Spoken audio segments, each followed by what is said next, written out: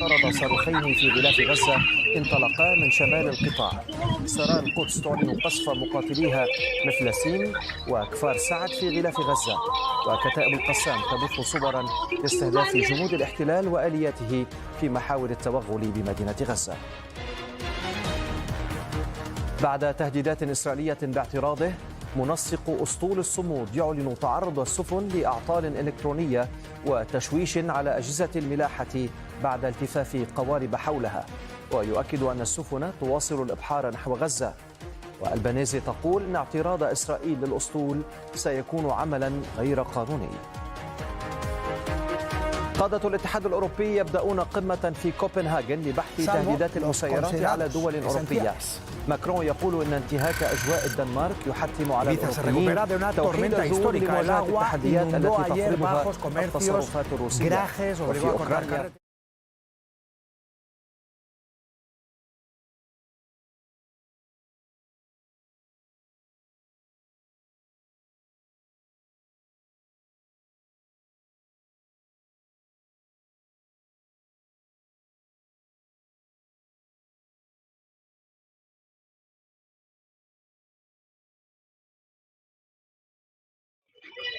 I know, yes. You count how many days.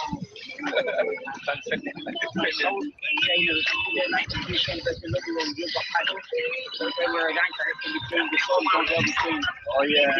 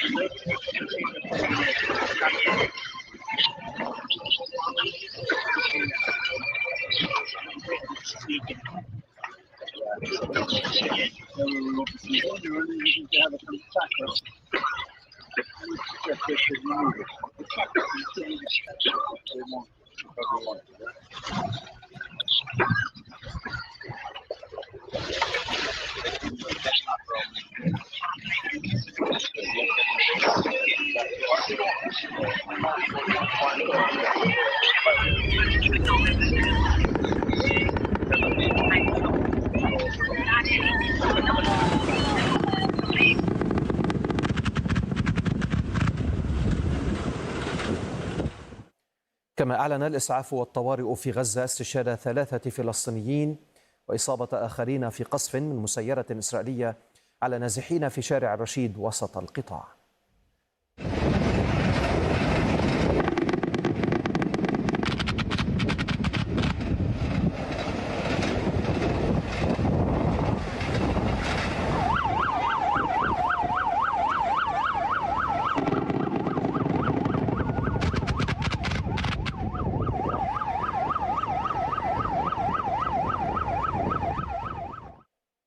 وقد أعلن الجيش الإسرائيلي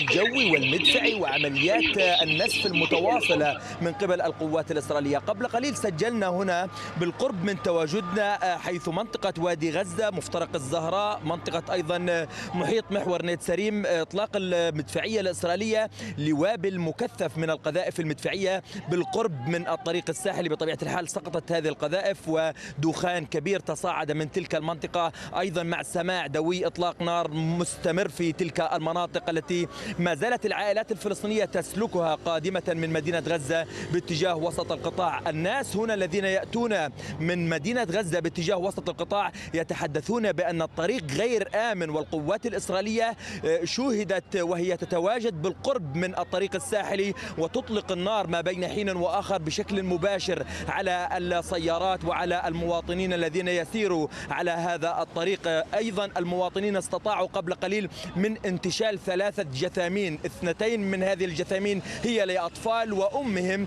تم وصولهم إلى مستشفى العودة بمخيم النصيرات بعد أن قصفتهم الطائرات الإسرائيلية بشكل مباشر وهم يسيروا من مدينة غزة باتجاه وسط القطاع. بالمناسبة جلال، هذا الشارع صنفه الاحتلال الإسرائيلي وادعى بأنه طريق آمن وباستطاعة الناس سلوكه والوصول إلى وسط القطاع، ولكن هناك أيضا شهود عيان أكدوا بأن هناك عديد من الجثامين ما زالت موجودة على الأرض حتى الآن ولم يستطيعوا جلبها باتجاه المحافظة الوسطى. أشرف، بعد إغلاق جيش الاحتلال الشارع من الجهة الجنوبية والوسطى إلى مدينة غزة، هل رصدتم أي دخول لمساعدات إنسانية على هذا الطريق المغلق من قبل جيش الاحتلال أمام اللاجئين والنازحين؟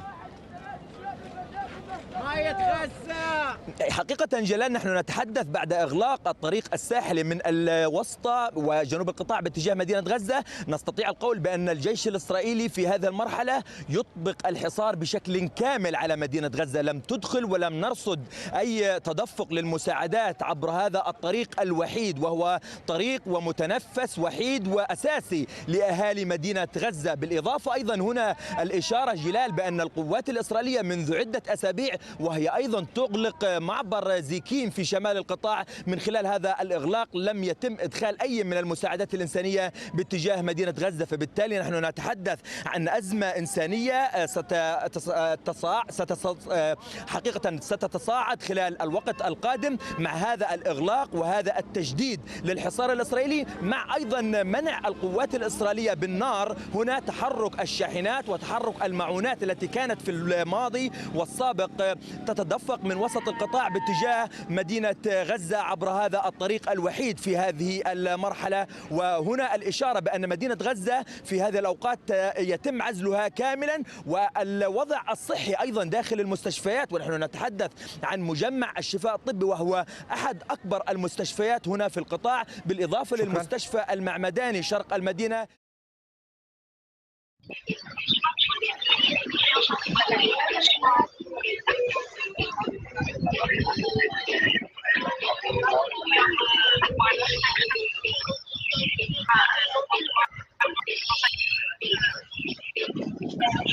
المتصاعدة والمتواترة في المدينة. نور. نعم جلال، الاحتلال الإسرائيلي لا زال يواصل استهدافه لمناطق متفرقة ومختلفة من مدينة غزة.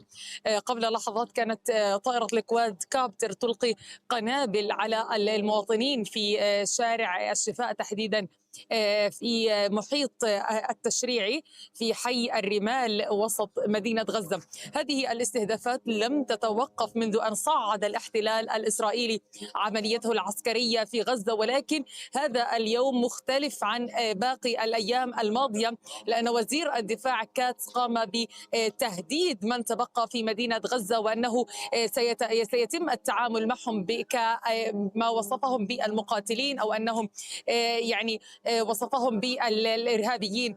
لكن هناك بعض المواطنين لا زالوا يتواجدون هنا في مدينة غزة رغم المخاطر التي تحيط بهم، ورغم أنهم لا توجد لديهم أي مقومات للحياة، لا توجد مياه تحلية ولا أيضا توجد يعني قام بإغلاق الحركة من الجنوب إلى الشمال. إذن هناك يعني حركة البضائع سوف تتوقف، وأيضا الاستهدافات متواصلة على المواطنين المتواجدين حتى هذه هذه اللحظة في مدينة غزة، وهناك أيضا استهداف للمنازل على رؤوس ساكنيها كما حدث في مخيم الشاطئ غرب مدينة غزة. استهدف الاحتلال منزلا مأهول بالسكان، لم يتمكن الدفاع المدني من يعني انتشال جميع من في المنزل بسبب يعني المعدات البدائية التي تتواجد معهم، حتى أنهم أحيانا يعني يضطرون للحفر بأيديهم كي يتمكنوا من انتشال الشهداء والإصابات،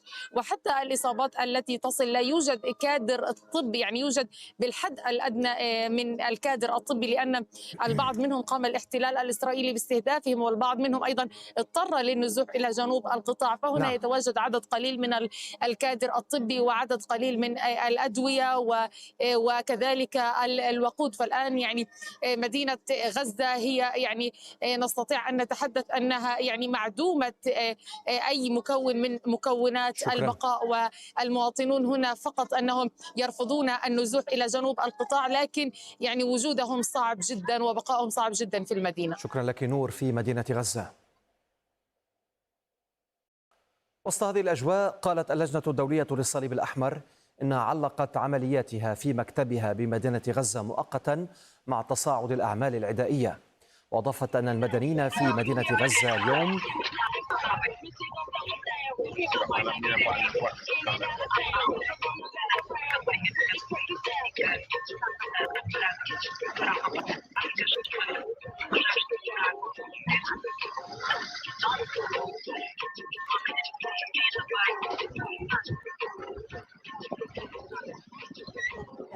pero que el presidente Trump ha estado recortando. Eso es lo que exigen para poder...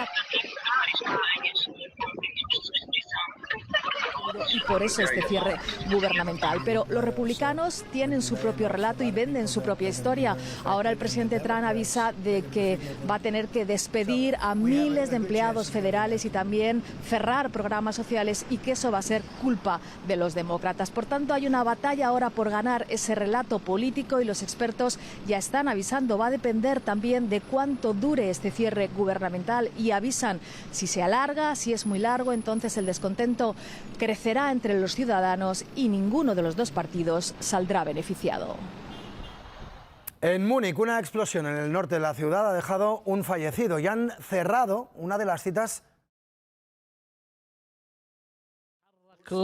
بفعل الإجلاء القسري الذي يفرض عليهم ويتجهون نحو الجنوب، وهم يقولون أنه لا مكان لهم هناك. الأمر لا يقتصر على مدينة غزة من حيث الهجمات تحدث في الوسط وفي أماكن أخرى. على سبيل المثال تعرضت أجزاء أخرى للهجوم ولم يعد هناك مكان آمن. الوضع صعب للغاية، حيث الطواقم الإنسانية تحاول أن تضمن أن هناك مساعدات تصل إلى ناس يحتاجونها أمس الحاجة. وكما تعلمون هذا لا يمكن.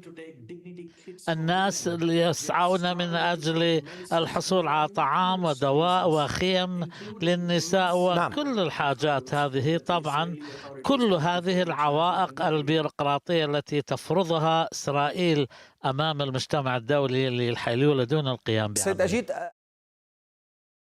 jaga kita punya menu buat supaya kita tak kehilangan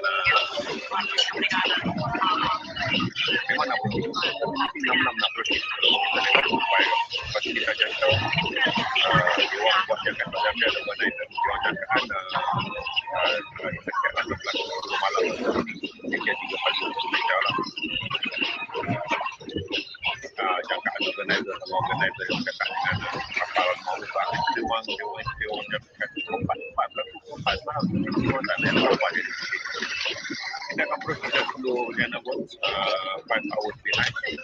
Kalau yang depan ni remain 5 minit, kita mesti sesuaikan ni dengan tolak dan kita mesti lebih laju daripada yang kita buat.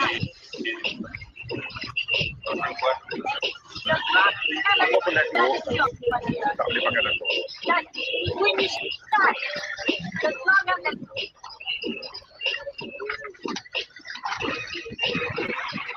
Thanks for joining.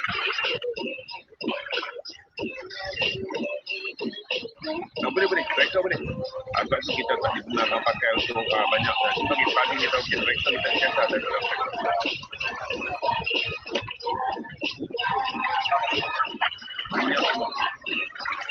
pada emergency yang utamanya kita tak pakai enjin, kita hanya pakai minyak untuk hidupkan enjin bagi proses bateri macam kereta lah, tak untuk charge bateri dan bateri tu dah proses kita punya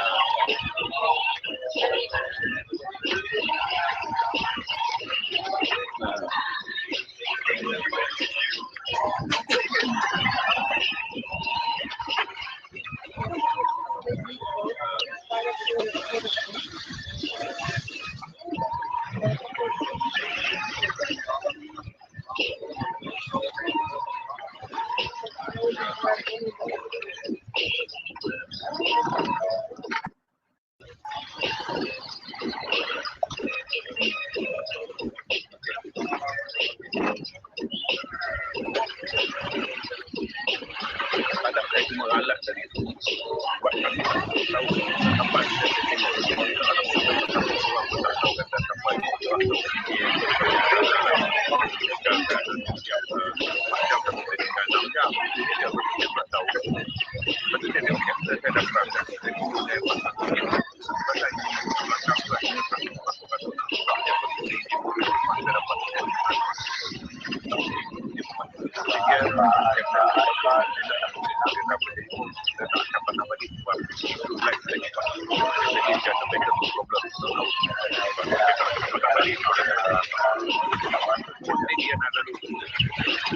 cuma kami risau bahaya tu adalah enjinnya tak ada. Nak ke pantai paling dekat untuk kami pergi adalah Sungai. Lepas tu sampai emergency yang macam malam ni kami tak perlu risau drone masuk, kami kena risau jelangkan kapal datang. Kapal lain yang ada dewa yang jaga. Bila kita dah keluar daripada negeri, kita jadi transport lah untuk pedagang.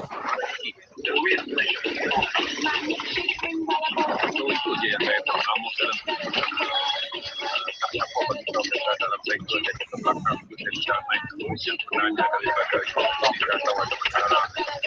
Nobody advice kata whether kami nak memanfaatkan sejak pada awal kepada orang sila tak ada sebab kosong ada punya ada kosong jadi katanya nama orang tak boleh kata bawah putih sebab semua bot yang depan ada sebab untuk jadi nama orang dalam masa tu pula last minute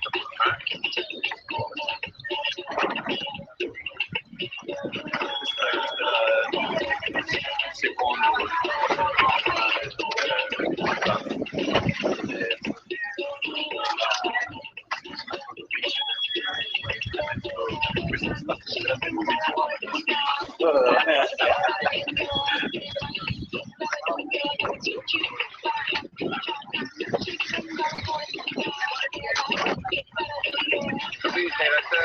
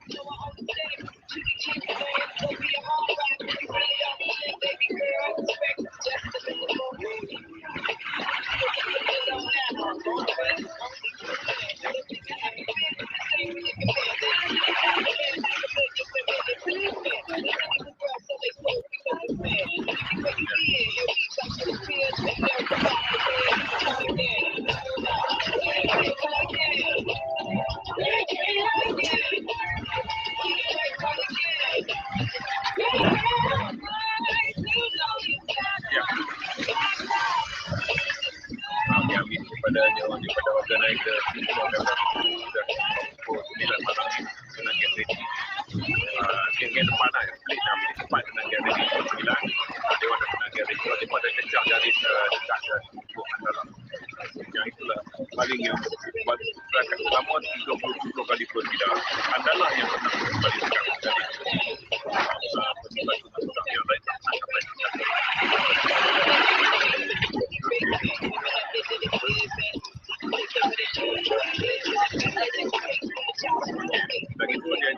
dia buat dewan yang berarti yang kata kamar-kamar tempat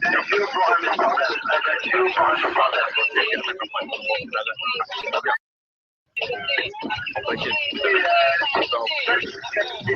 katalah dia cakap dia cakap ada hukuman kapal yang dia dan dia tak mau proses di darat dia nak proses di kapal dia jadi dia akan boleh kata nak proses atas kapal yang kami dah silap di Interception tadi ketika dia sedang memproses dia proses mana kapal dia nak tenggelamkan mana kapal dia nak tenggelamkan sebab dia kata 400% nak bagi orang-orang yang dah tengok satu orang yang dimasukkan paling ini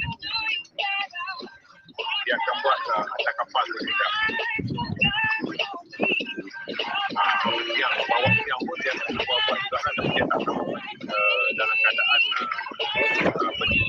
dia kena buat dalam sampai di dalam dia dah serah orang tu kembali pula yang dipanggil sebagai penumpang mereka orang yang tak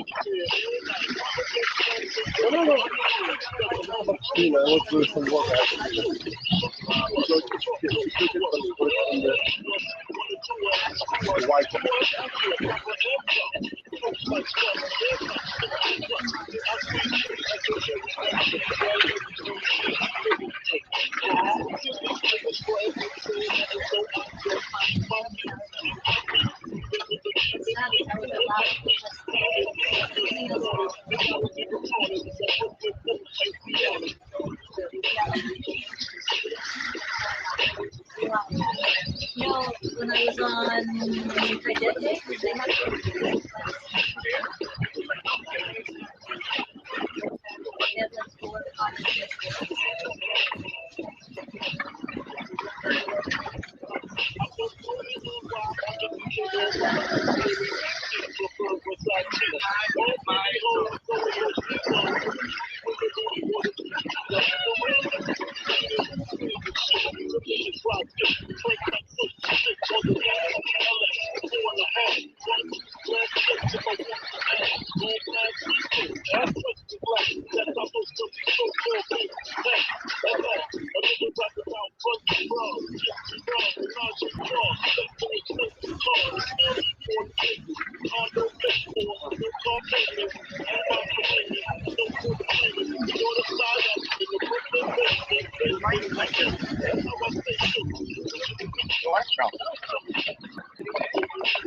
What teacher?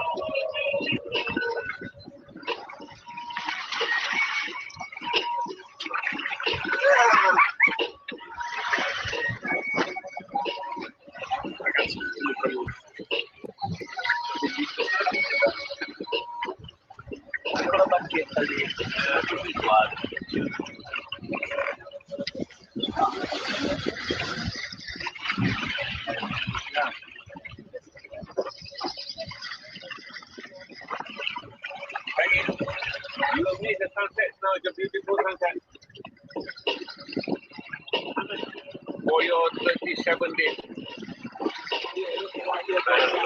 Yeah, beautiful, really good. Peggy's got like the sunset every day.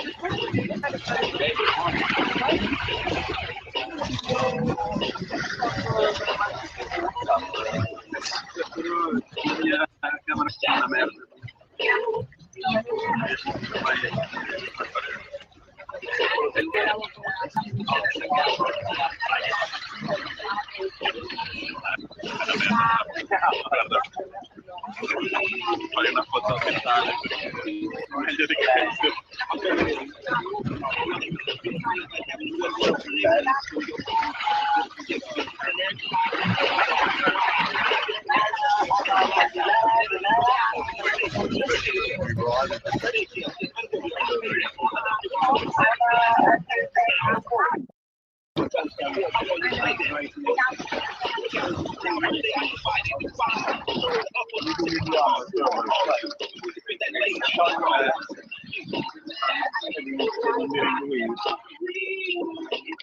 we don't have to win because no get hurt. We'll fight to extend the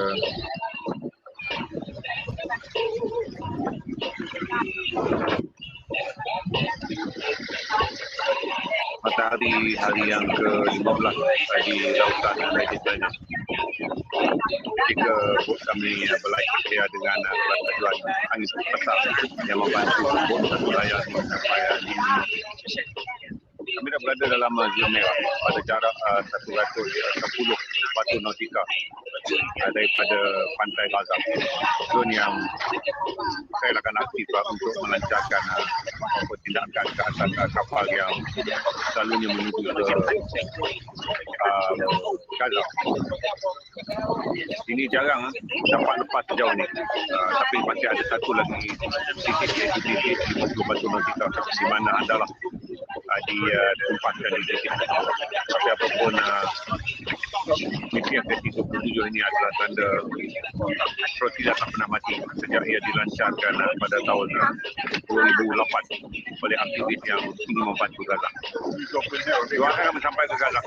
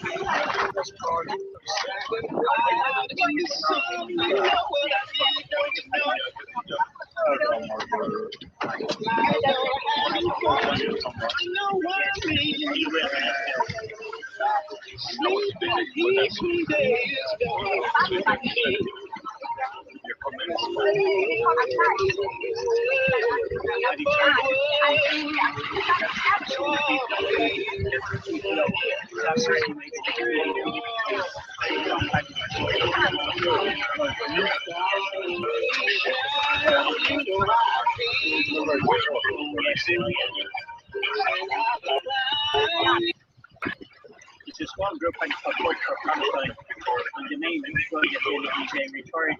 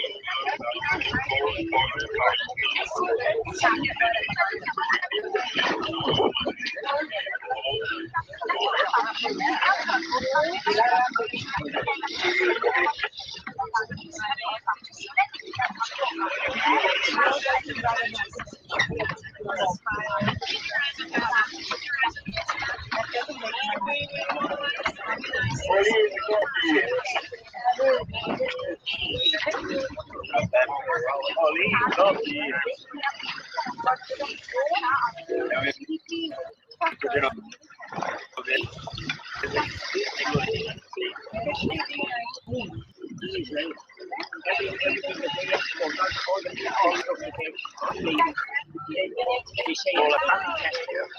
It's important Palestinians.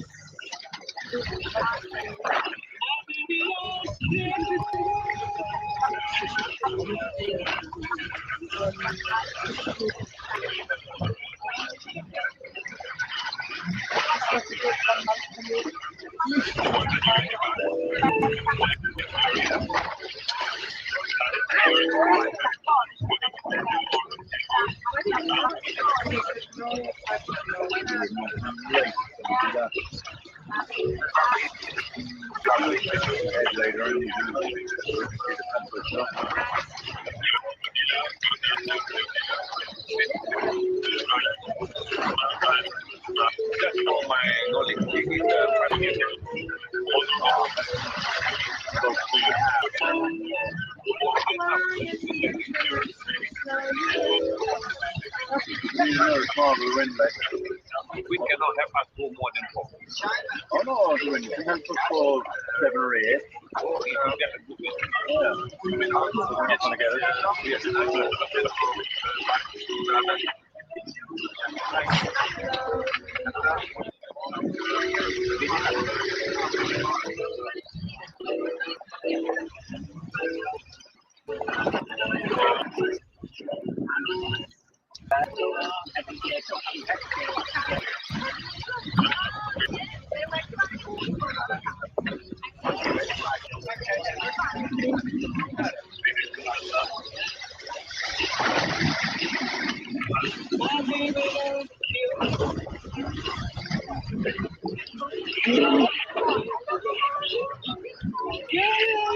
Yeah, I can't be asked to subtitle this shit. People just have to fucking listen to what I say. For once!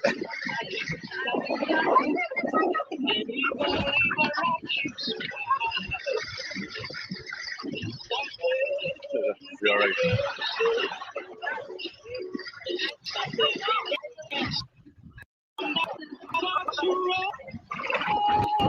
This is not.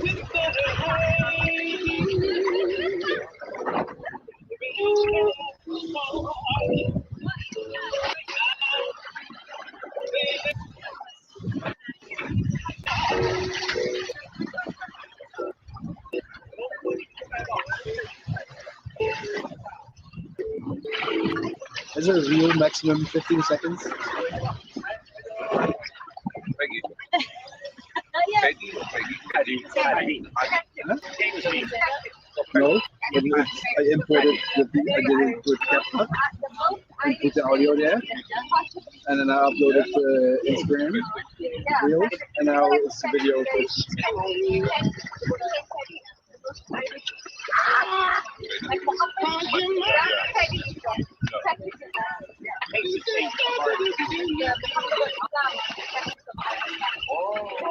Although it was changing there, it's not so common. Or new names,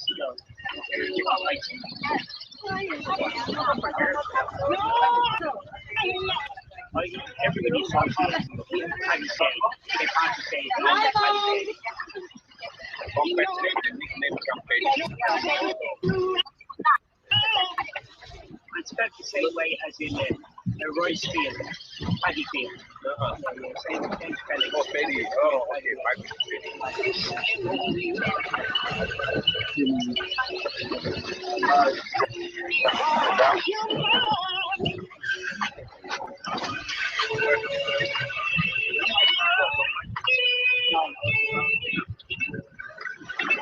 Save to device.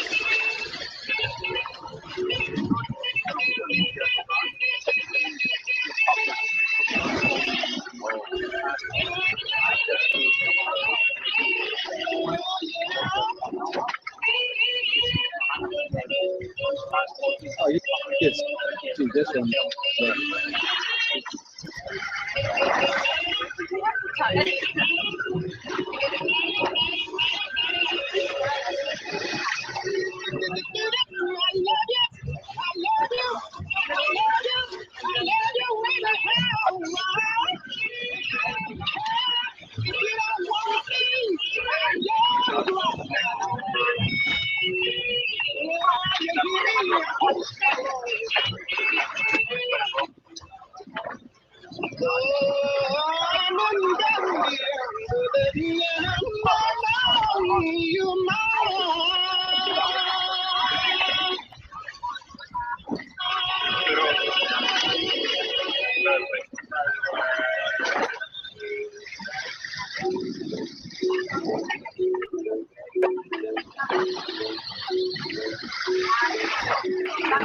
Right.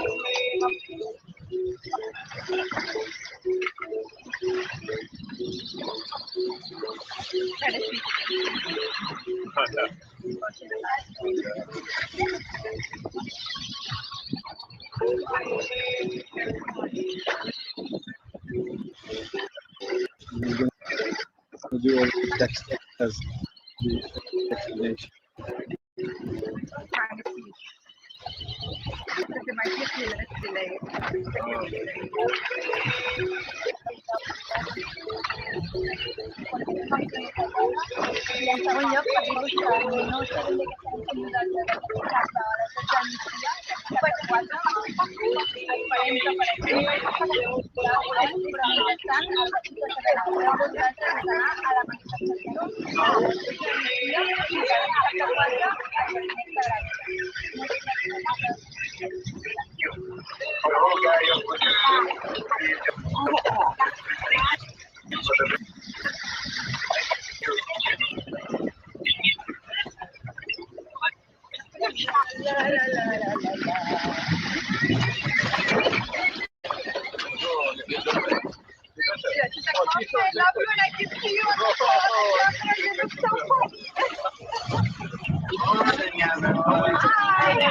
Good morning.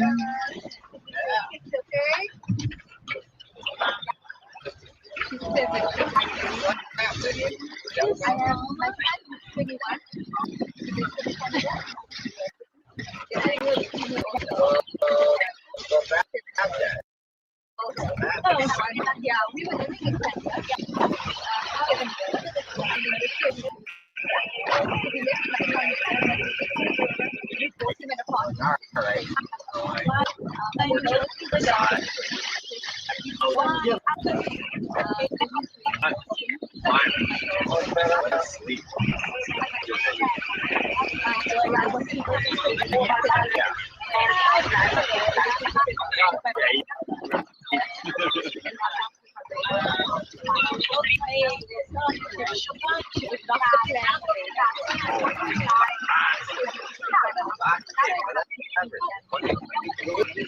Whatever they want. For energy. Fossil fuels, yeah, we're gonna run out anyway. Done. Fine. Done. I feel wouldn't think kind of I feel like if all that happened like that time, like a little anticlimactic. God. Well, I was expecting something. Yeah, not with the bang, but with the fine. Yeah. Yeah. You can get them all in one. There's a camera running.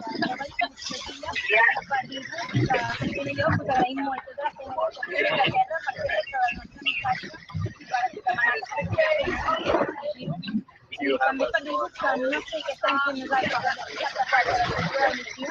Esperem i desitgem molt que hagi impactat una natura humanitària, però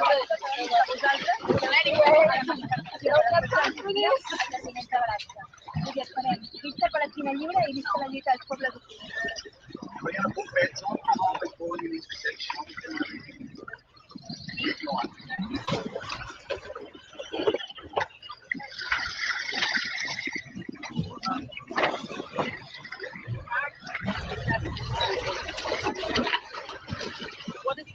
What's the heading again?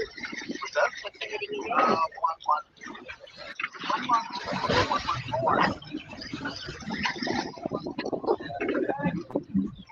Okay, good.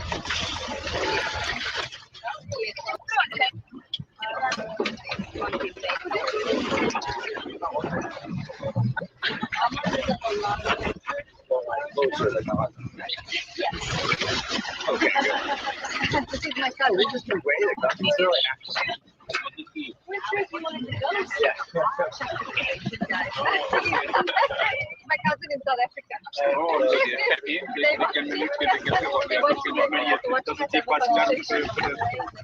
They can't go. Yeah, today they were like, hey, They can't. They can just see. Because they are not mic. There's no mic and it's not power. But it's more so visual, right?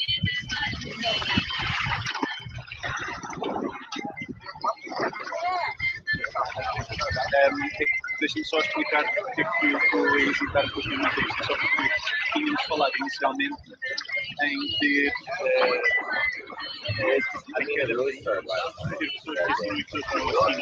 precisamente para ter pessoas que servem como texto para a organização política e pessoas que venham para falar sobre isso.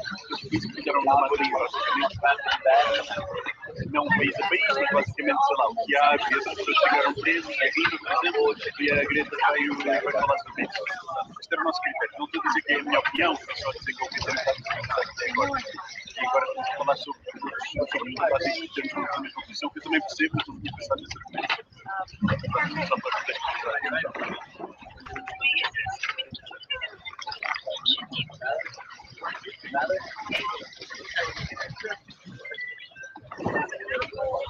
Oh, you can actually, yeah.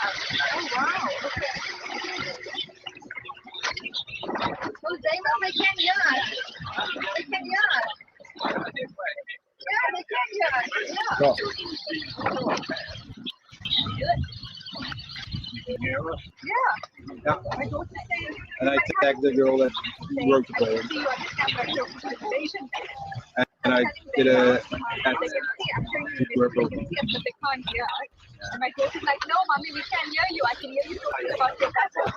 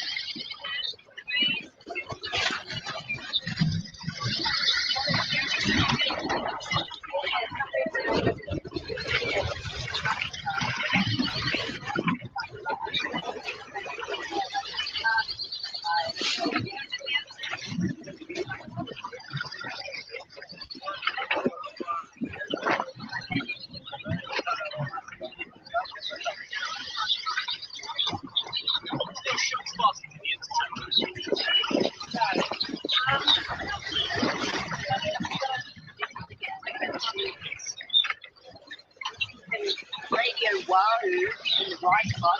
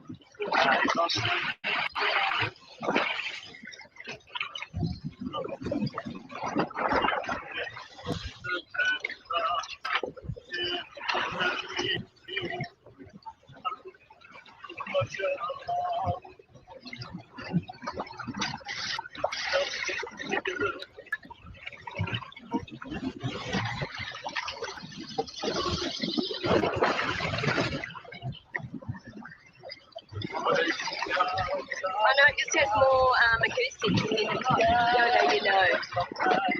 Yeah, it's lo-fi.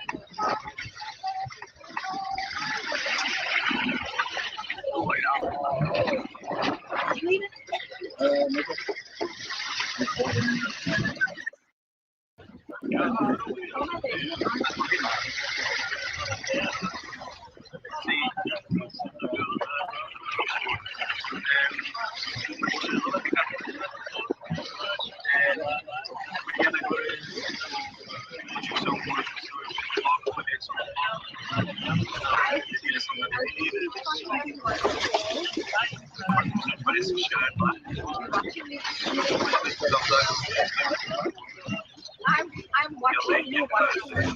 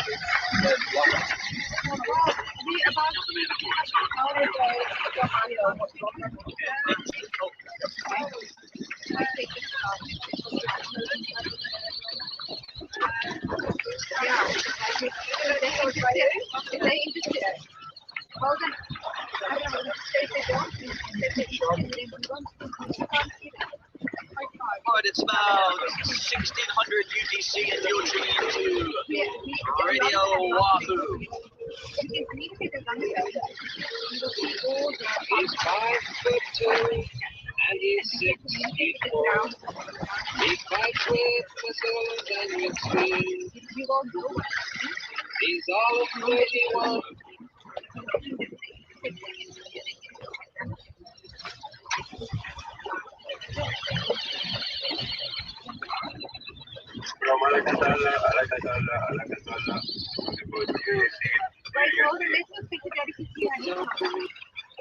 Fighting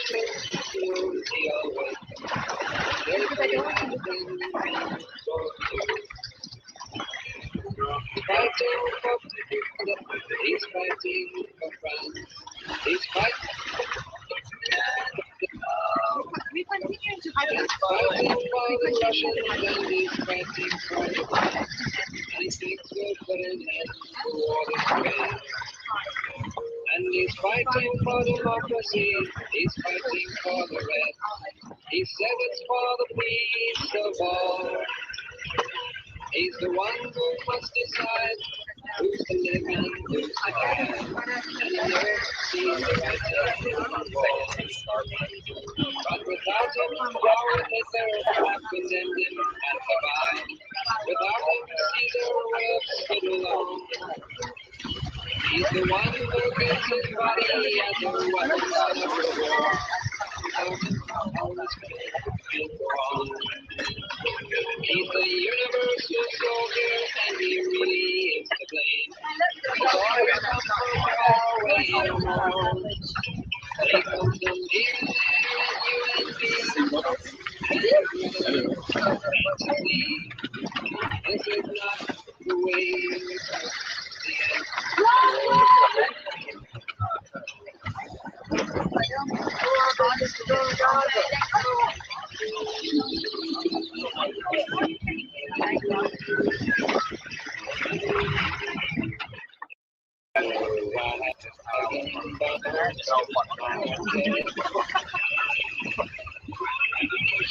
They're like Bob. It's just what you do. What the fuck? That's not the same concept, right?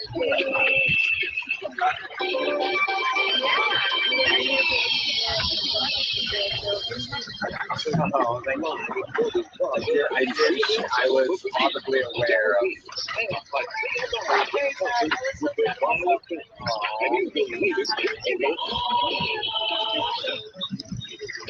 Yeah. Oh, that's not what I did. What I heard was, whoa, whoa, poof, you saved us.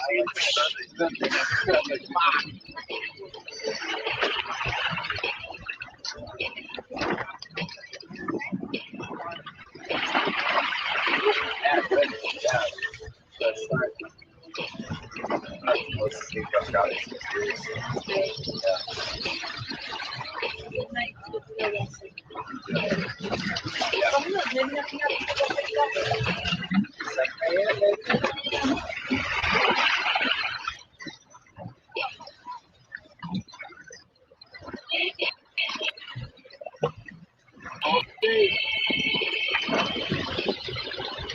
One way to save this one night. Just one more scary night time. That's it.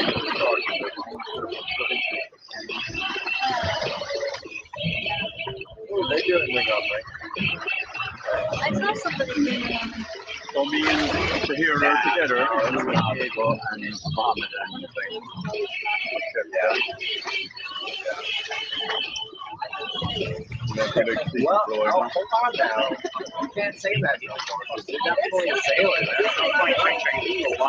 You and I, you're a sailor. Yeah, we're you. Yeah, I was Yeah. So, I mean, no, loads of people are all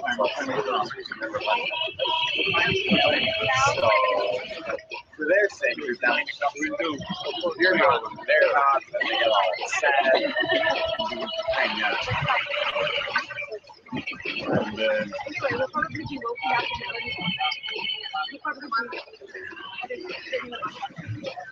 No, we're all there. Yeah. Definitely, yeah.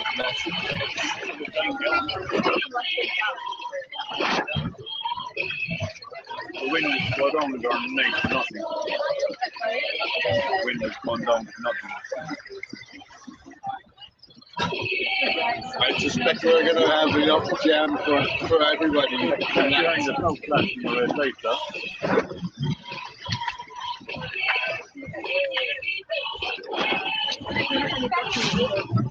No.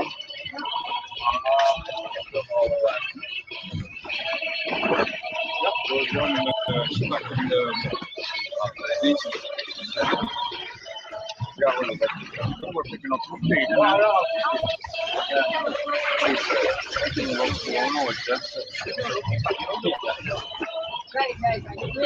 Training is lovely.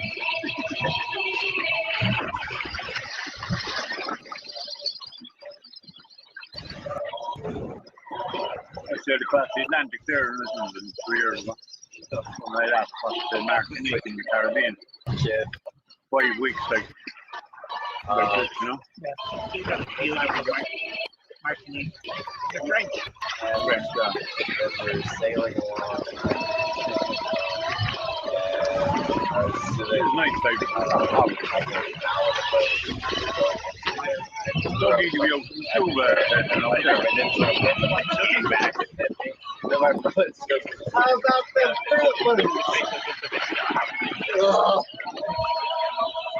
Yeah, exactly.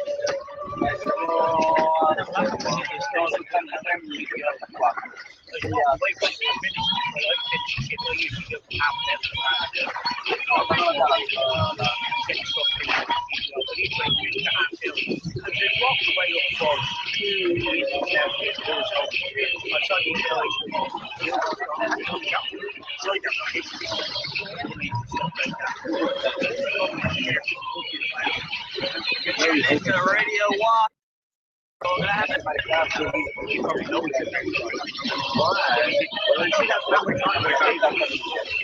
You're just waiting for your Oh my God, the ghost that we captured.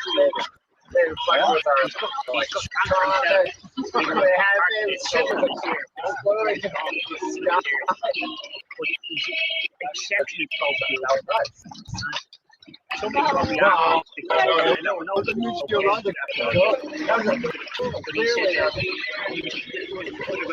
I always say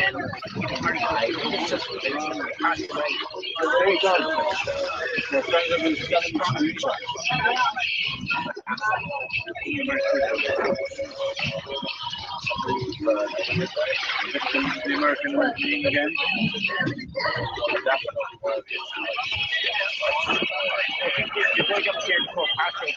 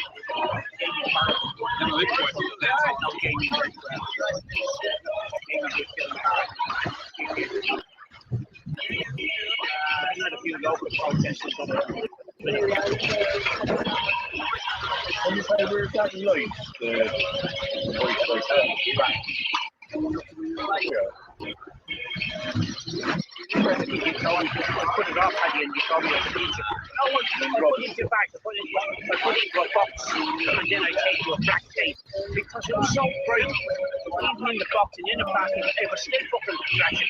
So it's not. They're meant to be like. Yeah. I couldn't believe like what it was. The thing was, Paddy, there was tape down there on the left hand side of the tape, tracking. Like massive tape, whatever. And I wrapped it.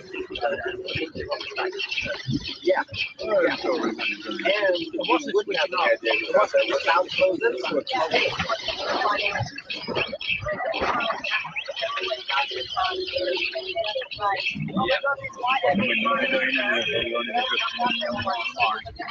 Yeah.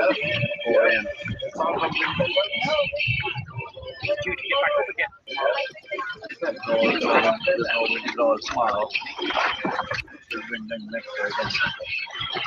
We won't make that tomorrow.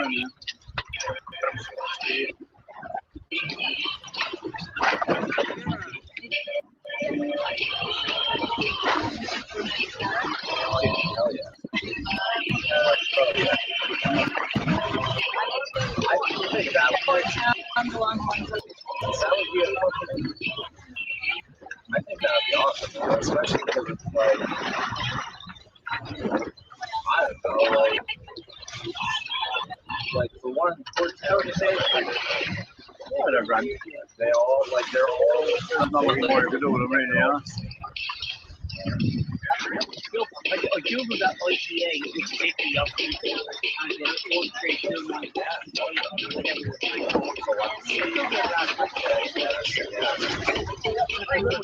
It's like taking up. Yeah, Bavaria, Turkey. Yeah, pretty. And then play some shows like on just like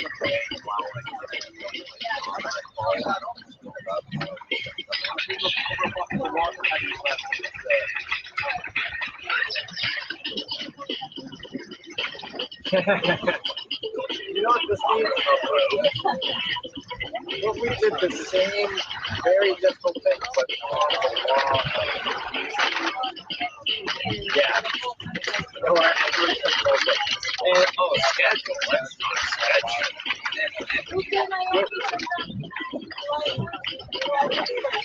All based on the wind. Which times you come to the US? I don't know. What's it blowing? 12 knots will be in a couple days. I think he's fine.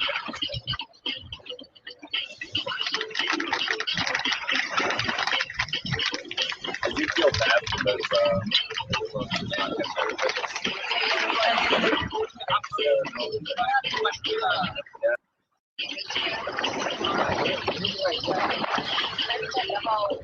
it's not the note, right?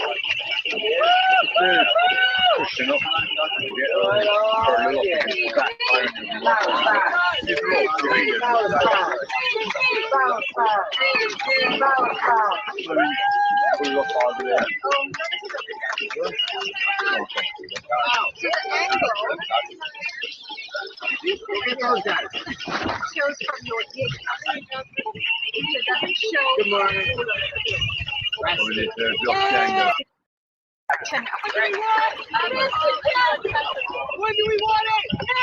Now! Maybe in 10 minutes. Come on there.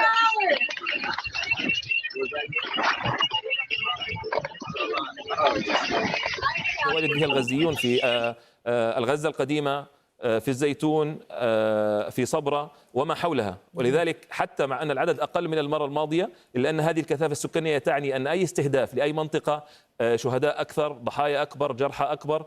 ولذلك الوضع الآن أصعب بمراحل مما كان عليه في بداية الحرب. شكرا جزيلا لك دكتور عثمان الصمادي، الباحث والناشط في العمل الإنساني والإغاثي. طبعا نبقى في نفس الموضوع، وينضم إلينا الآن من القاهرة عدنان أبو حسنة، المستشار الإعلامي لوكالة غوث وتشغيل اللاجئين الفلسطينيين الأونروا. أهلا وسهلا بك. أولا دعنا نبدأ بموضوع النازحين، أعداد النازحين من مدينة غزة وتقديركم لأعداد من بقي هناك. يعني هناك تقديرات بأن تبقى في غزة حوالي 500,000 فلسطيني حتى الآن، وهي نفس النسبة.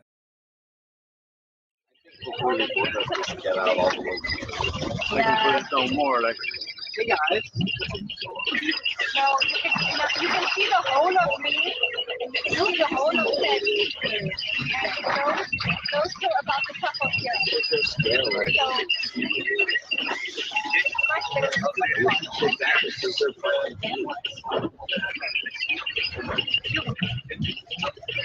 From here? Yeah, you can see right there. I can see your head.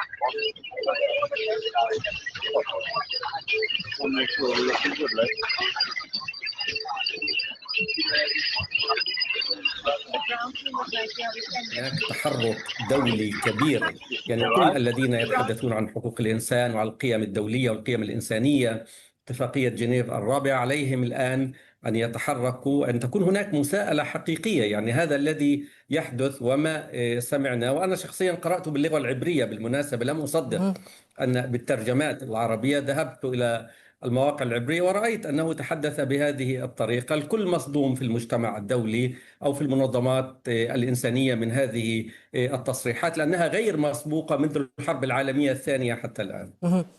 نعود إلى موضوع النزوح الآن في ظل عدم توفر طبعا مراكز العلاج والرعاية في مناطق النزوح. نتحدث عن دير البلح، عن خان يونس. أنتم في المنظمة ما تقييمكم لها؟ يعني مئات الآلاف من الفلسطينيين الذين نزحوا إلى منطقة وسط وإلى منطقة المواصي. نتحدث الآن عن منطقة مساحتها هي 35 كيلومتر مربع فقط. هذه المنطقة كان بها حوالي 1,000,000 فلسطيني. اليوم تم إضافة 500,000 آخرين، والمراد هو تهجير من تبقى في مدينة غزة. لا يعقل على الإطلاق أن تكون في مساحة 35 كيلومتر مربع حوالي 2 مليون فلسطيني، أي أن كل كيلومتر مربع سيكون به 65,000 أو 70,000 فلسطيني، في ظل انهيار شبه كامل للخدمات الصحية. لا توجد بنى تحتية، لا توجد مياه صالحة للشرب. مئات الآلاف من الفلسطينيين ينامون في الشوارع، ينامون بالقرب أو حول مراكز الإيواء التابعة للأونروا أو غيرها، ينامون على شاطئ البحر، لا توجد خيام. ونحن نتساءل، يعني أنتم تطالبون الناس بالرحيل أو بالنزوح إلى منطقة جنوب قطاع غزة. نحن في الأونروا لدينا 6,000 شاحنة تنتظر على أبواب قطاع غزة، بها عشرات الآلاف من الخيام، وغيرنا أيضا من المنظمات الدولية. لماذا لا يسمح بإدخال الخيام والأدوية والمواد الغذائية التي تكفي سكان قطاع غزة لمدة 3 شهور؟ هناك تناقض بادعاء بأن تلك المنطقة بها وفرة من المواد الغذائية وأن بها خيام وأن بها مدينة إنسانية، ولكن هذا غير موجود على الإطلاق. ويتم الآن حتى تقليل المساعدات ومنع المساعدات بالدخول بكميات كبيرة. ما يدخل الآن إلى قطاع غزة فقط يعادل 8% أو 9% من حجم الاحتياجات. كيف يمكن أن يكفي 2 مليون من الجائعين؟ 95% منهم يعانون من سوء التغذية. أكثر من 100,000 طفل تقريبا وصلوا إلى المرحلة الخامسة من سوء التغذية. ليس فقط الأطفال الذين يموتون بالمناسبة بالنسبة للمجاعة، ولكن شباب أيضا، شبان صغار السن يموتون، وكبار السن ونساء. هي تضرب في كل أطناب المجتمع الفلسطيني. وانتقلت بالمناسبة المجاعة هناك قضية هامة جدا. البرنامج المرحلي المتكامل أعلن قبل 3 أسابيع عن مدينة غزة.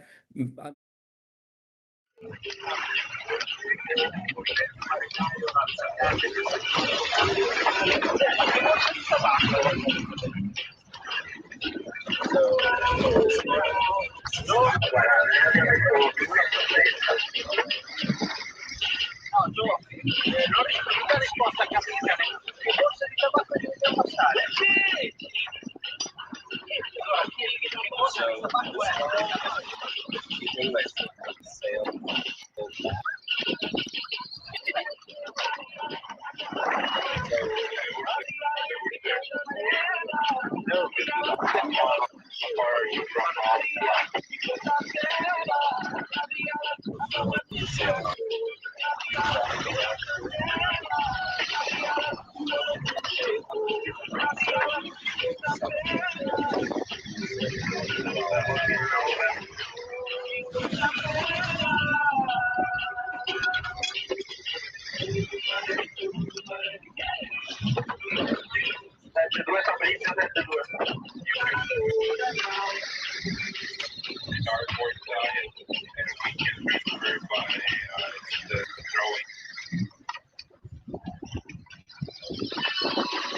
Listening to Wahoo FM live from the Mediterranean, headed towards Gaza. That was Olodumare. Is Jens Lekman with or something like that.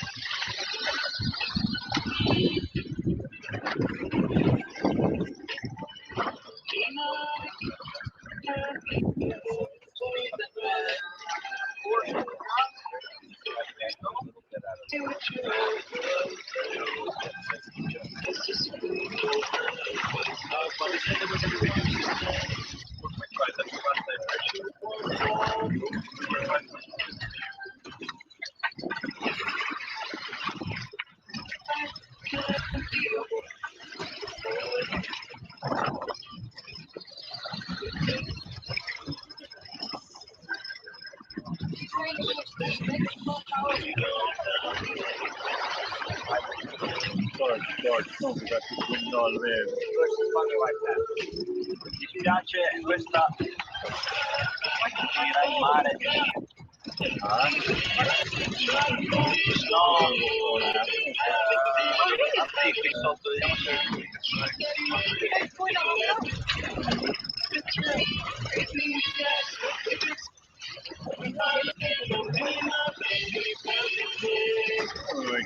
baile que me guardaron muy feo, los Palestinian flag hanging off it. You can just strip up both of it. This is that. Very well. But then on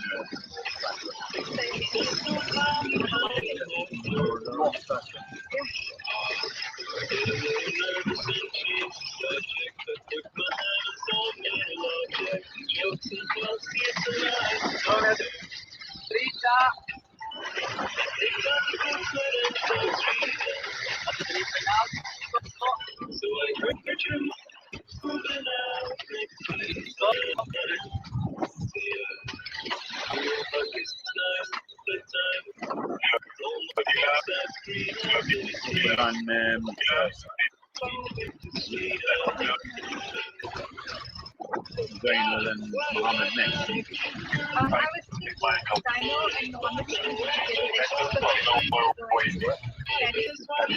Experience the way for Diego. Zainal like they won't need to watch anyway.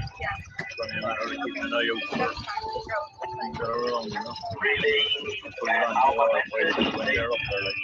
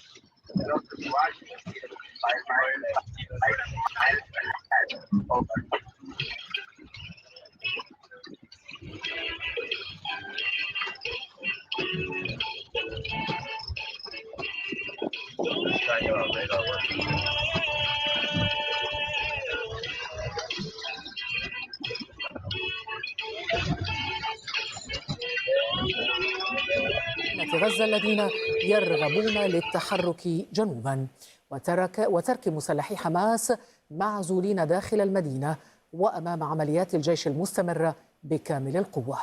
ولفت إلى أن مدينة غزة محاصرة وكل من يخرج منها باتجاه الجنوب سيضطر للمرور عبر نقاط التفتيش التابعة للجيش الإسرائيلي. وأشار وزير الدفاع الإسرائيلي إلى أن الجيش يجري في هذه الساعات إكمال السيطرة على محور النتساريم وصولا إلى ساحل بحر غزة ليقسم قطاع غزة بين الشمال والجنوب. وفي مقابل ذلك قالت حركة حماس إن تصريحات وزير الدفاع الإسرائيلي إسرائيل كاتس تمهد لتصعيد جرائم الحرب التي يرتكبها جيش الاحتلال بحق مئات الآلاف من سكان مدينة غزة الأبرياء. وأضافت الحركة أن قوات الاحتلال ترتكب جرائم تطهير عرقي وتهجير قسري في غزة. وطالبت حماس المجتمع الدولي والدول العربية والإسلامية بالتحرك الفوري لوقف انتهاكات الاحتلال الإسرائيلي.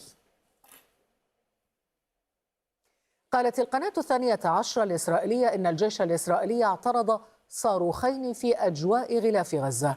وأعلن متحدث باسم الجيش أن قواته نفذت عملية جوية في مدينة غزة أسفرت عن تصفية عدد من المسلحين داخل مستودع للأسلحة. وأضاف أن قوات أخرى قتلت مسلحين شمالي القطاع بعد أن شكلوا تهديدا واستهدفت مباني وبنى تحت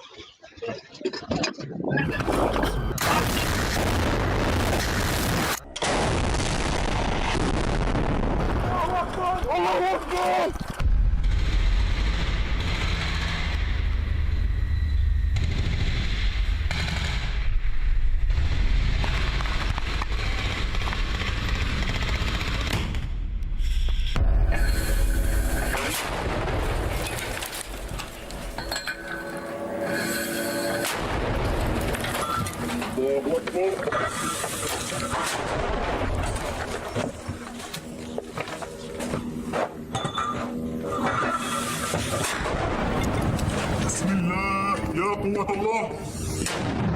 الله أكبر. الله أكبر. الله أكبر. الله أكبر.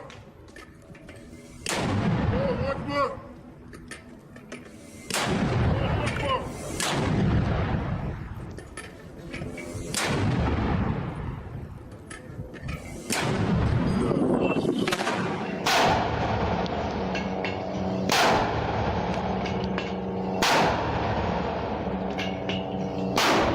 بسم الله يا قوة الله. الله أكبر. الله أكبر. الله أكبر. الله أكبر. الله أكبر. الله أكبر.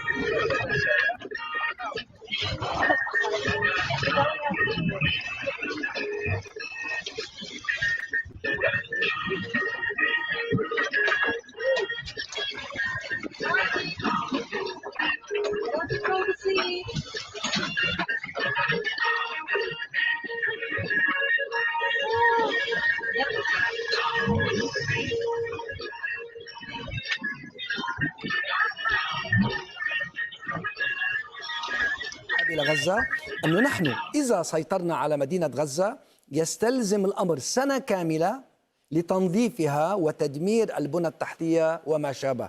وقدر عدد القتلى للسيطرة على مدينة غزة ما يقارب 100 جندي من جيش الاحتلال. فإذن هذه هي الصورة، ولكن اليوم لا تزال المقاومة قادرة. لماذا؟ هي تستلزم العديد، وهذا العديد متوفر، تستلزم الوسائل، رأينا الوسائل وهي بسيطة ولكن مهمة ومفيدة. الملاذ الآمن، هل فعلا هناك ملاذ آمن؟ لكن في الأخير ما زالت قادرة على القتال. على القتال، ولكن هي تحاول رفع الثمن خديجة على جيش الاحتلال.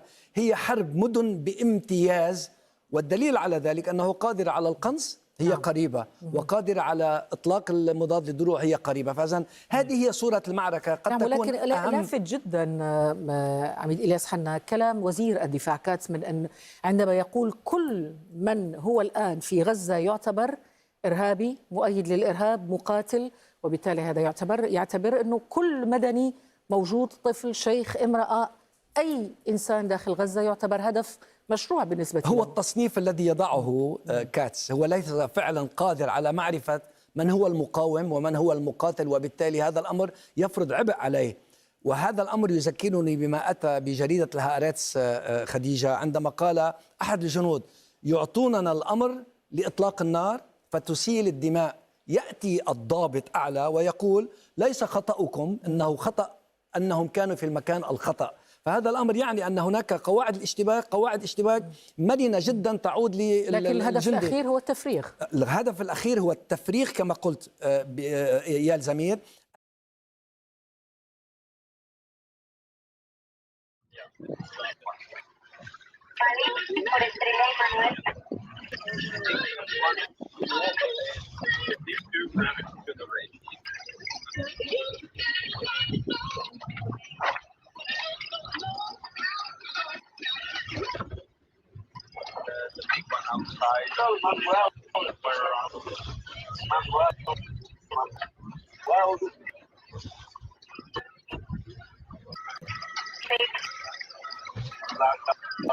I'm always getting the wrong name.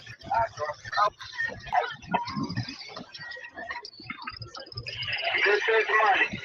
Gotta be this buck. Huh?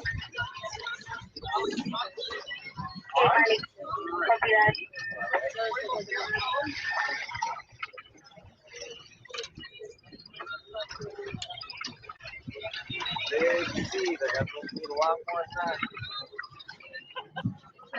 Take care as well. Over.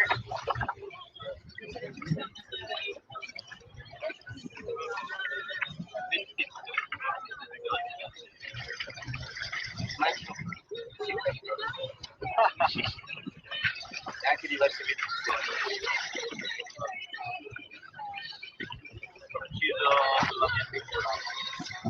Oh, it looks like it's still working.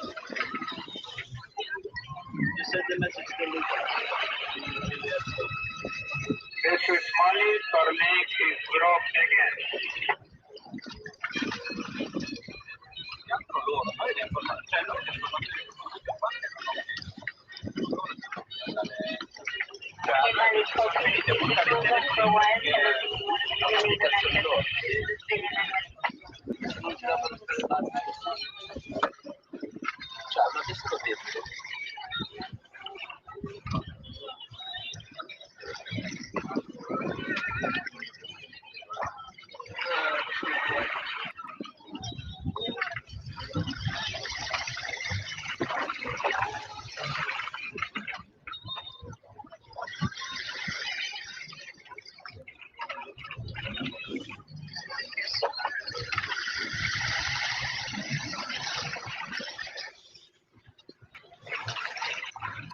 How long do I have to wait?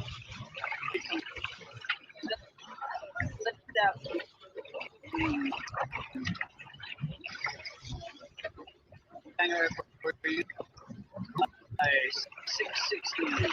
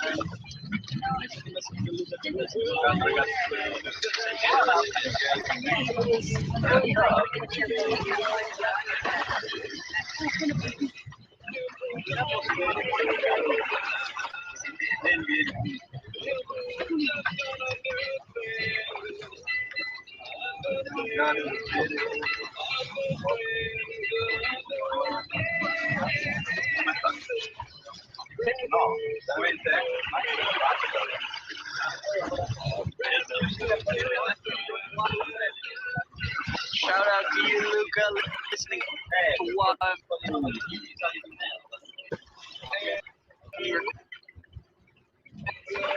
time is.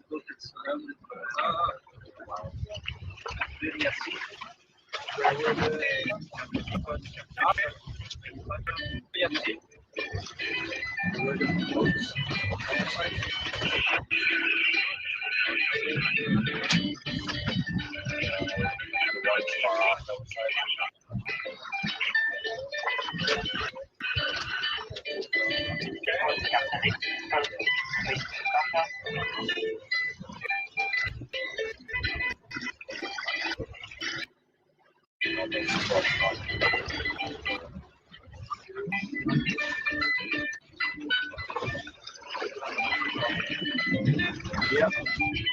That's the rest of the game.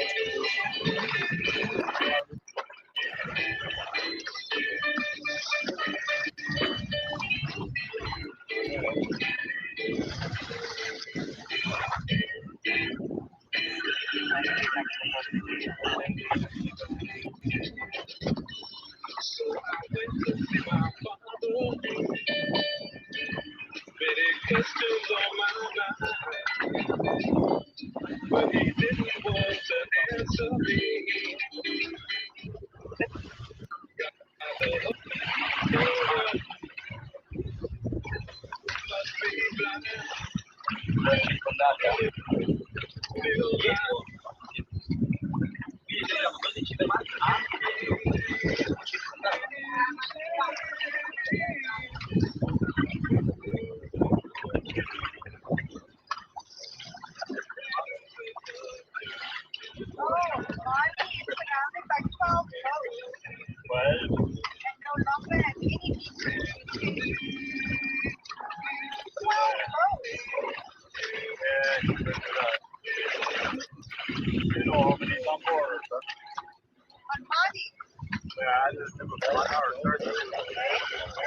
The needles the Global Sumud Flotilla pieces of military the hate and the fear behind. To the Palestinian people in Gaza, we request you to identify yourself, reminding all of you that any attempt to blockade a civilian mission that is bringing humanitarian aid is prohibited by international law, by the International Court of Justice.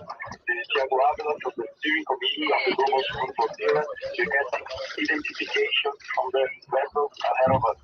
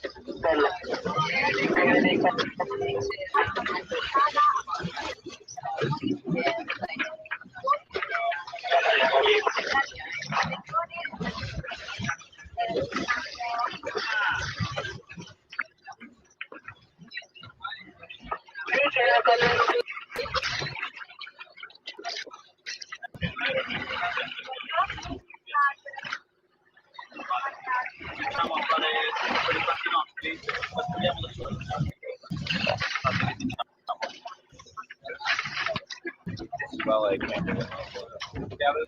Say bye. I love you. Go away.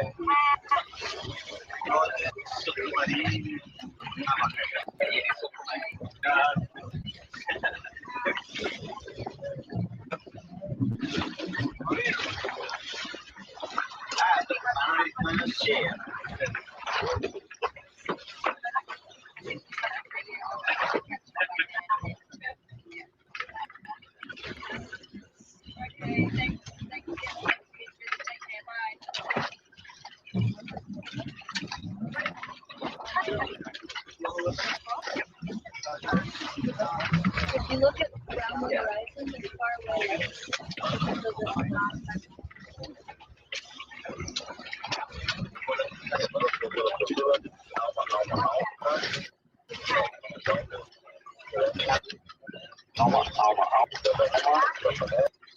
About the interaction. We not only every participant pressure right now. We are reaching the moment of okay.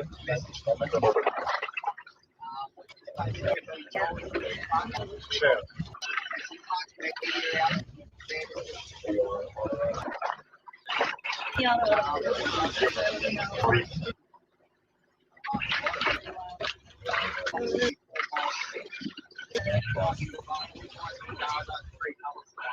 Information beam of the flotilla, which approach with the 11 knots. Now they stop in the position and 5 miles away from flotilla at ideal condition. For the information.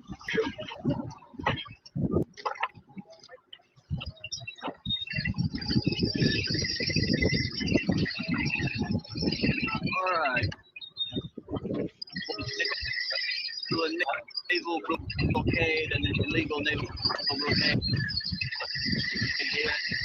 And we are a non-violent people. And yeah, they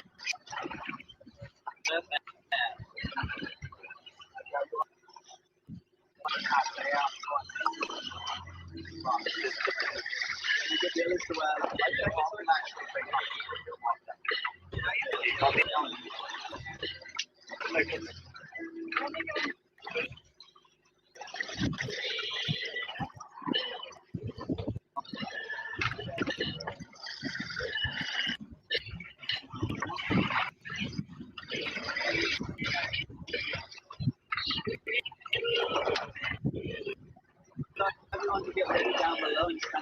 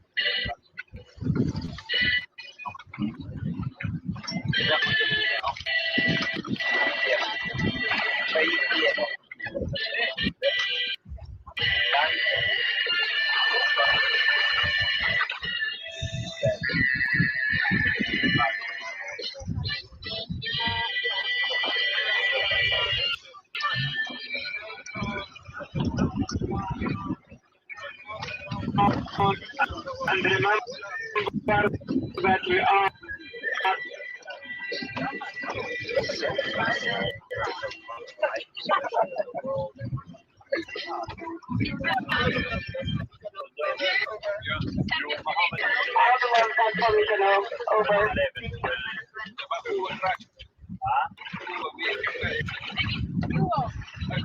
No, it's an autopilot.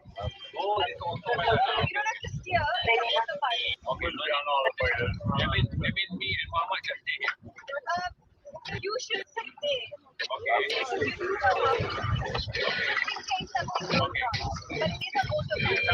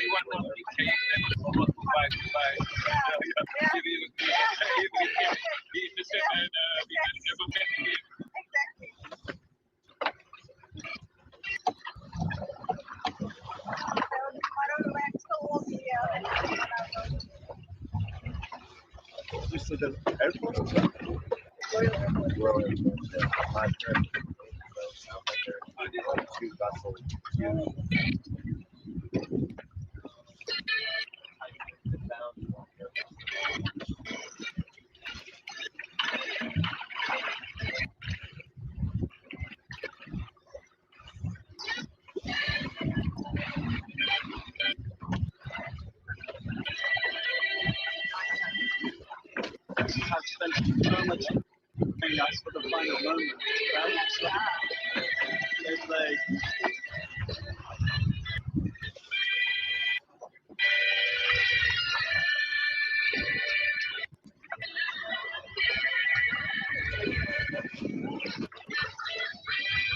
hasta la victoria.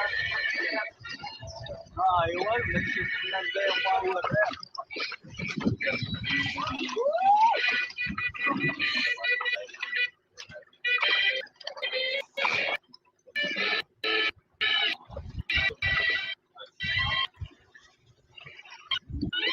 The whole family don't throw all their phones again tonight. The whole family doesn't throw all its phones away. Yeah, well. I told them I had a bag of phones to take I know, I saw that in exchange for chicken and steak. I don't think they see the humor in these things at all, you know? I mean, at this point, you gotta have some humor and a little bit of light-hearted moments. Otherwise, it's just too dark. Going up. Plenty of time to be serious. We've been serious for a very long time. And we're gonna be serious now. But you before.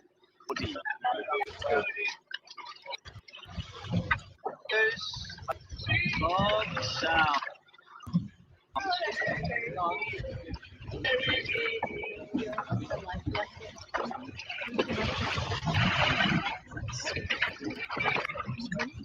Don't be boy, carry me,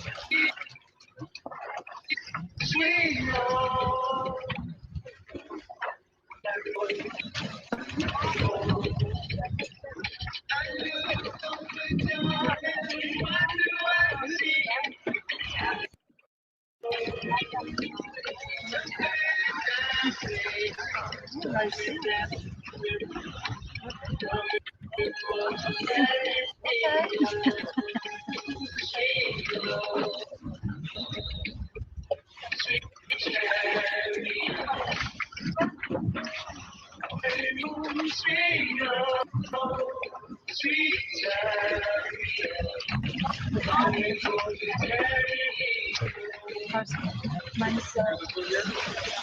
Want another one?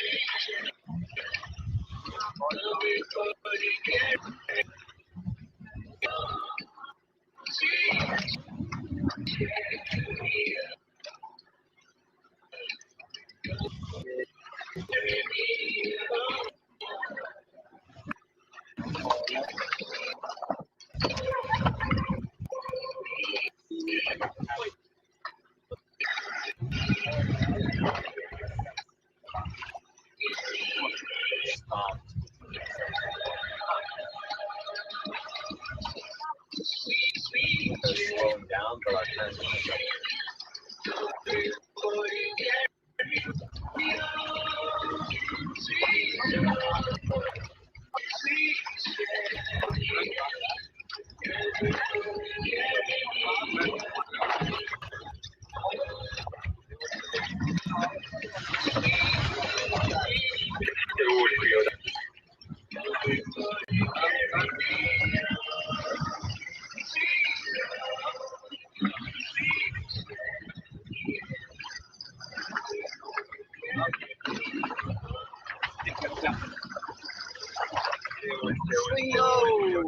UB40 and United Colors Sound on Wow FM.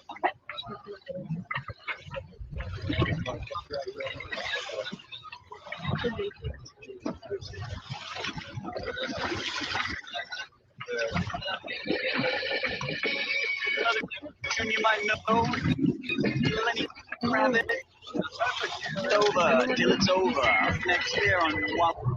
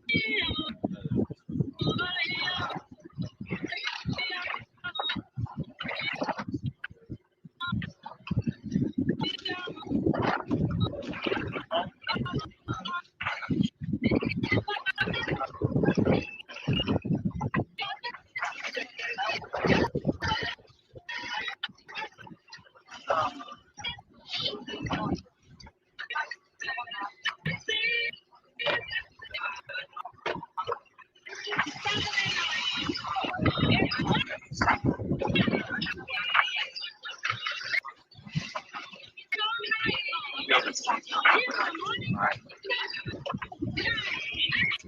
is certainly a new set of books. They're all within the peak down here. See all the blue lights?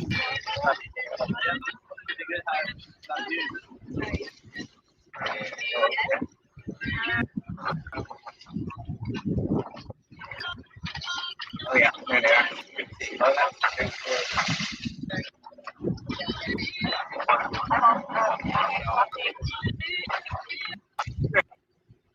Robin.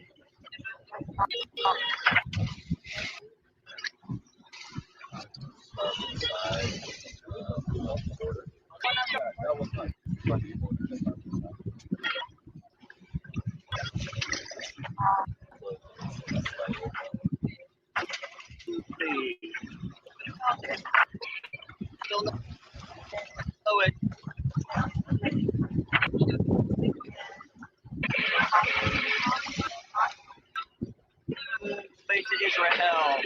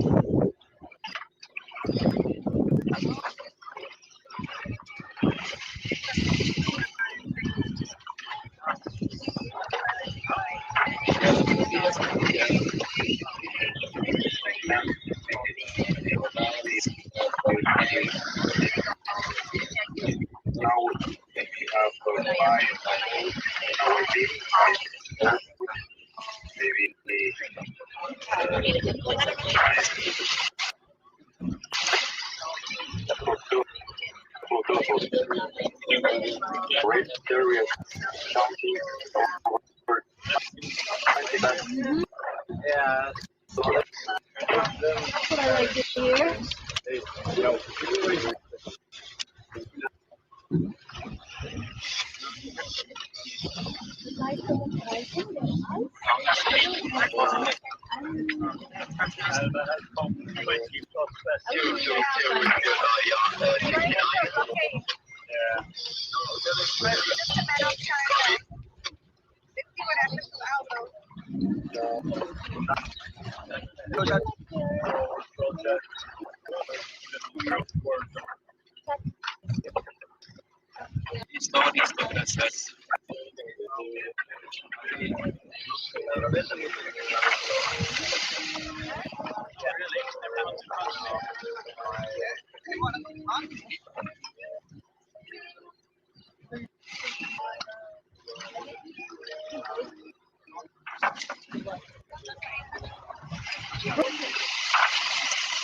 That red and yellow.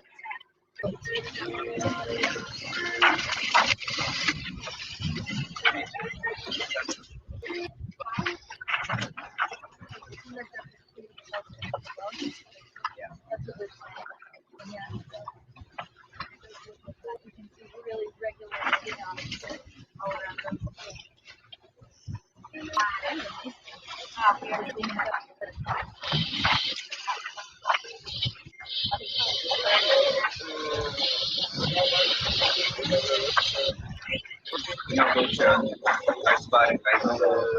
No. You know there are boats like within our flotilla, right?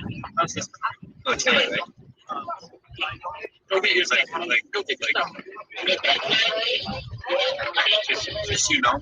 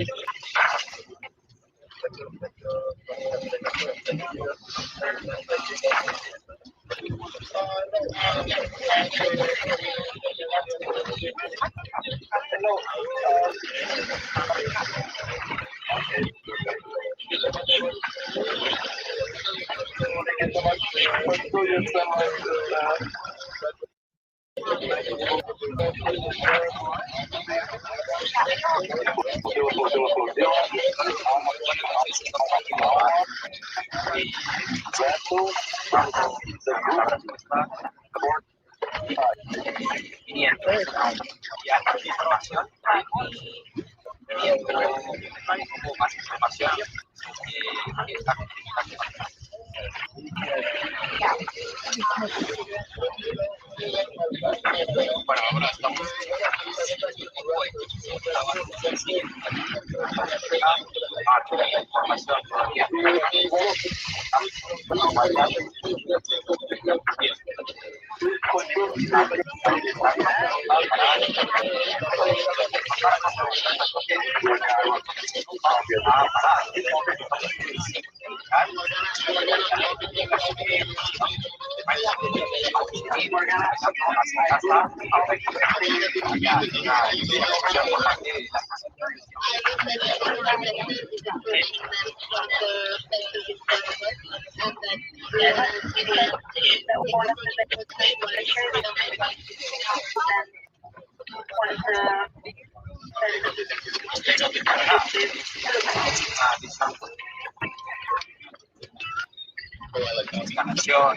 vamos a practicar un poco cualquier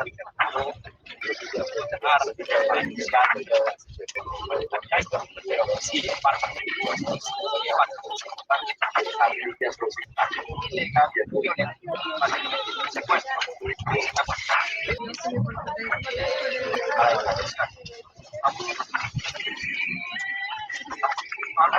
para decidir o romper con facilitar nada a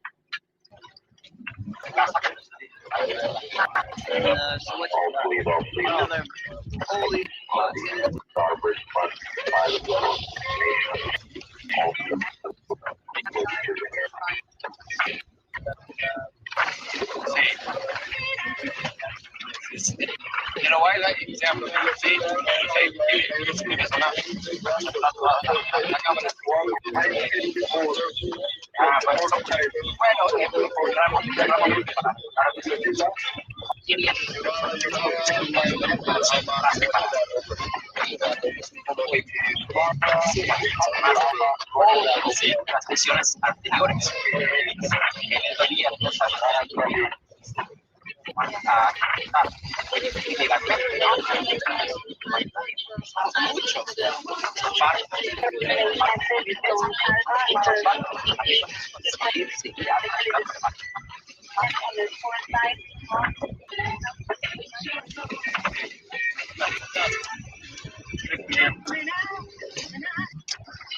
Goes down. No, what's up? Serious? Serious goes down. They're trying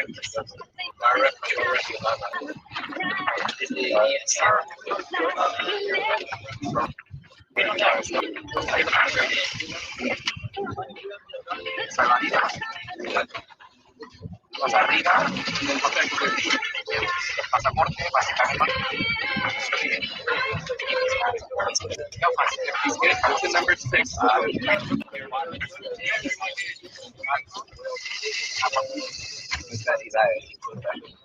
La instalación de riesgo cada participante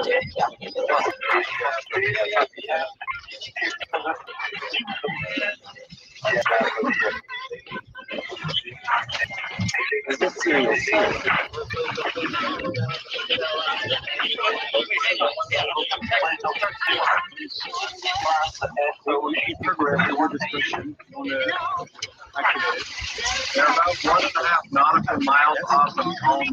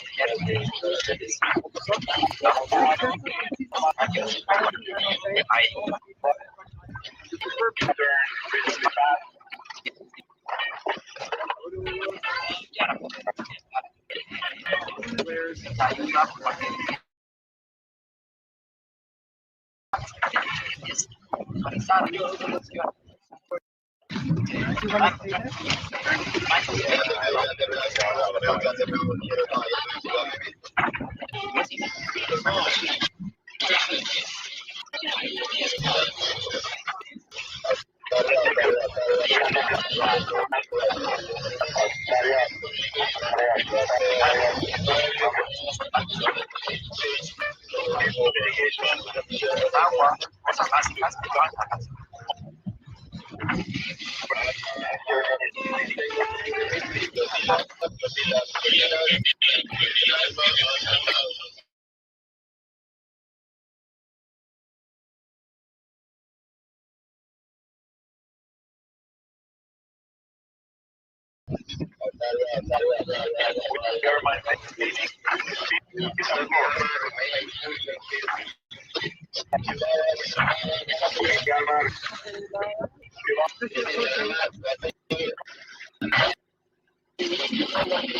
No vamos a aceptar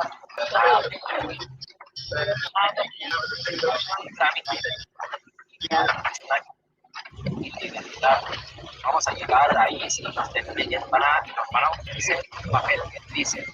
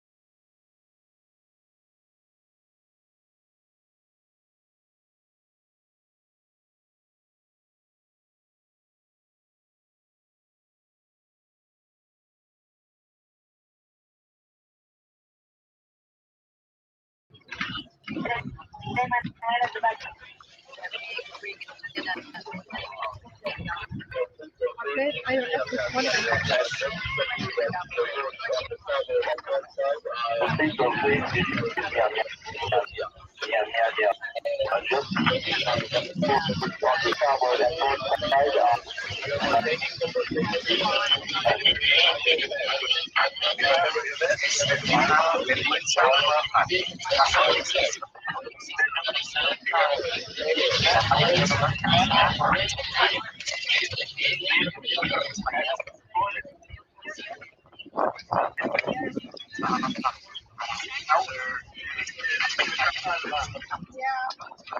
was, of course, Diana Ross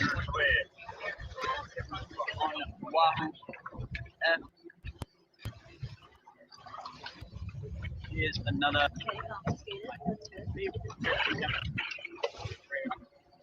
Wow, it's not real. It's been 1 mile. Yeah.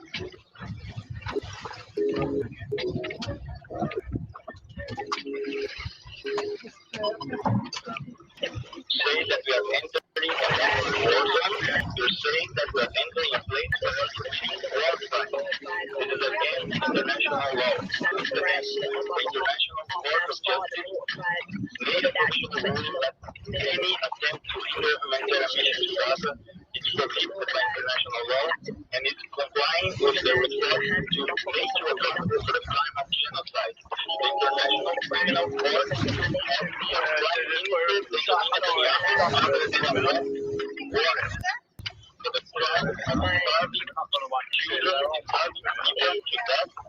using starvation and possession as a weapon of war. Therefore, duty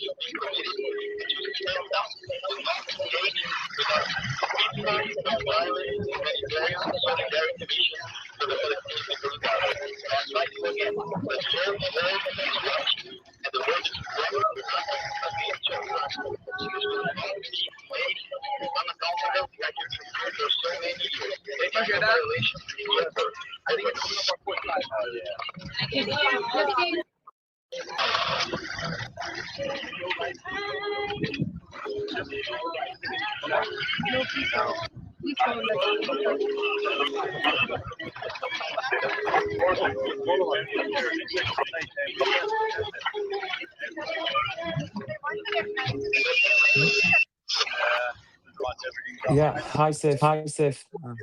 Thank you so much for your time. I know a lot is happening right now. I guess we are approaching the final stage of the sailing for the flotilla. Can you hear me? Reason I cannot connect my AirPods. So No, no worries. can we try now? Yeah, yeah. So, yes, no, I can you hear hear you me? in the speakers. Okay. Yeah. Yes. So we can. It seems that it seems that we are approaching, the final stage of the interception for the flotilla. Can you please update us with what's happening right now? Yes, well, we have been seeing on the radar and through the notification around 20 vessels.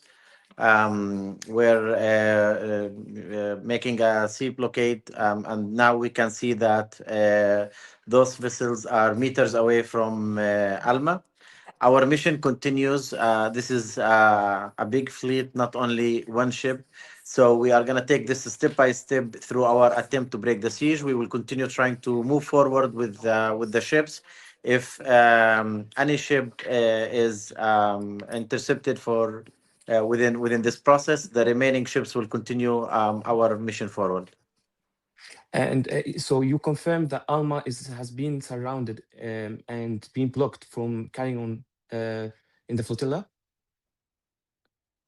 We can see from the footages that there are vessels very close to Alma. We have started following our protocol on the ship, and we are going to continue monitoring closely to see the next actions. They have not onboarded the ship yet, so we just have to continue observing.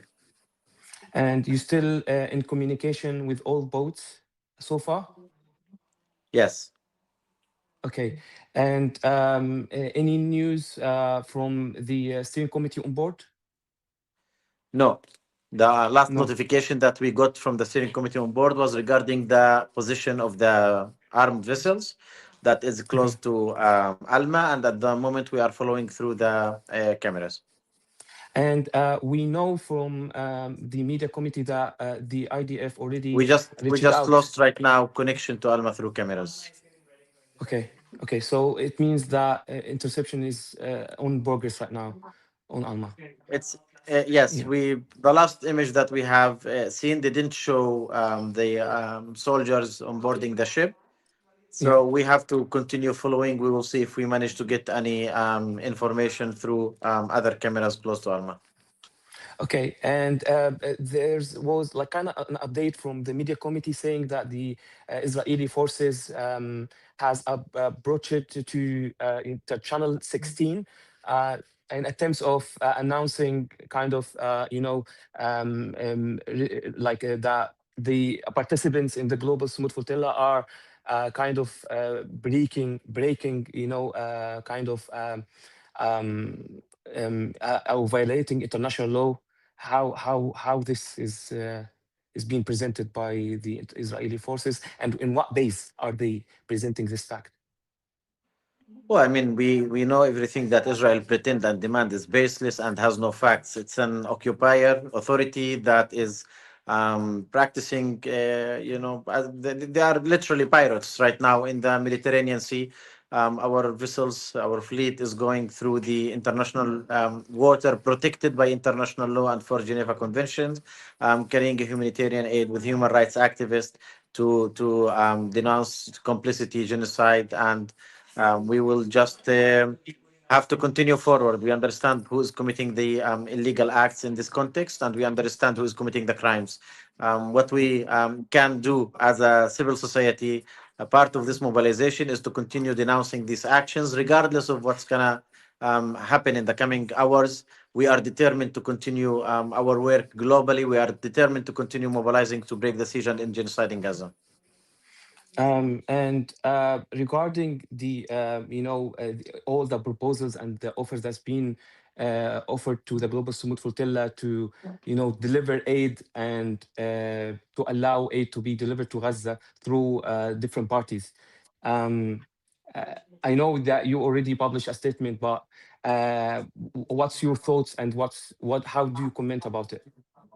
Well, it just shows us another face of complicity for those governments. And if they really had the will to end the genocide and break the siege, they could do it. The fact that some vessels came from Turkey, from Italy, from Greece, allowing us to go through the coast, from Spain, shows that those countries can and able to move their vessels around, and they can use it in the right way to try to in genocide and break the siege.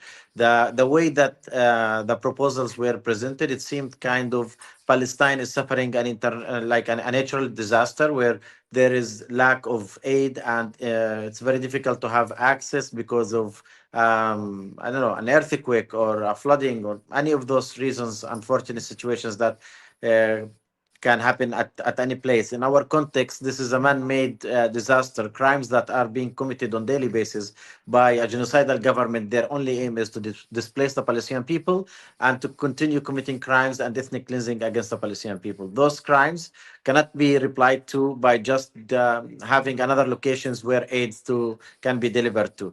Those crimes must be confronted, and the fact that civil society is taking ships through the Mediterranean to break the siege, it shows us why.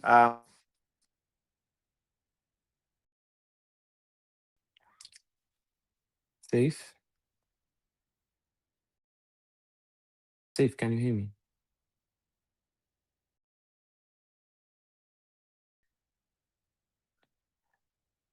Yeah, safe.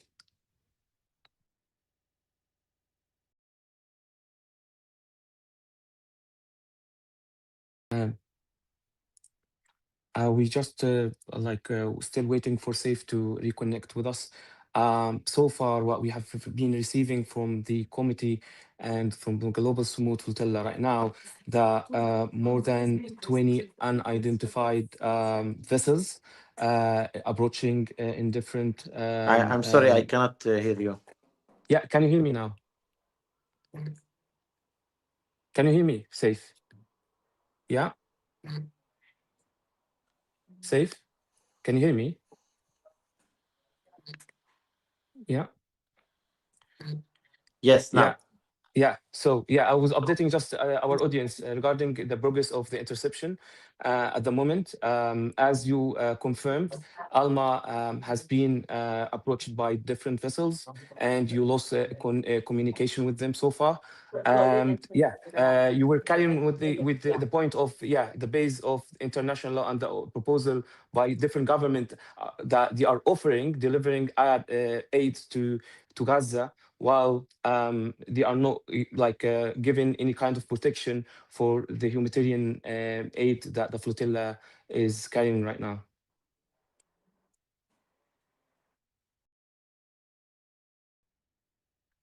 Can you hear me? Dave?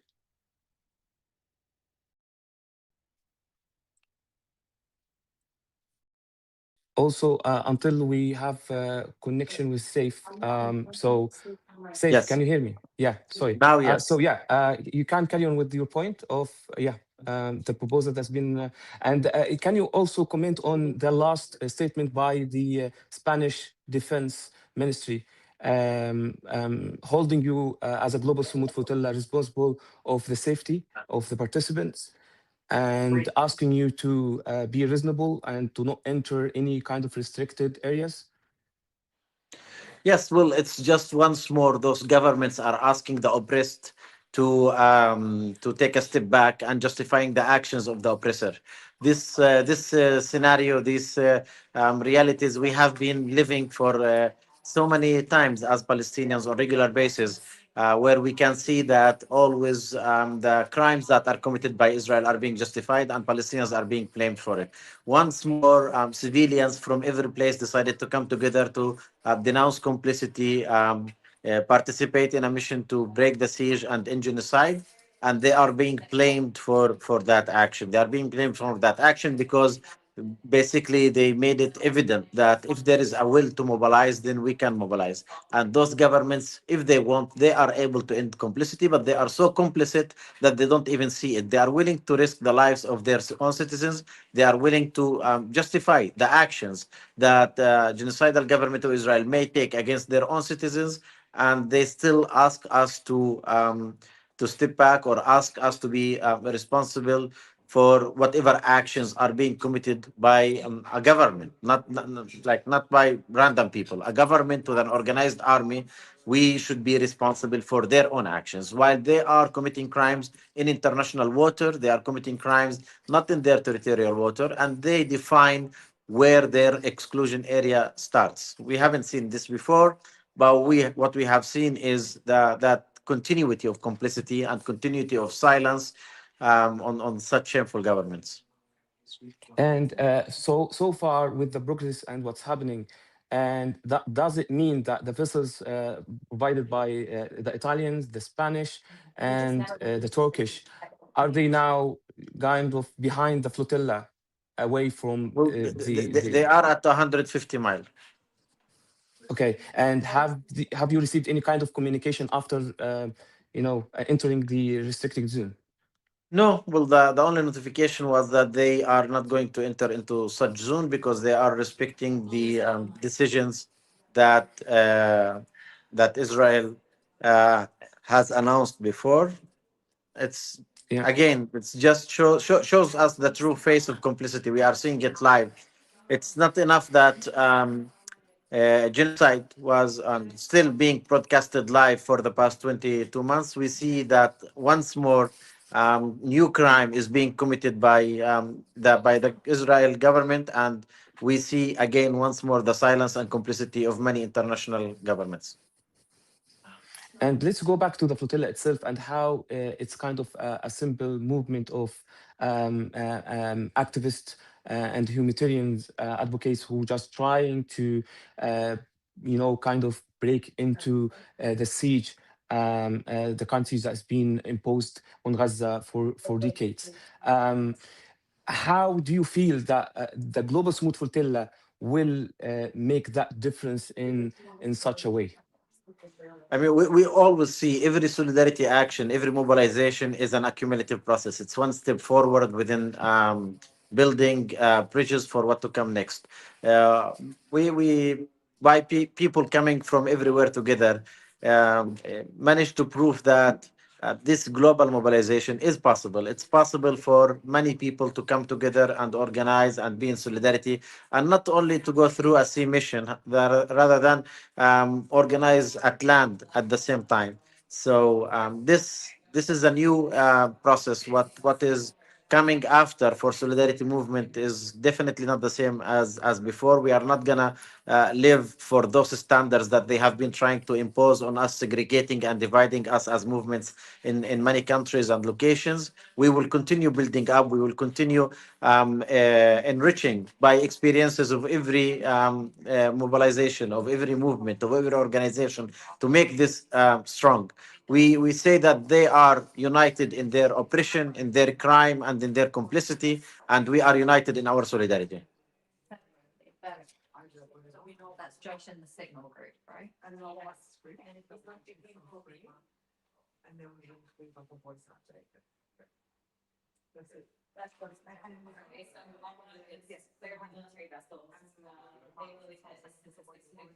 Saif, we lost you in a bit. Yes, I'm here. Can you hear me? Saif, can you hear us? Yeah, we lost you for a bit, Saif. Yeah. Yes. We can see that Alma is back, and we don't have a notice of any vessel at the moment close to Alma. So mission continue. We continue moving forward. We continue sailing together. Yeah, Saif. Sorry, we lost you for a bit. We couldn't hear what you said like in the last part.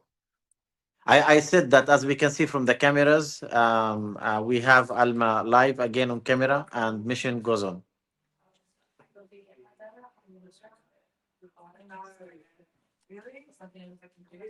Yeah, can you? Yeah. Do you hear me? Can you hear me? Saif. Yes, I hear you.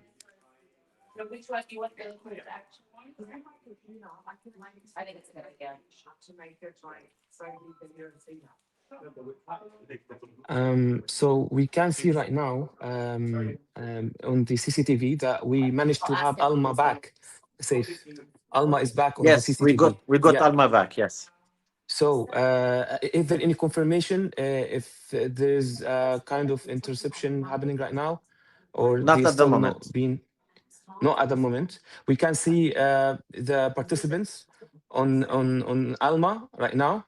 I can't see any kind of they took the position. Any other military vessels entered or no in the view right now. Can you no, confirm they are to me, not. What's our current situation with Alma? Our participants on board, they took the position that we have trained on for interception. However, at this moment, there is no ship on board of Alma, no soldiers on board of Alma. We are just following our own protocol. So there is soldiers on Alma right now? There are no. Safe. Your voice keeps interrupted.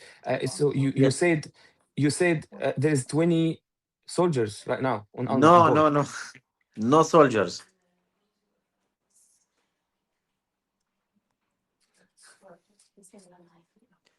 No soldiers. There are no soldiers.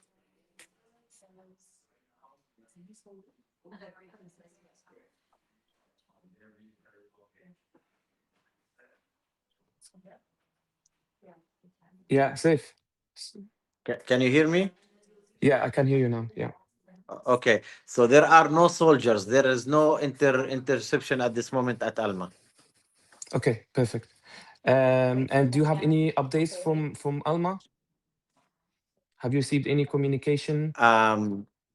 Since we have Alma CCTV is back. Not yet. The only thing that we have got is that the vessels who were close to Alma are not there anymore, and our teams are following our protocols to prepare for the situation.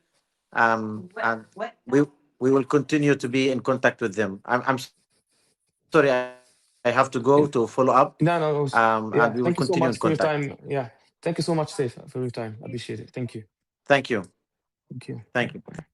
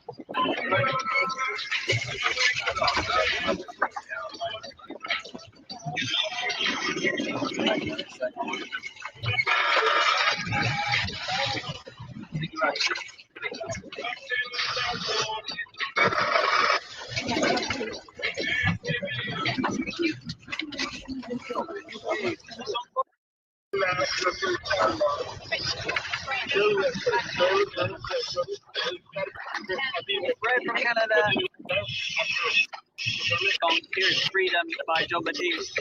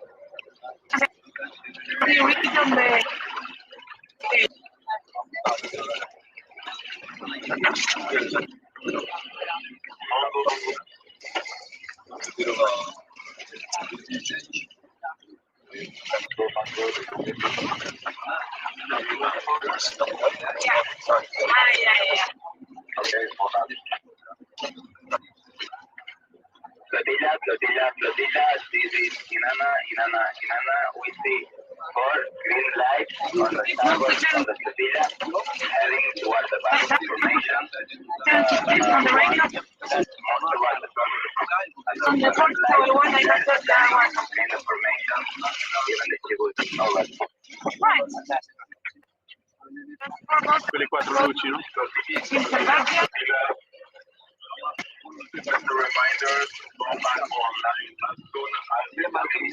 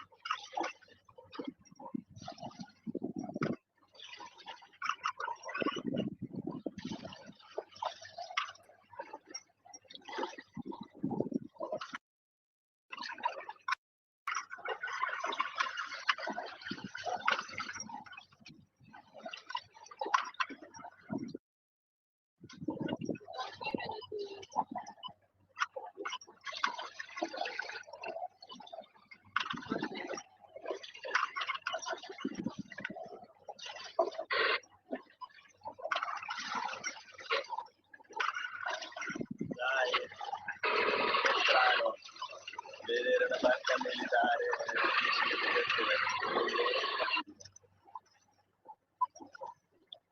no, sono passate 15 metri verso la gola della flotta, adesso stava per mezzo in fermone che stava rimanendo verso non abbiamo vista.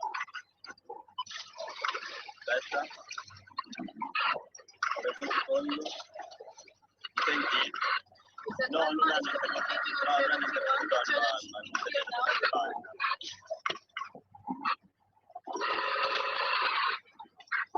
no, la connessione è iniziando a funzionare male, la radio non funziona bene,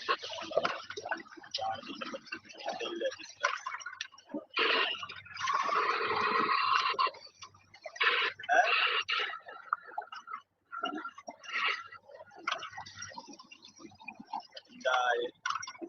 Dai raga, vi saluto che bisogna stare concentrati qua. Mi sento male. The ground team is saying we're going too fast, but we do coach 110 and 4 knots. 110 and 4 knots.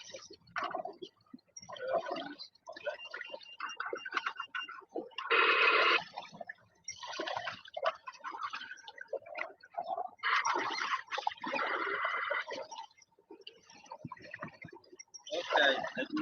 Have the clock? 110.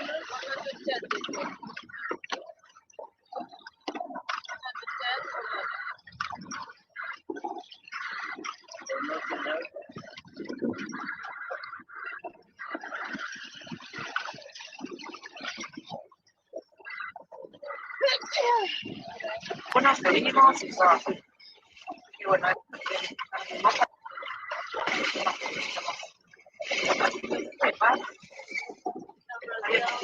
posiblemente iba a estar así, así que a ver cómo hacen para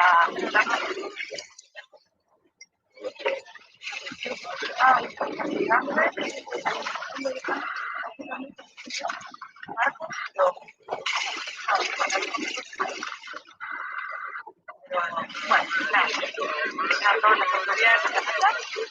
Bueno, nos vemos. Un abrazo grande y recuerden que tenemos muchas técnicas para el partido, para respirar y para todo y para que no puedan estar.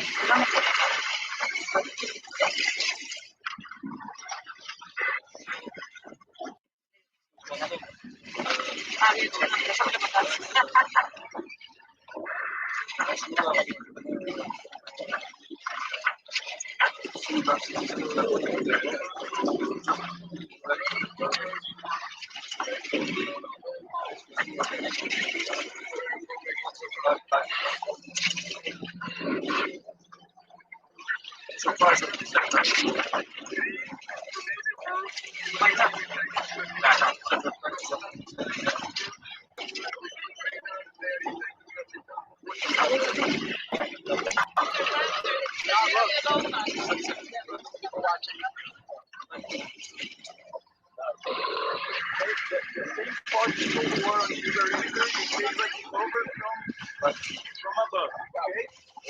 The fifth person take over here and put her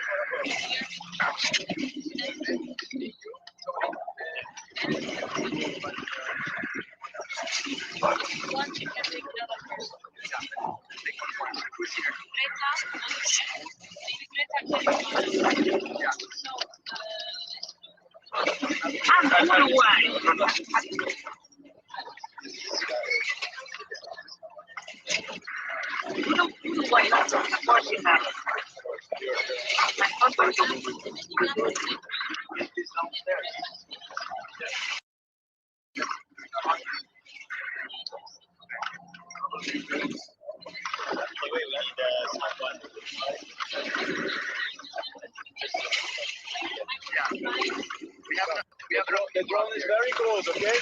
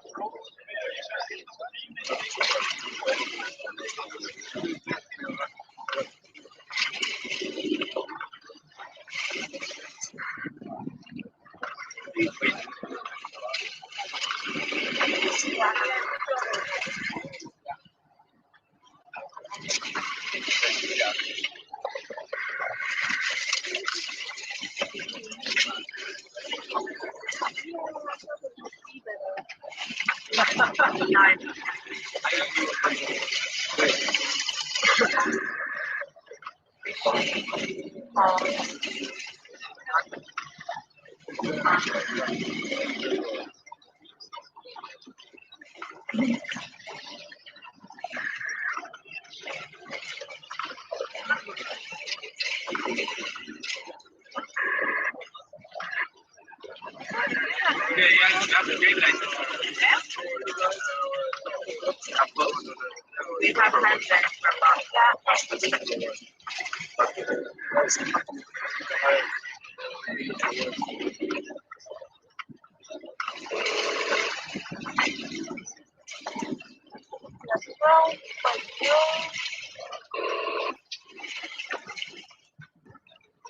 we look so cute. Look at that.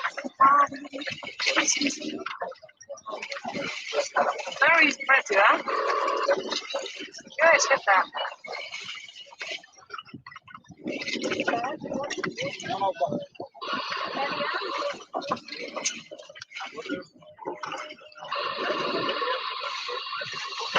How beautiful we look, huh?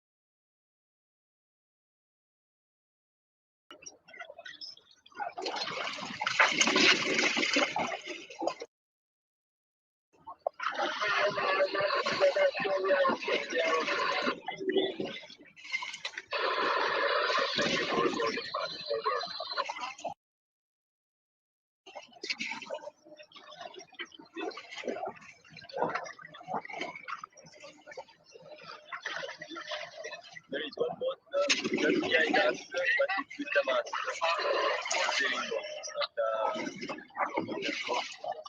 We are like on edges.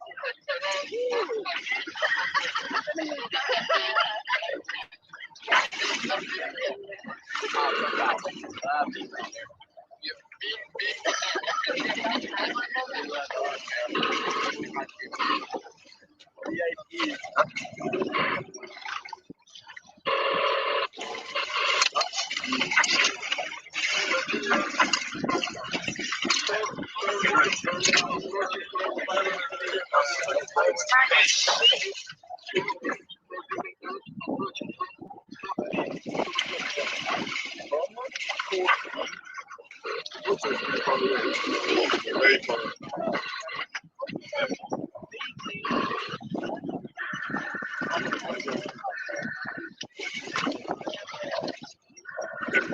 You ready, please?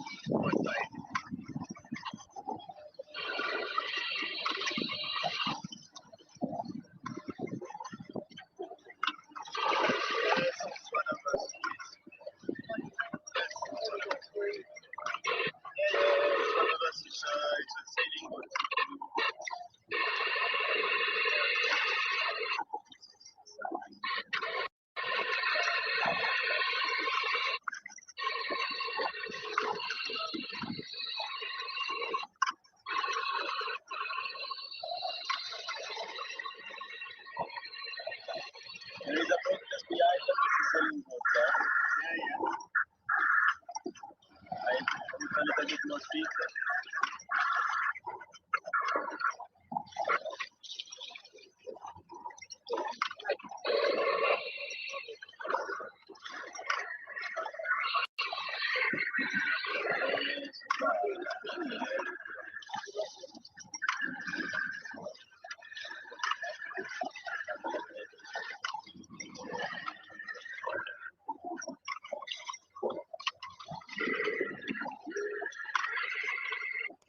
Compañeros, chao Génova.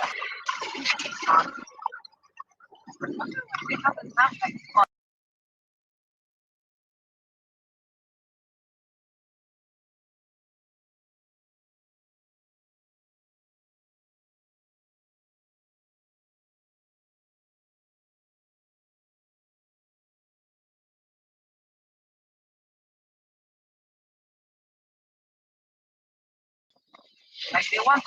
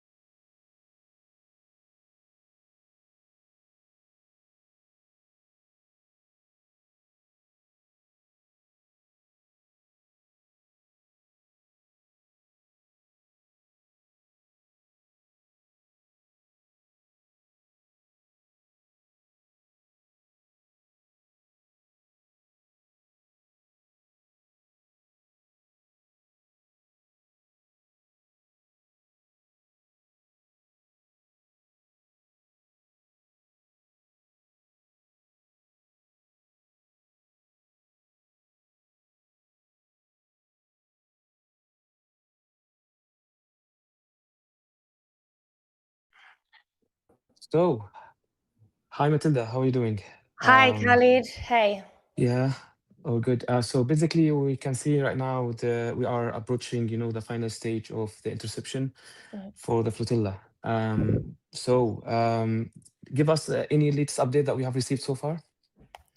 So we think that the Alma has been boarded and cleared.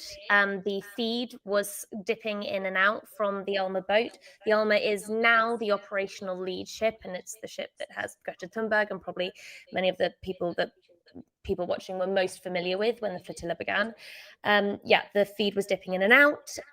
Since the feed has come back on, we can see that the deck is cleared. The last thing we saw on their feed was everybody on board gathered in the interception position. This is a position that all the boats have been drilling for days now.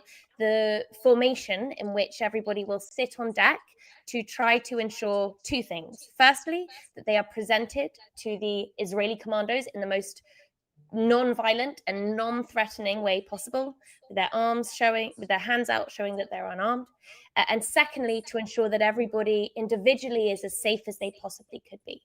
When I was on board the family boat before it was decommissioned, for example, we would practice the formation. We would say, oh, there's a woman on her own right next to the staircase. We don't want women to be at risk of being dragged away easily, away from the group.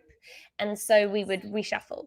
Or we may have had passengers on board who had Palestinian heritage, and we didn't want them all to be grouped together. We wanted to make sure that they were sitting next to people from nations with stronger diplomatic protection. And so that was what we could see on Alma. The last time we had their feed, we could see them sitting like this. Yeah. But let's go back to what's happening right now, just to explain to the audience, the progress of the interception. As we can see now, we can just have one CCTV remain in connection. Seems to be that the participants are preparing for the protocol before the interception. Yeah. So do we just want to lay out, basically what interception means and how it plays into the wider context of the flotilla and what the flotilla is trying to do? Yeah. So the flotilla has set off with the goal of reaching Gaza, bringing with it humanitarian aid, and in reaching Gaza, breaching Israel's illegal siege of the enclave, a siege that has caused the conditions for genocide and man-made famine. So the goal of the flotilla ultimately has been to reach Gaza. The likely outcomes, besides reaching Gaza, have been threefold. One is that the mission would end in attack, and there were some attacks at sea, and at least one boat was disabled by drone attacks to the extent that it couldn't continue. Another was bureaucratic defeat. So every time the flotilla was stopped at a port, it became very, very difficult for them to leave that port, as they were laden with bureaucratic hurdles that they had to fulfill. And it's perceived that a lot of that came from Israeli directives. Nevertheless, the flotilla has overcome those obstacles and is approaching Gaza's waters. And so the fourth outcome, which is the outcome we're witnessing now on these live feeds, is interception by Israel. To be clear, this interception that we are witnessing is illegal under international maritime law and international humanitarian law. This is a good point as well, Matilda, where the interception is happening right now. So right now, the fleet is 60 to 100 nautical miles from Gaza. That means that it is in international waters. In international waters, any boat with carrying a flag, that's registered to a country, like all these boats are, and that is non-violent, is free to roam. And so basically the flotilla is currently exercising its right under international maritime law to proceed in flagged vessels through international waters. What we are seeing is Israeli naval vessels prevent them from doing so. And if these commandos are to board the vessels, which it appears has already happened with the Alma boat, then the definition of this is piracy. This is under maritime law an act of piracy. And so that's why it's been very important for the flotilla to make sure that these live feeds are showing the world what is happening. Firstly, that it is showing there is no provocation, there is no violent provocation coming from those on board. And secondly, that whatever Israel is doing, it is doing, that is being documented for legal purposes. And so far, we received the footage from Alma just before losing the connection, which the Israeli forces intercepted to the radio and instructing them to stop. And carrying with the flotilla in this area is what they describe violating the international law. Mm-hmm. This is the last footage that we received from Alma. So far, we have a confirmation that they managed to get back to Alma CCTV, but no news so far. No other boats have confirmed whether it's been onboarded or not by the Israeli forces. And it seems to be that the military army vessels are just surrounding, the whole area and all the boats. Can you explain to us as well what kind of protocol and procedures that participants are aiming to do just before interception? Yeah, of course. So pretty much every day for the last weeks, all of these boats will have been doing security drills. They will have been preparing for this moment. In fact, before I even boarded a boat, I did a simulation, basically preparing for this day. There are various things that need to be considered, and the main one is the risk of violent escalation. Now, the Global Sumud Flotilla is a non-violent operation, and every single person on board, before they boarded, participated in non-violent resistance training and de-escalation training. This has become increasingly important in the past week because of Israeli messaging about the flotilla. In the past week, Israel has been putting out a lot of media claiming that the flotilla is a Hamas flotilla, is a terrorist operation. And this has been read as a sign that Israel may be planning to treat the operation violently, that they may be laying the groundwork to justify violence. And so tensions have been very high. The risk assessment for those on board has been very high. And the training in non-violence has been all the more important. Now, what is anticipated during an interception like this is that firstly, Israel will execute psychological warfare of some kind. They will try to create some panic among the passengers. This is perhaps because Israel would like to deter similar operations. It's worth stating here that as we speak, a new fleet of humanitarian ships is heading towards Gaza in the wake of the Global Sumud Flotilla. So Israel may wish to set an example. This is one of the reasons they also typically do these interceptions at night. At nighttime, it's much more uncertain and it is much more scary for people on board and for their families watching at home. So psychological tactics may include, well, an interesting one was before Israel's drone attacks when I was on board the other night. They interrupted the communication system and blasted ABBA music.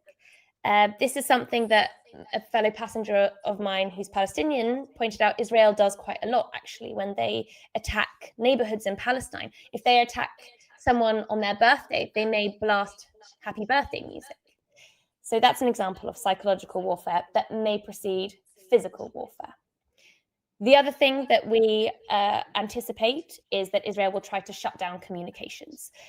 This is clearly a way that gives them more freedom to act as they would. You know, what we've seen again in Palestine and in Gaza is the systematic targeting and killing of journalists. That is one way that Israel can create a blanket of darkness over its actions. And so with the flotilla as well, they use technology to disrupt communication systems. We've seen the live streams flickering on and off. We've seen people losing internet connection.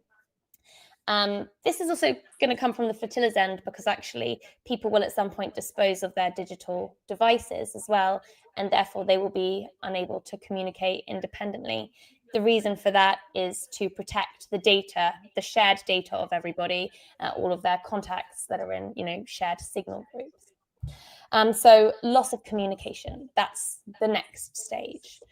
And then there is the interception itself. This can take the form of a light interception, whereby commandos may not actually board the boats. They may simply try to reroute them and escort them away from Gaza and towards Israel's ports, where people can be detained and deported. But there is also the risk of a violent interception. And as I've described already, the assessment is that a violent interception is definitely possible and more likely for the Global Sumud Flotilla than for the previous Handala or Madeleine ships. And This why is that? Why it could be more violent than any other flotillas, especially with what we have witnessed with Madeleine and Hanzala? Why Sumud Flotilla will be the most highest risk? It's a good question. The first answer would simply be size. This is the biggest humanitarian civilian operation in history trying to get to Gaza. That means that just statistically, the likelihood of an incident or a cause of escalation is higher. It's a lot for Israel to manage. However, there is also the reality that compared to the Madeleine, compared to the Handala, this is a more global operation. I think half the participants come from the global south. There are many vessels with Turkish flags. If we look at the history of these humanitarian missions, and we look at the occasions in which violence has been executed by Israel against participants, those have almost always been Turkish participants.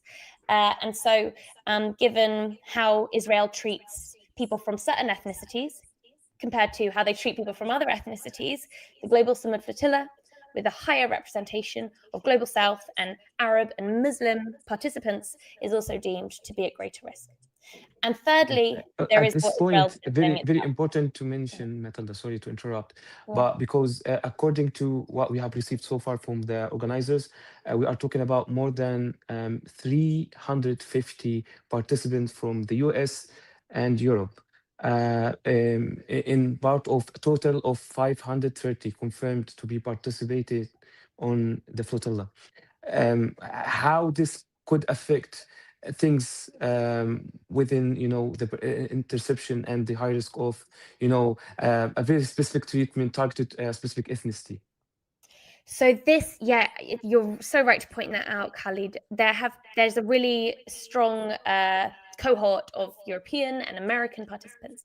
And the Global Flotilla, something that is really ambitious in the way that they have executed this, is that they have tried to make sure every boat has a mix of nationalities, a representative mix of people from different continents, different languages, different religions. Just, people watching, just imagine, I think, logistically what that means. You probably have seen in the coverage of this flotilla over the past weeks that there's been a lot of logistical difficulties.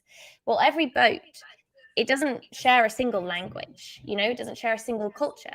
Everyone has had to build mechanisms to communicate, not just about like nautical plans, but about security drills, about chores, who's going to do the cooking and the cleaning. So that has been something that the flotilla has been determined to do from the start, to make sure every boat has a representative mix of people from different nationalities. And it's also been really, really in consideration for today, for interception, and the way that everyone positions themselves on deck as they are approached by Israel's Navy fleet. They are trying to make sure that, nationalities are interspersed in the way that they're sitting, so that an Israeli commando doesn't board the boat and immediately see a group of Muslim Arab men in front of them, because that is being calculated as a risk of escalation. So And one of the videos that I've seen so far this morning, which was very shocking to me, that people were taking off the Holy Quran from their boats and throwing it to the sea just in case of the interception. How do you explain that? So Israel has now, for the past few weeks, really been pushing the narrative that this Global Sumud Flotilla is backed by, funded by, organized by Hamas. This has also been widely printed in Israeli news media. It hasn't been widely printed in our news media, but it has been printed in some media. I saw LBC include it. I saw the Telegraph mention it, although the Telegraph does at least caveat saying that Israel is claiming this with no evidence, right? Israel is claiming this is a terrorist operation, but the evidence that they claim to show is not evidence. It doesn't in any way demonstrate that this is a military operation. That would be very, very hard to prove because it's not the case. And so something like a Quran on board may be manipulated, may be used, I think this is the fear, retrospectively by Israel to try and paint the flotilla as an Islamist operation. Obviously, once these vessels are cleared by Israel, Israel has the freedom to take photographs, maybe to plant their own items in the flotilla and to tell the narrative without those on board really having the opportunity to respond. And so every precaution that can be taken to make sure the flotilla cannot be represented as something that it isn't has been taken, because that could be used as justification for violence. That is a question of the safety of everybody on board. And I can see all the audience right now asking for more updates of what's currently happening. So far, that we understand from the organizers, no boat has been intercepted yet. Everything is happening right now is about more than 20 military vessels surrounding the boats and the flotilla. It jammed all the connection. I've been trying to catch up with our reporter on Alma on board. No luck so far. The last thing I've received from her, the Israeli message to Alma to stop sealing in the area.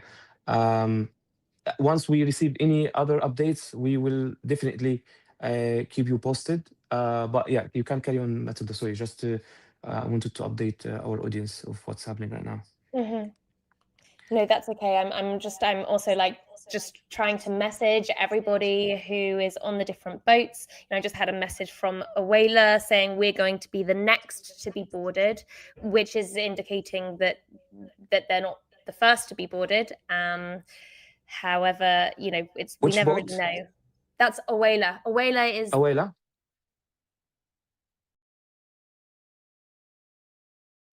Matilda?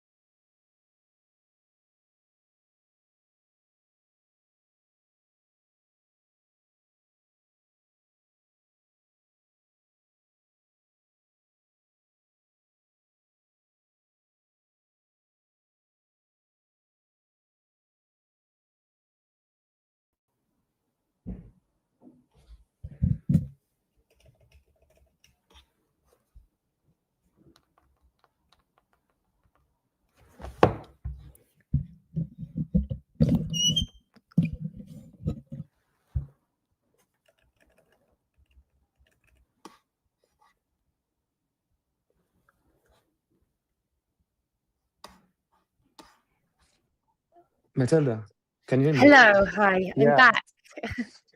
Was it just me who lost Yeah. connection there?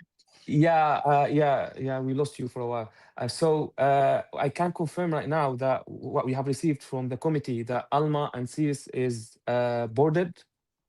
They were both boarded, and now Karma German is activated interception. Announced. Okay, it's all happening. So yes, so it's happening. Can you explain to us the position of Alma as a lead boat, as we know? And what I understand from SAFE and the committee, that the plan was to have Alma in lead, then if it's intercepted, the lead will go to Sirius as the second big boat in the flotilla. So Alma boat has pretty much all, if not most, the members of the steering committee, the organisers, and it has been the operational heart of the flotilla. Actually, in many ways, on the course of the journey, it's been a place where other boats can refuel. It's carried the most aid, I believe, is the biggest vessel. But what it means on an occasion like this is that the central communications for the flotilla are handled on board that boat. So I shouldn't probably say the identity of the person for their safety, but there is clearly one individual who has been really the person trying to constantly coordinate between the different boats, make sure every boat is operational. If a boat needs spare parts, find another boat that has those spare parts and get them to head over there. And that has been handled. It was handled on Family Boat, and then when Family Boat was decommissioned a few days ago, it is now handled on the Alma. Since Alma has confirmed being intercepted, the second boat that this would go to would be Sirius. Sirius is one of the...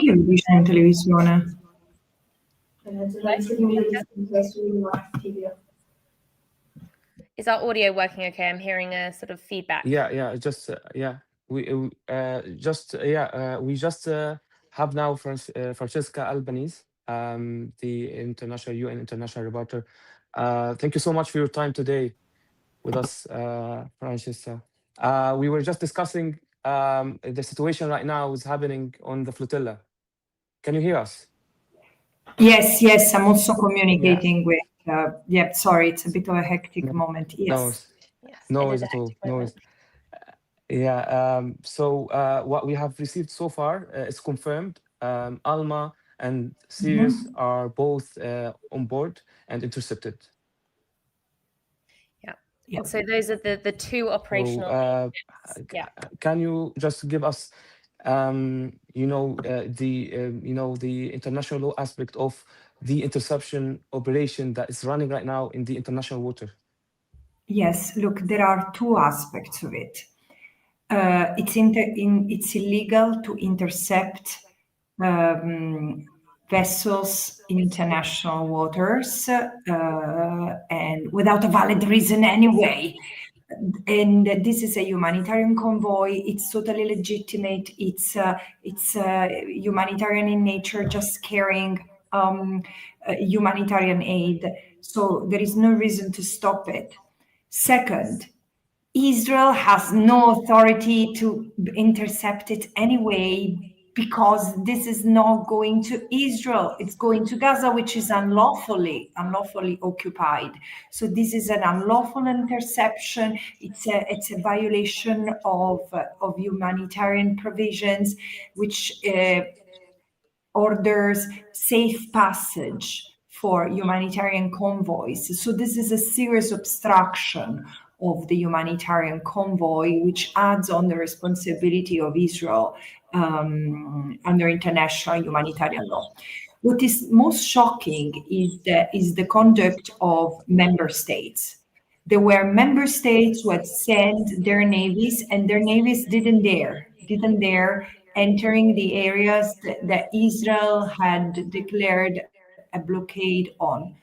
This is unbelievable because instead of escorting a humanitarian convoy, navies like the Italian one turned back in order to, and they preferred abiding by Israeli orders rather than international principles. This is extremely, extremely serious, but also it sheds light on the status of, on the state of the international community today. Member states prefer to entertain really irrelevant discussions right now about political solutions rather than resolving the daily slaughter of Palestinians in Gaza, which is what ultimately the flotilla is bound to do. And according to our reporter and what we have received just before the interception on board in Alma, the first message that was sent by the Israeli forces that they are breaching the international law by entering this area, which announced as a restricted area by the Israelis. But this is not true. This is not true. First of all, Israel cannot impose limits as it pleases. Second, and again, this is the most important point, Israel maintains an unlawful occupation. It is the only legal thing that Israel can do is to withdraw from Gaza.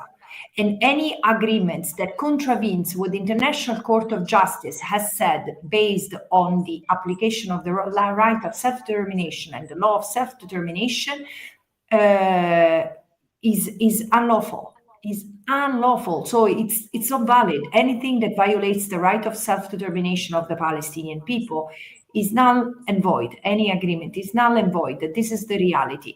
And in the face of this, what I can say that Israel has no rights to establish what is legal and what is not, rather the contrary. So makes no sense whatsoever, and we should stick to international law as we know it. Francesca, you brought up the EU member states and those that have sent Navy vessels in the past few days to accompany the flotilla. I think when these Navy vessels were announced, the messaging was that, Italy is sending a Navy vessel to support the flotilla. This was the language that was used by these governments. And as someone who was on board at the time, and the risk assessment was very high, there was certainly sort of some celebration that these vessels would increase security for people on board. However, as the days passed, the indication of what role this was going to play sort of changed, and it went from being a vessel that supported the flotilla to being one that was clearly communicating with Israel and sort of working to deter the flotilla from its primary goal, which was getting aid to Gaza. Can you talk to us a little bit about that and whether it is accurate to say that these Navy vessels sent by European states were in fact there to support the flotilla? Honestly, I have no elements to say with certainty because I have not engaged directly with the Italian authorities nor with other European state authorities in this respect. But I can certainly tell from what I have observed,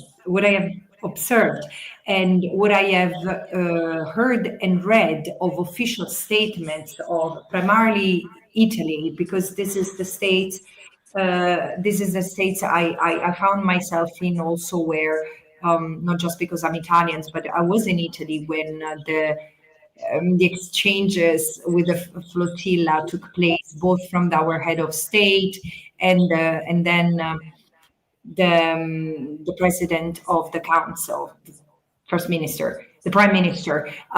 It seemed to me that there was more emphasis on pressuring the flotilla to stop its mission, to end its mission, like even the request to hand over the aid to someone else.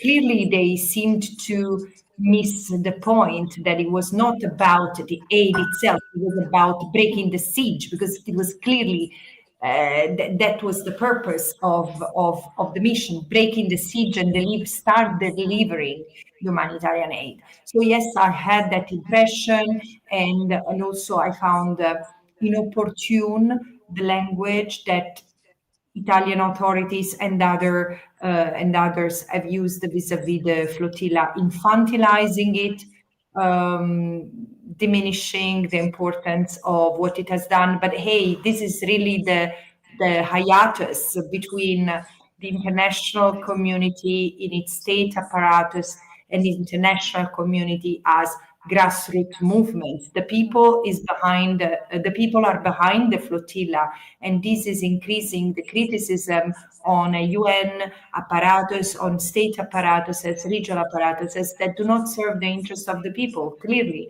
So this is an incredibly tense moment, and I hope that political leaders understand what's happening. Yeah, something that Giorgia Meloni said to the flotilla today was that they were jeopardizing the fragile progress, important progress of Donald Trump, US president's so-called peace plan for Gaza. Is that something you're able to comment on? Yeah, regrettably, the Italian Prime Minister doesn't strike me as someone who really understands what's happening in Palestine, what a peace process is, especially in the context of the Middle East. This is not peace. What has been proposed is not peace. It's oppression in disguise. It's a transfer of occupation from one to another. It's apartheid in a different shape. So again, it makes, to me, someone who knows the reality on the ground, who knows the past 30 years of negotiation, I mean, it seems naive to say the least. I mean, the comment of the Italian Prime Minister seems, unfortunately, naive to say the least. Yeah. And sorry, at risk of making you sound like a broken record, but I think for people joining the stream, probably the most important thing we can get your perspective on here, and this is going to be something that plays out in the media coverage of this again and again. Israel is saying to the flotilla, they have been saying this on the radio, that the flotilla is entering a naval blockade. Israel is saying it is a lawful naval blockade and that the flotilla is breaching the law by trying to enter this territory. And Israel is saying that it is therefore the one in the legal right to intercept the flotilla. Can you just tell us what does the law say when it comes to an interception like this? No, this is not correct. It would be correct if the flotilla were trying to enter Israel's territorial waters, Israel's waters. Israel has no, let's start by this. Israel maintains an unlawful blockade over Gaza, including its waters. It has established this line of 120 nautical miles, but this is nowhere to be seen. I mean, the other thing that comes to my mind is that countries established an economic zone, which is of 200 miles, but this is totally arbitrary. What Israel refers to as the 120 nautical miles blockade, it's something that Israel has created. And as far as I know, Israel doesn't make the law by itself. So this is, from a legal point of view, an unlawful interception of a humanitarian convoy in international waters. Therefore, Israel should immediately cease and desist from continuing, from threatening further interception of other vessels of the flotilla. And this might even be an aggression against the states of nationality of the delegates and of the boats based on the flags. Of course, that it depends whether member states want to claim an aggression or not. I suspect not, but again, it's unlawful. It's yet another violation of international law, of international humanitarian law committed by Israel. Thank you for going over that. But by my understanding, in order to demonstrate its lawfulness in this blockade, Israel often cites a UN report in 2011 that said that their blockade of Gaza was a legitimate security measure to prevent weapons from reaching Gaza. What do you make of this argument, and what do you make of this argument regarding the interception of the flotilla as well? Well, yes. First of all, it's absolutely clear that there is no weapon that this flotilla is carrying. The other thing that it's different is that from 2011 until now, many bodies have concluded that the blockade is unlawful, that it's a collective punishment violating the Geneva Conventions, imposing an undue hurdle on the Palestinians. But also the context has changed, because since we are at the end of the second year of a genocidal assault, and during the last 6 months, Israel has imposed an even tighter blockade so the blockade has been tightened to the point that there is no food, no water, no fuel, no medicines entering the Gaza Strip. So it's absolutely compulsory, and the principle of humanity and saving life and the duty to protect, to break the blockade. But this obligation is on member states. It's unconscionable, as I've said other times, that ordinary citizens like me have to jump on a boat in order not to let humanity die, because this is what's happening. We are literally letting Israel slaughter the Palestinians, and this is something that shouldn't sink well with anyone. Thank you, Khalid. And talking about legality, how do you explain the Spanish statement just before the interception began? They announced that the entry of the Freedom Flotilla to the area declared restricted by the Israelis could endanger many lives. Also, they added that we argue the Freedom Flotilla to act responsibly. How do you explain that like states and officials are just actually in fact forcing what Israel has so far been imposed on the international water? Excuse me, the question is, unfortunately, and I apologize, it's the internet on my side, the question was not very clear, but also I need to disconnect. I indicated that I had 10 minutes and I need to go, but I will try to connect later. Is it okay? Of course. Thank you so much, Francesca. Good. Thank you so much for your time. Thank you. You're welcome. Thank you.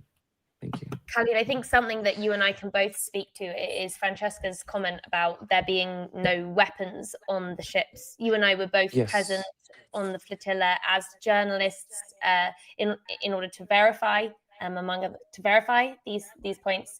What was your experience of the flotilla regarding the alleged presence of weapons that Israel is now repeatedly using to justify their obstruction of the flotilla? So from the day one of the preparation, the organizers and participants were trying to be openly explaining what exactly the flotilla is carrying on their mission. I have myself witnessed all kind of aid that's been provided, all the boxes that's been donated by certain NGOs and charities in Barcelona until we even arrived to Tunis. The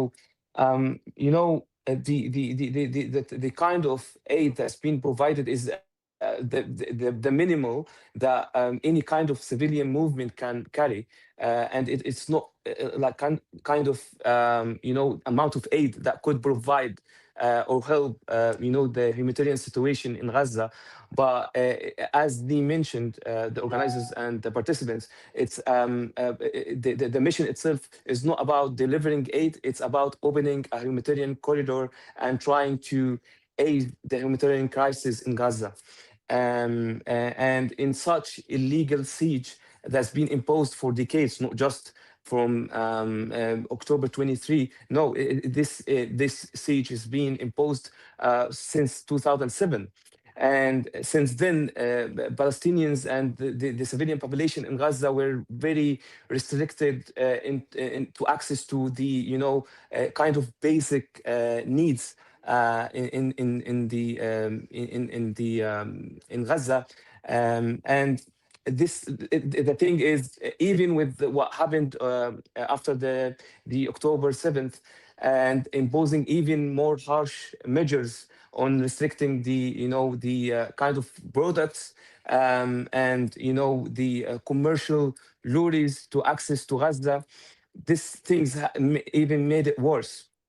So the main idea of, or the main message by organizers, by participants that we discussed all together, me and you, Matilda, on board with everyone, is not about delivering aid. And we can see from all the official response from all the states and what they have offered so far before the flotilla arrived to the the orange zone. Everyone was willing to deliver aid. So the question here, why no one from the international community was acting before the flotilla to try to deliver this kind of aid? And if it's that easy to access, which is one of the questions that I have heard from the participants, if the states are able to act and they are able to deliver those aid, why they didn't act for 2 years? Mm-hmm. Now, we've been trying to get someone on board a whaler to connect. If you can see the live stream, a whaler is in the bottom right corner. It is the US military veterans ship, and a passenger boy has been trying to connect, but he is saying that his internet is being blocked. As we were discussing earlier, this is one of the first and key tactics that Israel imposes during the interception. It's a means of firstly concealing anything that may occur, but luckily the live streams are still coming through. Khalid, should we just do an update on the situation again? We know that the lead boat, the Alma, has been intercepted, and the second lead boat, which took the reins as soon as the Alma was intercepted, the Sirius boat, that interception is also confirmed. There was a mayday call and visual confirmation from another ship that Sirius was also intercepted. The Global Sumud Flotilla says that cameras are offline for a number of vessels, and they believe that they have been boarded by military personnel. They are actively working to confirm the safety and the status of all participants on board. We will try to get you as soon as possible a number on how many boats have now been boarded, but of course there are over 40 boats in this flotilla, and so this operation could take some time. As you can see from the feeds, there are boats such as Captain Nikos, where people are just waiting, and they may be waiting for some time. I think that that's something also very, very difficult for people on board. I'm getting some communication now. Yeah, people who are just, it's starting to wear them down, the waiting and the not knowing. Again, that's a key part of the training is how to stay calm when there are deliberate tactics trying to instill panic in the participants. We've just had a feed come on from Aurora. I'm now hearing that Adara has also been intercepted. I'm not sure if that is officially confirmed. That is also one of the larger vessels. So if Alma has been intercepted, Sirius has been intercepted, and Adara has been intercepted, then they are going for the most high-profile ships and also the largest ships. And we don't have any confirmed numbers of boats that's been intercepted yet. But if so far the 4 boats are confirmed, that means we still have more than 39 boats to go. And actually, I think something really important to point out here. I'm just looking at this pattern: Alma, Sirius, Adara. These are the boats that carry also the most high-profile passengers. Khalid, again, earlier we were speaking about how protected are the people on board and how protected are the boats. And a big factor in that is the nationality of the boats. It's the flag that they sail under, and boats have different flags, but also the number of high-profile individuals on board. If indeed Israel is beginning with boats that have had the most media attention on them, then there is an indication that as the night progresses, boats with far lower visibility and perhaps far less protection will be going through the interception later into the night. And so the need to keep watching what is happening to the flotilla as the night progresses is really important in that respect. Already what we're witnessing is a flagrant breach of international law. Israel is intercepting a peaceful civilian mission in international waters. We still have live streams coming through from lots of the boats. It's unclear how long that will last. It's likely that those live streams will go down as the interception progresses, and visibility will become harder and harder to maintain. Also, let's go through, statistics and numbers regarding the Sumud Flotilla. So far, the number of boats that was confirmed by the organizers, 45 boats en route to Gaza. We are talking about more than 497 participants from various of nationalities. According to the last confirmation, 46 nationalities. We are talking about 4 countries. That this was exactly before the interception and before entering the orange zone.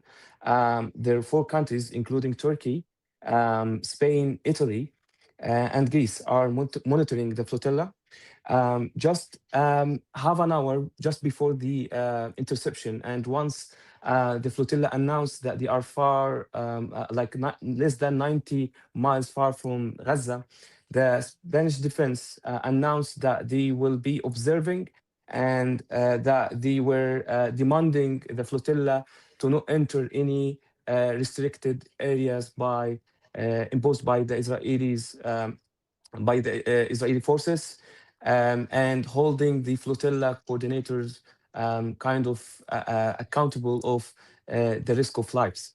How can we explain this kind of position just before the interception, even with all the news that we have received, Matilda, so far from the organizers and what they have been informed by the officials, the Spanish officials, that they will be around the flotilla for any kind of humanitarian and emergencies? Was this the Turkish vessel? Sorry, I was just getting some the mixed Spanish, yeah, the Spanish.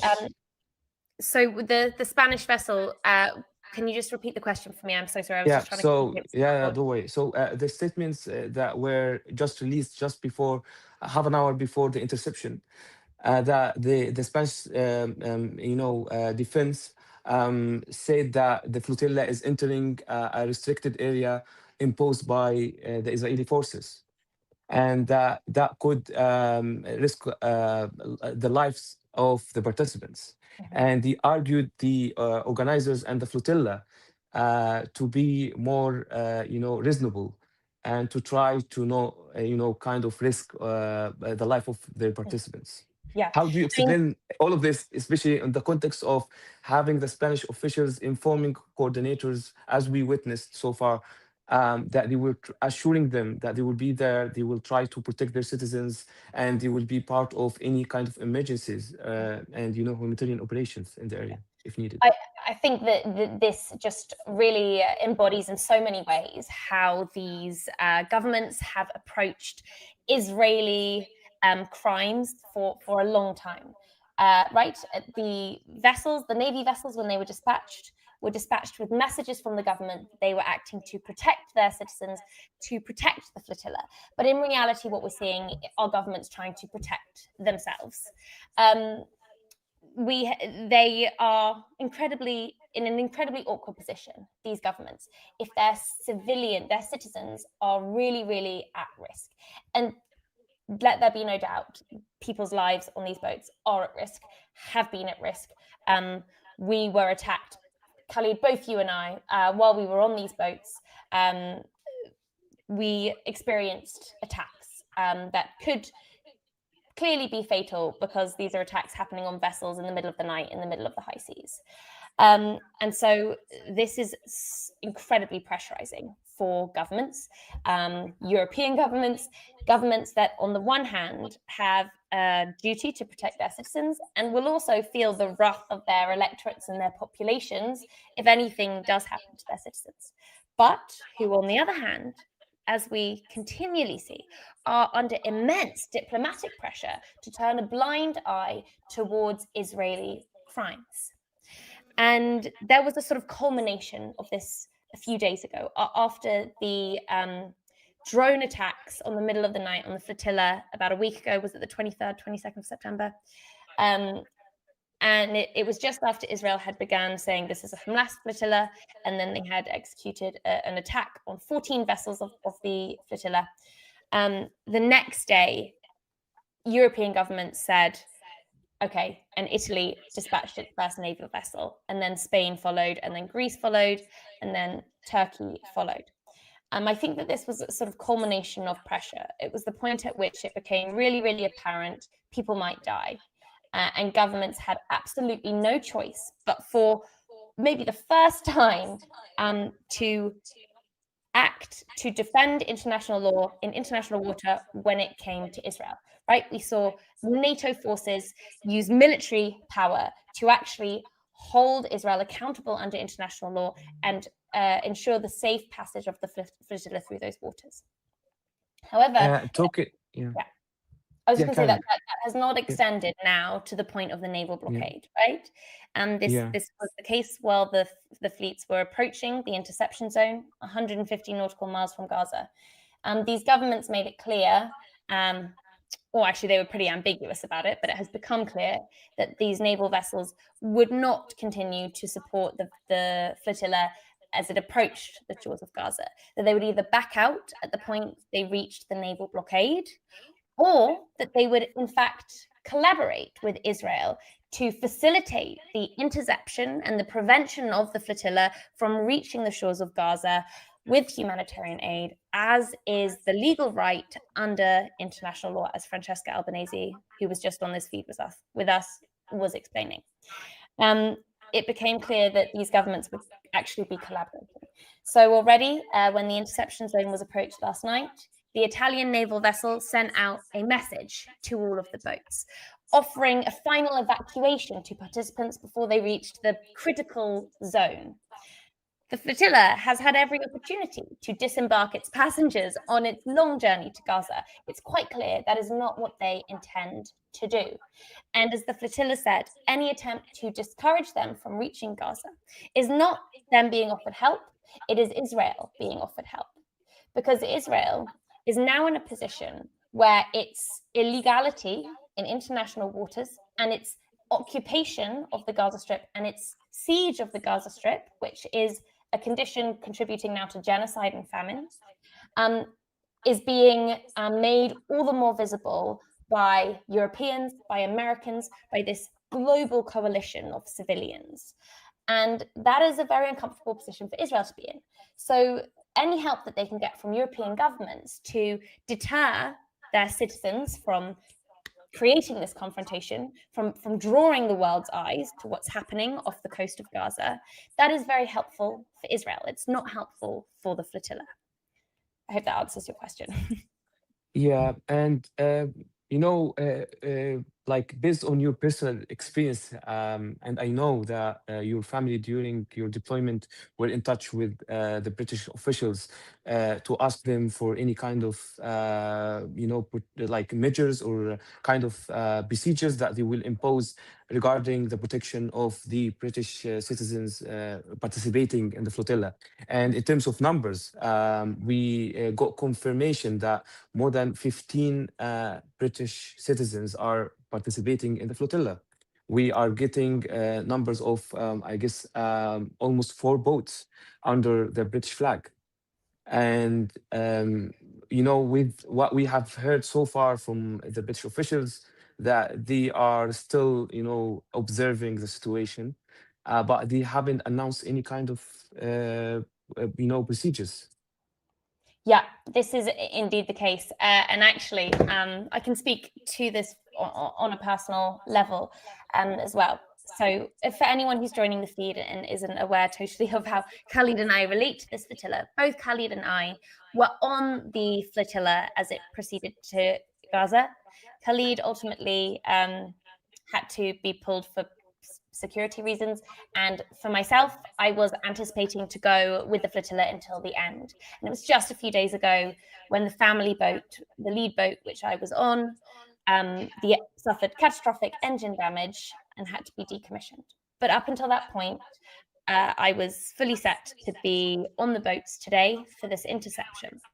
And my family were pretty worried. No less because the British government, as you have just described, Khalid, has been absolutely silent on the question of whether they will protect their citizens according to international law. Now, actually, right at the start of the flotilla, Labour MP Bel Ribeiro Addy, who coincidentally is my local MP, she asked UK Prime Minister Keir Starmer during a parliamentary session, Keir Starmer, will you protect British citizens on the Global Sumud Flotilla?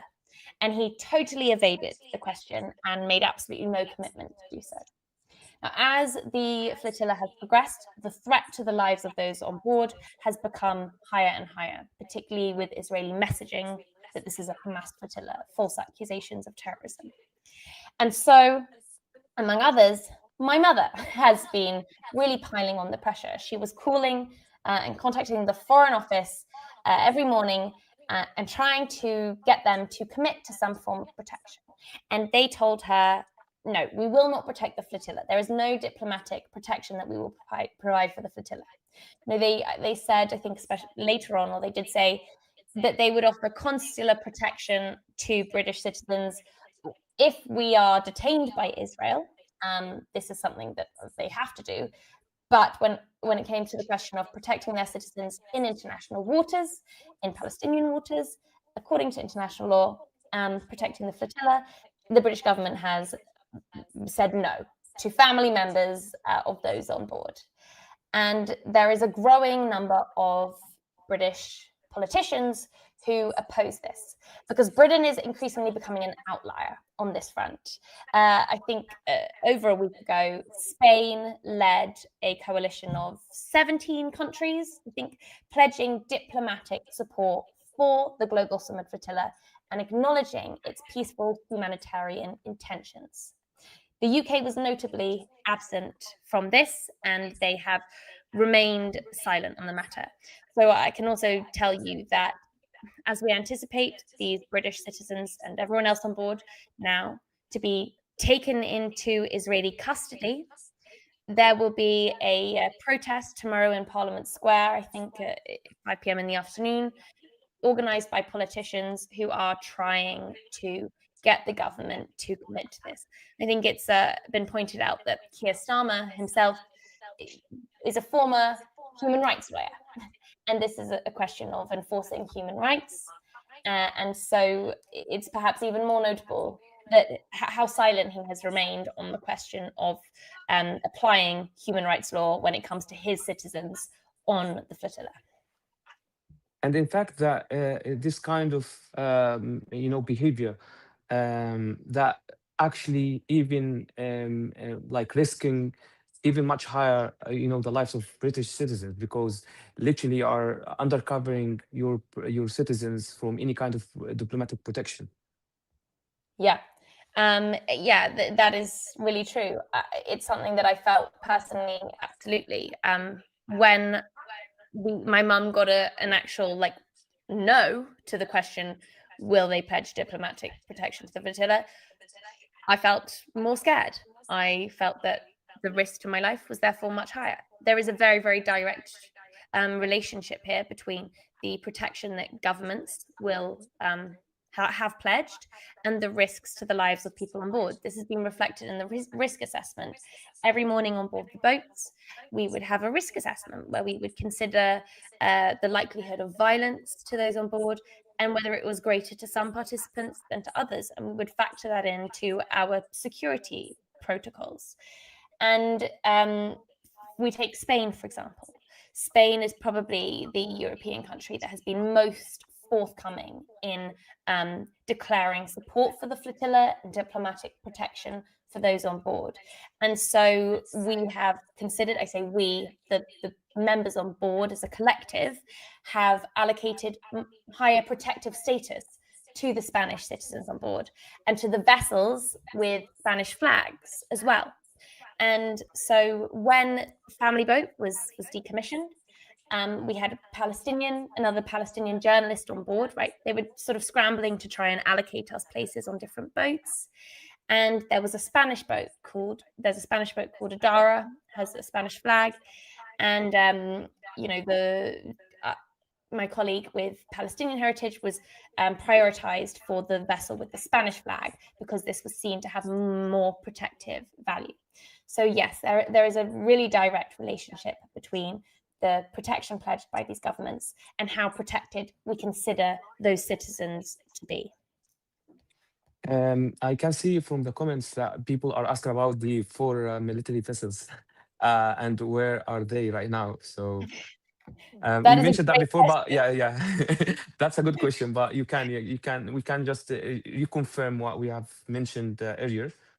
That the vessels confirmed that they will be observing and watching the flotillas, but they will not accompany the flotilla while entering to the orange or the critical zone imposed by the Israeli forces.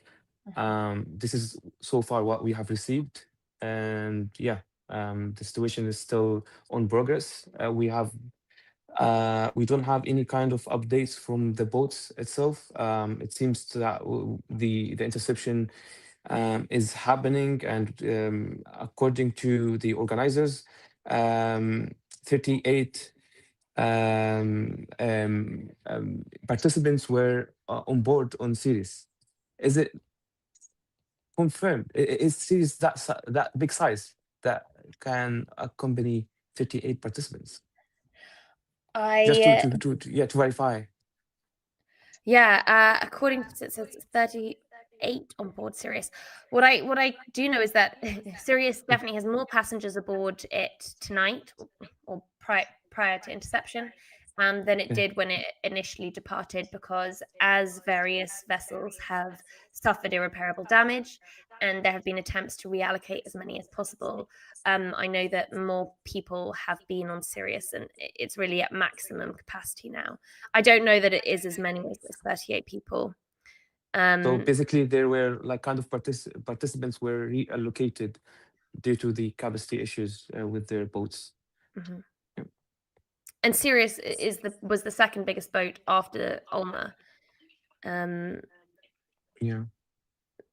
Well, and we had the briefing this morning with the steering committee, and they mentioned regarding what happened last night and how the Alma boat was jammed right away, just when they were monitoring like kind of interception that we thought it's an interception, but it was like kind of maneuver by the military vessels around. Yeah. So they said that Sirius will take lead just after any kind of events that Alma could experience during the actual interception. So having the both lead like intercepted, I guess it's quite significant, especially that it has all kind of communication with other boats. Yeah, we've just been joined, I believe, by Moitan Ali, the Green Party deputy leader. Can you hear us? Hi, everyone. Hello, and thank you so Hi, much for joining us here on Middle East Eye Live. We'll step back to the previous conversation we were having, Khalid, about the UK government and the diplomatic protection or lack of diplomatic protection that has been pledged to the flotilla. Talk to us about what the Green Party is saying on this. I think so far the lack of support from our government is quite shameful. To not protect ships sailing in international waters on a peace mission is frankly a little bit, very, very disappointing. Zach Polanski has put out messages in support of the Sumud Flotilla. I put out messages in support of the Sumud Flotilla. Our party line is that we're supporting this humanitarian mission. And And it's disappointing when we see our governments refusing to take that line as well. There's lots of grandstanding that takes place, and often it's done for show. And when it really matters, people cut out the support, and that's what we've seen from this government. And we can't continue like that. I mean, we've got a genocide going on. We've got so many people being killed every single day.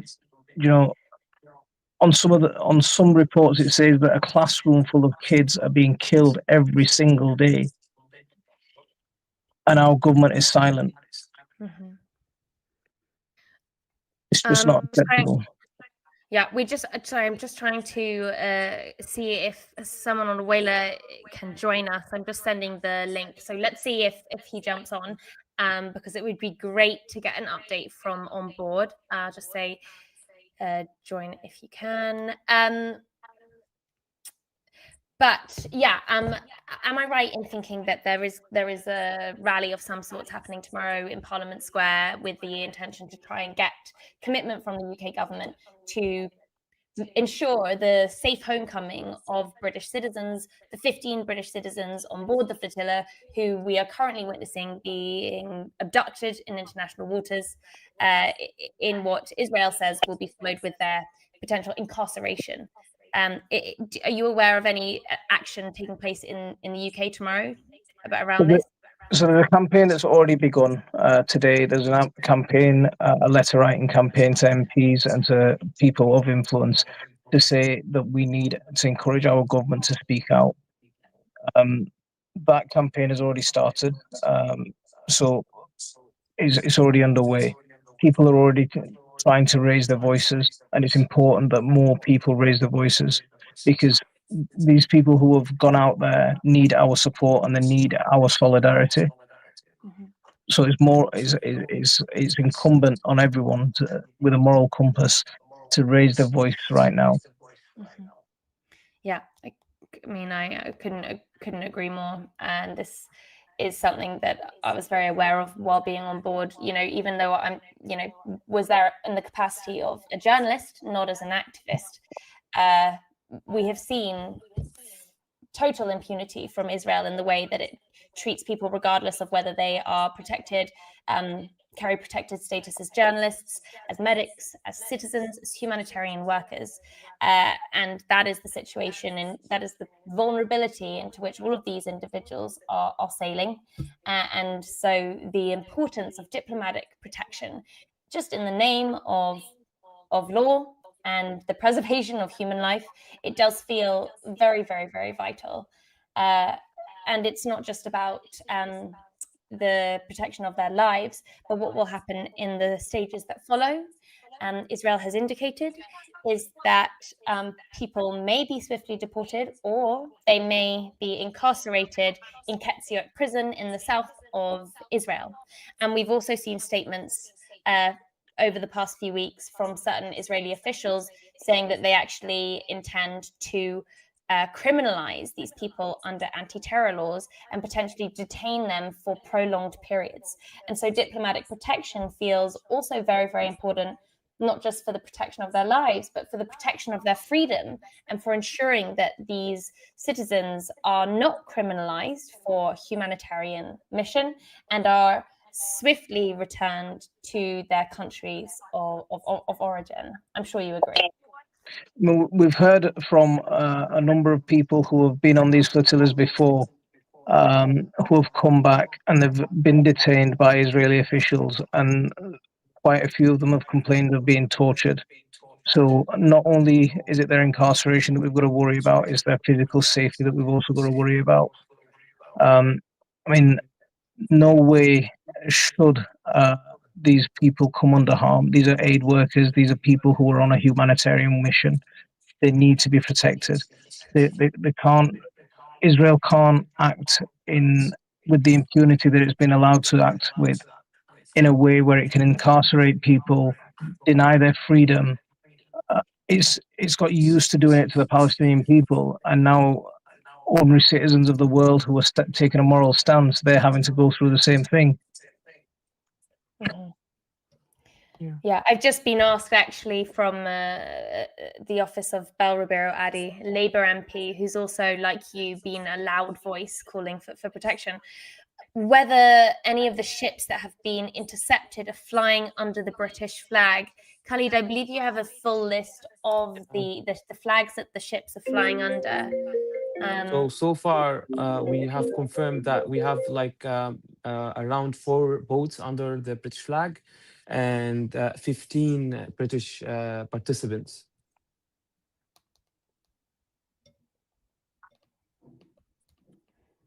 Yeah, I mean, that's very telling. I've also sorry, I'm getting that we have someone else who can live join, trying to handle.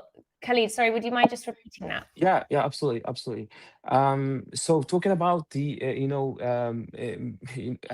the measures that has not been taken by the officials in the UK. Oh, we got Tommy on board. Tommy, can you hear us? Hi. Pleasure to be on. Thanks for having me.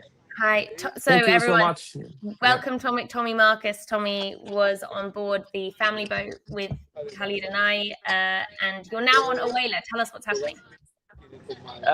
We've basically just been seeing Israeli boats circling around a lot of the flotilla ships, flashing lights on them, doing a couple circles, doing the big headlights, making big waves, and then not boarding them. So it seems to be more of a reconnaissance operation for now. Like, I think they're trying to garner exactly they're going to do these interceptions, because as you know, they've only, unless I'm mistaken, there's only 3 confirmed interceptions at this point. Yeah, that's the information that we also have. So that is, it's been a couple hours at this point. So the feeling that we're getting on here is that it's going to be kind of like an all-night situation. How are you holding up psychologically? That sounds, like, I suppose, a process that would undermine a lot of people's feeling of safety. Hello? I'm okay, honestly. I knew what I signed up for. I knew that, I unfortunately knew that this situation was a possibility. I wish it wasn't. I want to get to Gaza. We're still slowly moving towards Gaza. We're pretty damn close. But, I knew that being boarded by the IDF was a possibility. I knew that going to prison, like I likely will, was a possibility. It's what I signed up for. And, at the end of the day, this mission is not about me. It's about the Palestinians in Gaza who are being starved, bombed, maimed, and erased, ethnically cleansed and genocided by the Zionist regime of Israel that's currently just being really annoying to us. So that's the big difference. They're bothering us right now versus, slaughtering children, which would be the big difference I would highlight. It's a difficult feed. That's to be expected. We know that Israel will be trying to damage the communication feed. Tommy, you said that you knew what you were getting into, that an interception like this has been intercepted. Can you just talk us through how you've been preparing on a whaler, especially because I haven't seen you for a few days? I want to know how you guys have been handling it there. How have you been preparing for this moment? Yeah, first off, sorry you're not on a whaler, but we have a wonderful group of mostly United States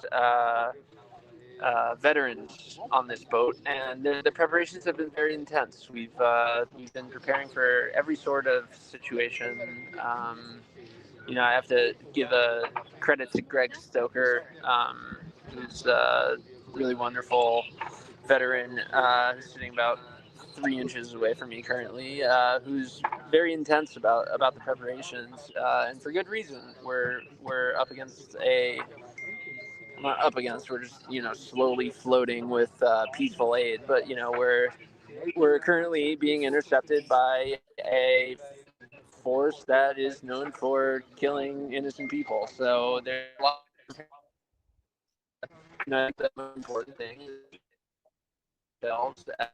nonviolent, not a threat.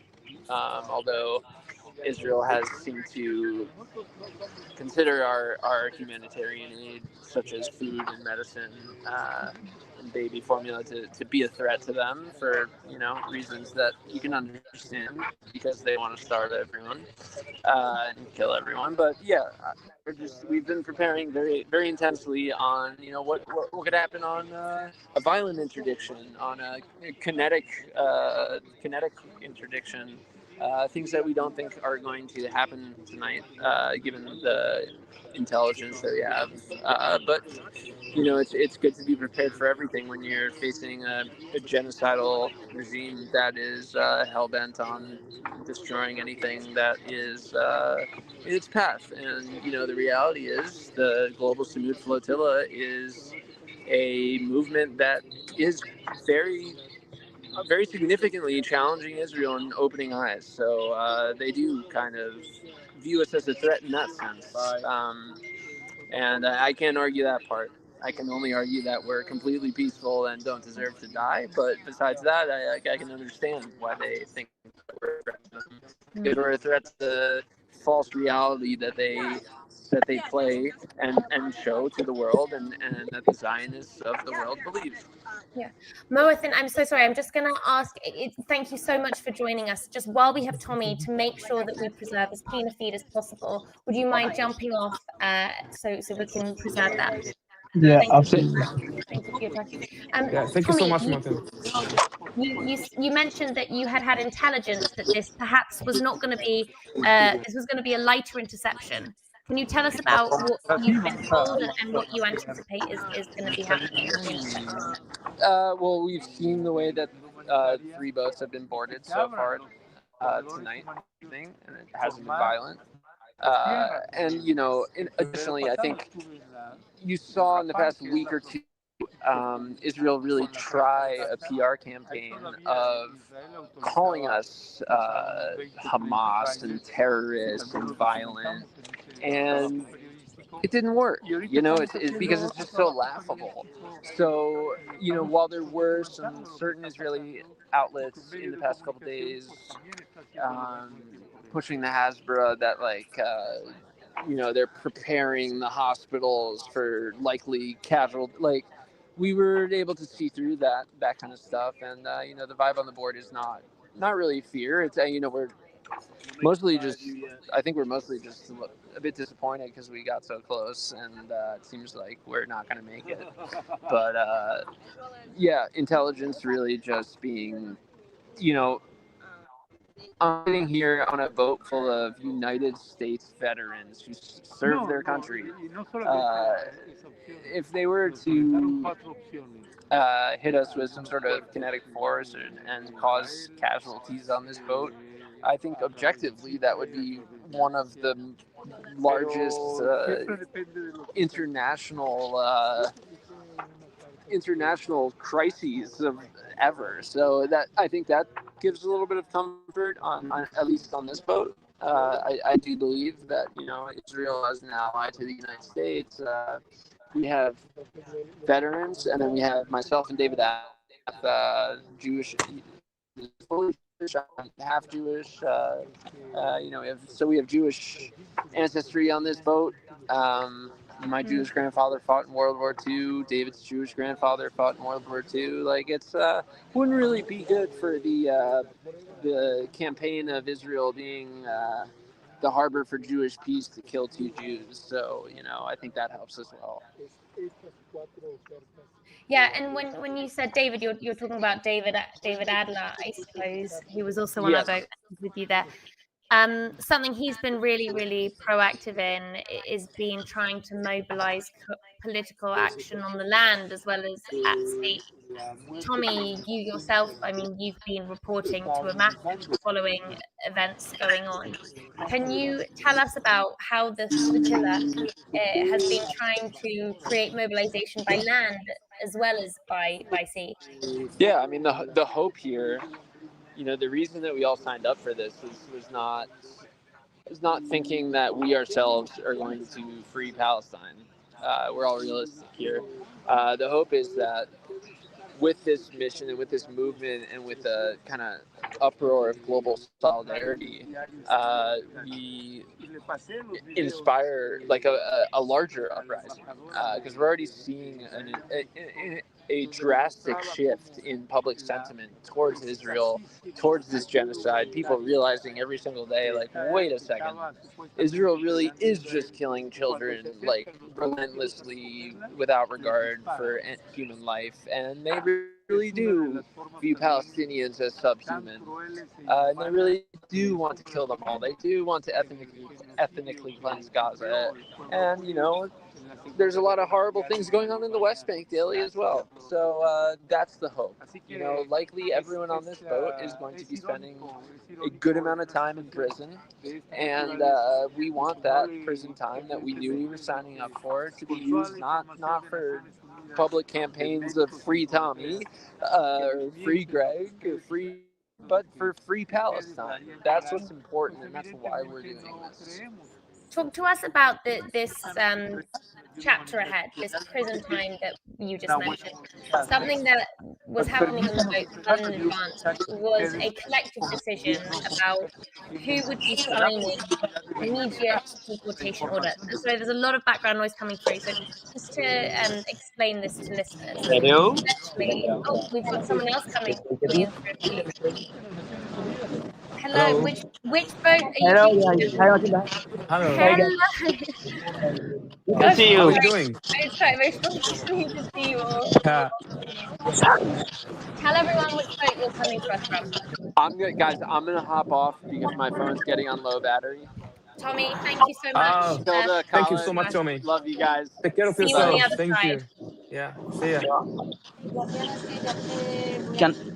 Hello. Can't hear you very well. Hello. How are you guys? That's all right. Yeah, How are all you good. doing? Yeah. Yeah, good to see you. Very good to see you guys. So yeah, we've been circled twice by Israeli ships. We heard rumors that they've been spraying gas and water on some people. I don't know if you've heard of that or if you have confirmation of that. We haven't received any confirmation yet. Can you repeat it again? Sorry. Okay. Just so you know, if it cut, it's because the internet is going up and down, as you know. So yeah. Oh, do you have a camera of my ship too? Do you have access to the cameras? So far, can you see the CCTV that we have on screen? This is the only CCTVs that we have access to. All right, I see. All right. So far, yeah. Do you have news on the other ones? Is everyone all right? As much as you know, as far as you know. Yeah, let's see what the latest trying to- update is actually from that's been confirmed. It's been, to be honest, comms have been pretty patchy, and since the confirmation of 3 boats intercepted, there has not been further update. The last we heard from Tommy, who's on a whaler, is that there is a lot of sort of inactivity. There's a lot of boats circling and not boarding. Again, just to emphasize to everyone that with 43 boats in need of interception in Israel's eyes, this is likely to be a very drawn out interception. Yeah. It's going to be a very long night. I was expecting them to be catching up. Yeah. But they started early, they started at 8, I think. So they want to be home for breakfast, I guess. Do you have any indication when you're likely to be intercepted? Your boat is likely to be intercepted. Sorry, say again. Have you had any intel from your boat about when you anticipate you guys are facing interception? Absolutely no idea, and absolutely no idea how to guess that, because they. Is there any communication by the crew? Yeah, the communication have been jammed many times. Internet has been down many times. We even had close encounter of the Zionist type, where they got really close and they spot us with the wait a second. And can you describe to us the situation around you guys right now? We are on the watch, keeping all eyes open, except mine because I'm too busy talking. But yeah, so we are checking around. Those ships, they are really ghost ships. It's quite crazy. They appear out of nowhere. weren't expecting that. They're big, they're fast, and they appear really out of nowhere. So when they use a spotlight, we kind of see them, but as long as they shut it down, they disappear in the night, you know. So it's quite impressive. Navid, sorry, I didn't totally get which ship you're on. That's on me. Katarina. Katarina, We had, okay. yeah, we had a CCTV of Katarina earlier. Yeah. Sorry, say again? We had a CCTV of Katarina earlier. Oh, cool, nice. So it works. That's good news. Yeah. Yeah, it works. It's not on our feed right now, but yeah, No, it no is worries. working. How many people are on Catalina?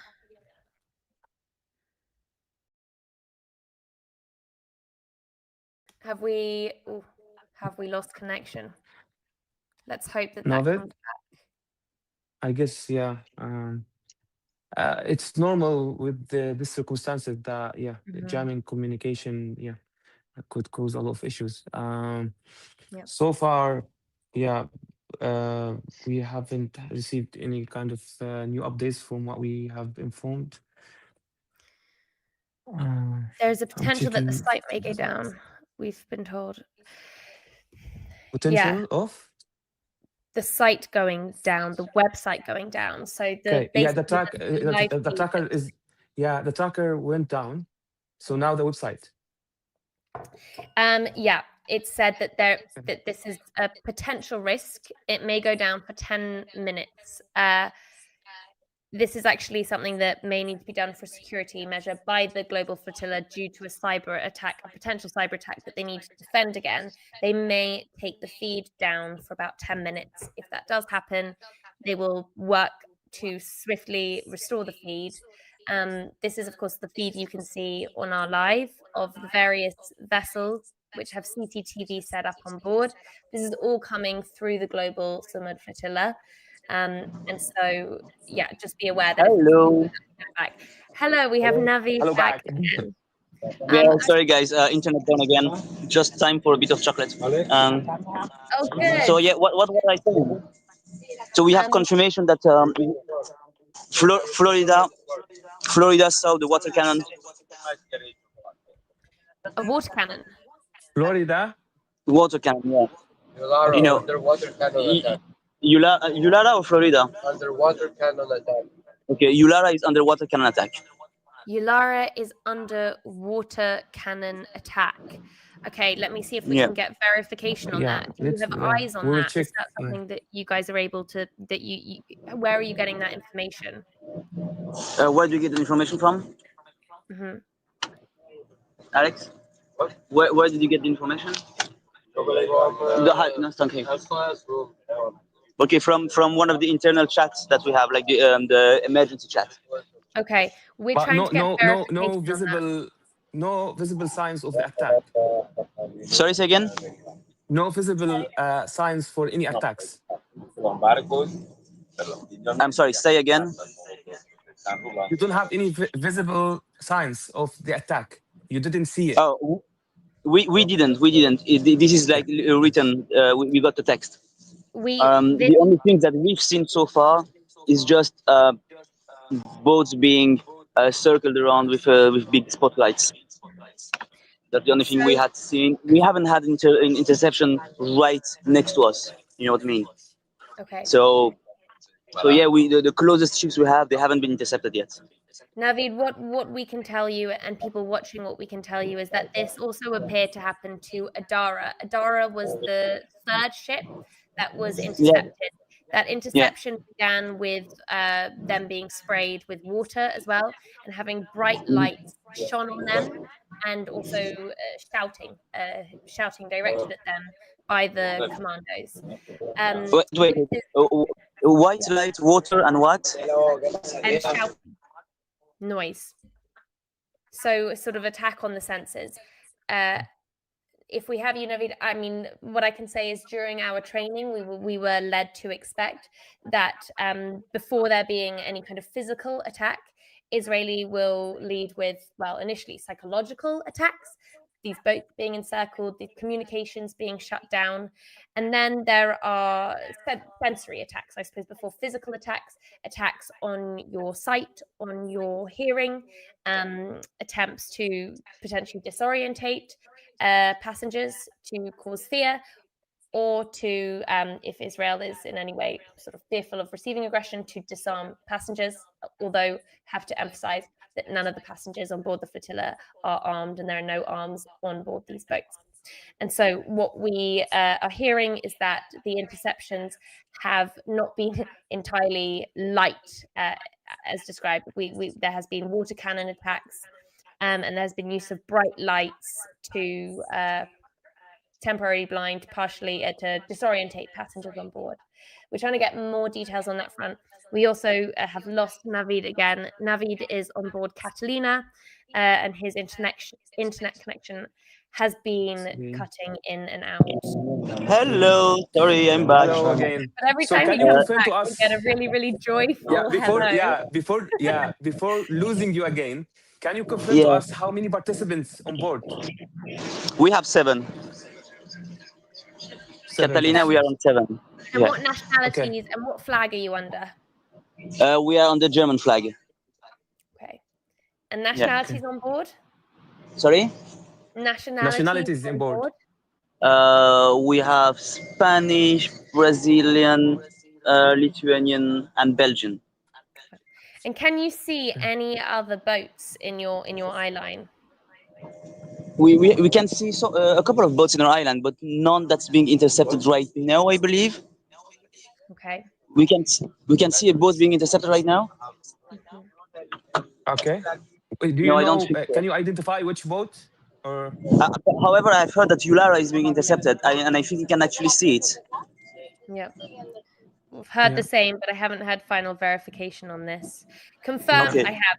Confirmed water cannon attack on Yulara. This is confirmed by cameras. People have been watching the cameras. So yes, Navid, thank you for sharing that information with us. Thank you so much, guys. Good luck so much. Take care of yourself. I can give you more info. Are you off, Navid? Sorry, say again.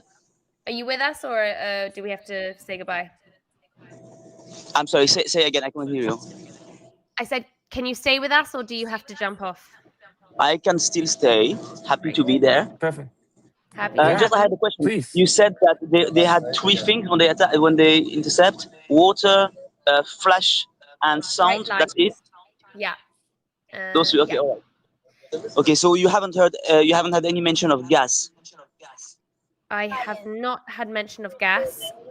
I've had also confirmed water cannon attack on Yulara, and then something that was shown on a live feed. A boat rapidly approached Yulara several times in the night, sailed alongside them, and shone a bright light on them before retreating. The final time, they also fired water on them, shone the bright lights again, and shouted at them in Hebrew. So yeah, that's what we've had for Yulara, and that's very, very similar. That sounds identical to actually what was occurring to Adara. I think, Navid, you're frozen, but yeah, if you're receiving us, that has been a pattern of attack now. And regarding the website, especially that the audience keep asking about it, the organizers just informed us it could be a potential attack. This is with the website. Yeah. Okay. Yeah. Potential cyber attack on the website. And yeah, just to recap, the pattern of attack that we have seen on vessels has so far involved vessels, naval boats circling them, approaching and retreating repeatedly, and then approaching and flashing bright lights onto the boats, and then approaching and flashing bright lights combined with water cannons and shouting in Hebrew. So far, we have, I think, 4 boats now confirmed intercepted. If we can add Yulara to our list, that is Alma, Sirius, Adara, and Yulara. There may be more, but those are the only ones that we can solidly confirm at this moment. In fact, I'll just inform that. not Yulara. So far, the confirmed number of boats is 3. This is Okay. what they confirmed. I guess they still Yulara may hesitating not. to confirm any more. Yeah. It's still ongoing, I guess. Yeah. Now And we until keep we're able losing to more get- CCTVs. Yeah. Actually, we can talk a little bit about the threat of cyber attack that has plagued the flotilla the whole way. On the family boat, one of our passengers, their primary function on the flotilla was to defend it from cyber attacks. While we were approaching over the past week, he got several identifiers that there were attempts to hack the IP addresses on board the family boat, the lead boat. If a device is hacked, given the communication happening between the boats of the flotilla on protected messenger chats, all of this information becomes vulnerable. As well as that, we've had in the last few days, I think, phones of people on board the flotillas being contacted with messages from unknown Israeli phone numbers. And we have had computers crashing as well, unexplained computers crashing. Not to be conspiratorial, that happened to my computer just a moment ago. So, of course, these could just be coincidental technical problems, but it's definitely something the flotilla is extremely aware of, is cyber attacks. And right now, their website is... Hello? Hello I like again. that every time we lose you, we get you back with like such a perky hello. Yeah, I mean, it's like having a surprise anytime, you know? Yeah, I know. Like, oh, is Navid down? No, he's not. So, yeah. Now so I can get you back. So, yeah, so far we're here. We have Ovaila not far from us. But, yeah, not many information, to be honest. We have no idea how long it's going to take. We have no idea if they have, like, a specific strategy, you know? Like, are they going from biggest ships to smaller ships? I don't know. And it does are you that still in communication with any of other crews around? We have the organizer who is in touch, and captains and crews are in touch. So yeah, we when we have the comms, we're in touch. How is morale on board, Navid? Sorry? How is morale on board? How's everyone feeling on board? I think it's good. Is everyone fine? Yes. The smoker are smoking a lot of cigarettes. Chocolate is going quickly. I guess we apparently we have been hiding a wine bottle somewhere. Sadly, I think it's not true. I believe that it's strictly against flotilla protocol to have any alcohol on board the boats. No. So we just have chocolate. That's the only non-narcotic substance. Yeah, the only craving we can say. We had a lot of chocolate, which is fine. So morale is fine. We're being joined, I believe, by Chris Smalls, who was a passenger. It's a Chris from the Amazon Waters. Sorry, Navid. Yes. What's going on, everybody? Hello, comrade. It's an honor here. Likewise, okay, comrade. Back the microphone to someone more cool than me. Oh, don't worry. You cool, Navid, Chris, Navid. Chris, nice to meet you, Chris. Wait, I have to take a screen for that. Nice to meet you, brother. Godspeed with you. Godspeed. Okay.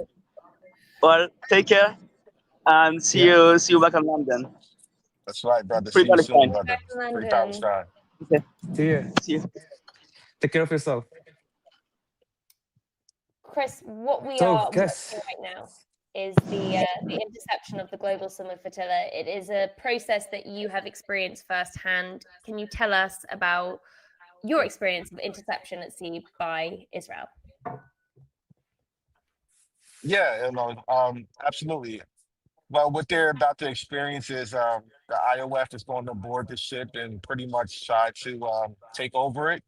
They're going to have them detained, just like they had us detained for. It looks like they'll be probably sailing with the IOF for the next 10 to 12 hours to be transferred over to the port of Asad. That's where we were taken to on the Handala. And, unfortunately, that's where I was assaulted, but hopefully that doesn't happen on this mission. There's a lot of volunteers involved, a lot of countries involved. It wouldn't be a good idea for them to try to assault anybody. So after they're being transferred, they'll have the opportunity to either be deported right away, or if they want to see the judge, then unfortunately they will have to be put in prison. So I believe what Israeli messaging is agreeing with what you're laying out for us, Chris, that the intention here is for them to divert the boats towards Ashdod, the port in Israel, where there'll be 600 police officers or military officers to process the detainees, and many of them will be transferred to Ketziot prison, where they will be held in detention. Chris, you said that during your detention, you were attacked. You experienced violence at the hands of the Israeli military. What exactly happened in this situation? Yeah, I wasn't attacked by or assaulted by the IOF specifically. It was with the immigration authorities are the ones who assaulted me. They threw me to the ground. They put their knee in my back. They twisted both arms behind my back. They used my chains to choke me, and they separated me from my crew. They threw me up against the wall, face first, a few times. They said some racist remarks, and then they heavily guarded me throughout the entire process of the deportation, or whether you're going to go to prison or not. Obviously, me being the only Black man on the last mission, out of the 21 volunteers, I knew that I was on a high risk. But this mission is a little different. There's a number of people of color. There's a number of African Americans there, including Nelson Mandela's grandson. So, once again, they have to be aware of the situation, that they're going to be treated differently. And unfortunately, I can confirm that Israel, once again, uses racism and an apartheid system to try to silence us and try to deter us, but we're not going to be deterred. Just so everybody listening is aware of all the terminology, IOF is the preferred term for the flotilla to refer to the Israeli military. The Israeli military refers to itself as the Israeli Defense Forces, the IDF. At Middle East Eye, we don't use this term. We refer to the Israeli military because it is not journalistically accurate to characterize this military as a defense force when it is aggressing a genocide. What does IOF stand for, Chris? Tell us that. Yeah, occupation or offense, if you want to say. They are not defending anybody. They definitely are not defending a population that has more children than anybody. And as you know, occupying international waters is violating international court of justice ruling that they're not to block humanitarian aid by land, air, or sea. So they're on occupied waters. They occupied Palestine, and they've even admitted to this. Free the Jews, fuck Palestine. I hope a bomb drops on your guys' boats. Well, that was interesting. We appear to have suffered our own cyber. Yeah, of course, that's going to happen. But that just shows you right there the amount of hatred that they have. But they don't understand it's not about being Jewish. This is about a systematic oppression of people. And, once again, they've used these tactics for the last 7 decades with the Palestinians, and controlling the borders and controlling what goes ins and out of this border didn't start on October 7th. We have to remind people that this siege has been going on for almost 2 decades. And the initiative with the flotillas has been going on for nearly 17 years. And we will not stop until, once again, Israel is held accountable. Yeah, and actually our previous guest, or a couple of guests ago, we had Tommy Marcus on, who was speaking as a Jewish American about exactly what you just said. He's on board the Awela boat, also with David Adler, another Jewish American, who wrote a really, really moving letter about how this interception is happening on Yom Kippur, which is the holiest day in the Jewish calendar. Yeah, we'll see if we can try to get David on later. I know that they're struggling with their internet connection at the moment, but I really recommend everyone to go and read that letter, which is, I think, posted And on. talking about apartheid and a very systematic, systematic risk, have seen today, for example, people were throwing the Holy Quran from their boats just because they were worried to be assaulted by the Israelis during the interception. Yeah. How do you Yeah, explain that's that? yeah, I mean it's true. I can tell you, and from my own experience when I had to go to prison 2 months ago, that they threw away every kafia that I had. They threw away every Palestinian shirt that I had right in front of me. Right in front of. They take all your belongings out. They dump it on the table. And if you have anything that they don't they don't want you to have, they're going to throw it away. And I can guarantee they're going to throw away the Quran. They're going to throw away their kafiyas. They're going to throw away any Palestinian, whether it's a sticker, whether it's a shirt, anything. They're going to throw it away. So for them to make peace with it and give it a place of rest in the Mediterranean, I understand that. Mhm. And part of the training that we had, you remember, Matilda, that you were talking about how it's very highly, if you are look like in a certain ethnicity, you will be look, with a higher risk of being assaulted. Yeah, that's true. I This, mean, yeah. once again, I can confirm that as well. Out of the 14 of us that went to prison, me and my Arab brother Hatem from Tunisia were the only ones to be dropped off at the border of Jordan. Out of the 14 of us, and out of the 14 of us, 12 of us who were white, they were able to be deported from Tel Aviv airport straight to their countries. They've never done that before out of these flotilla missions where they just drop off the volunteers at the border of Jordan.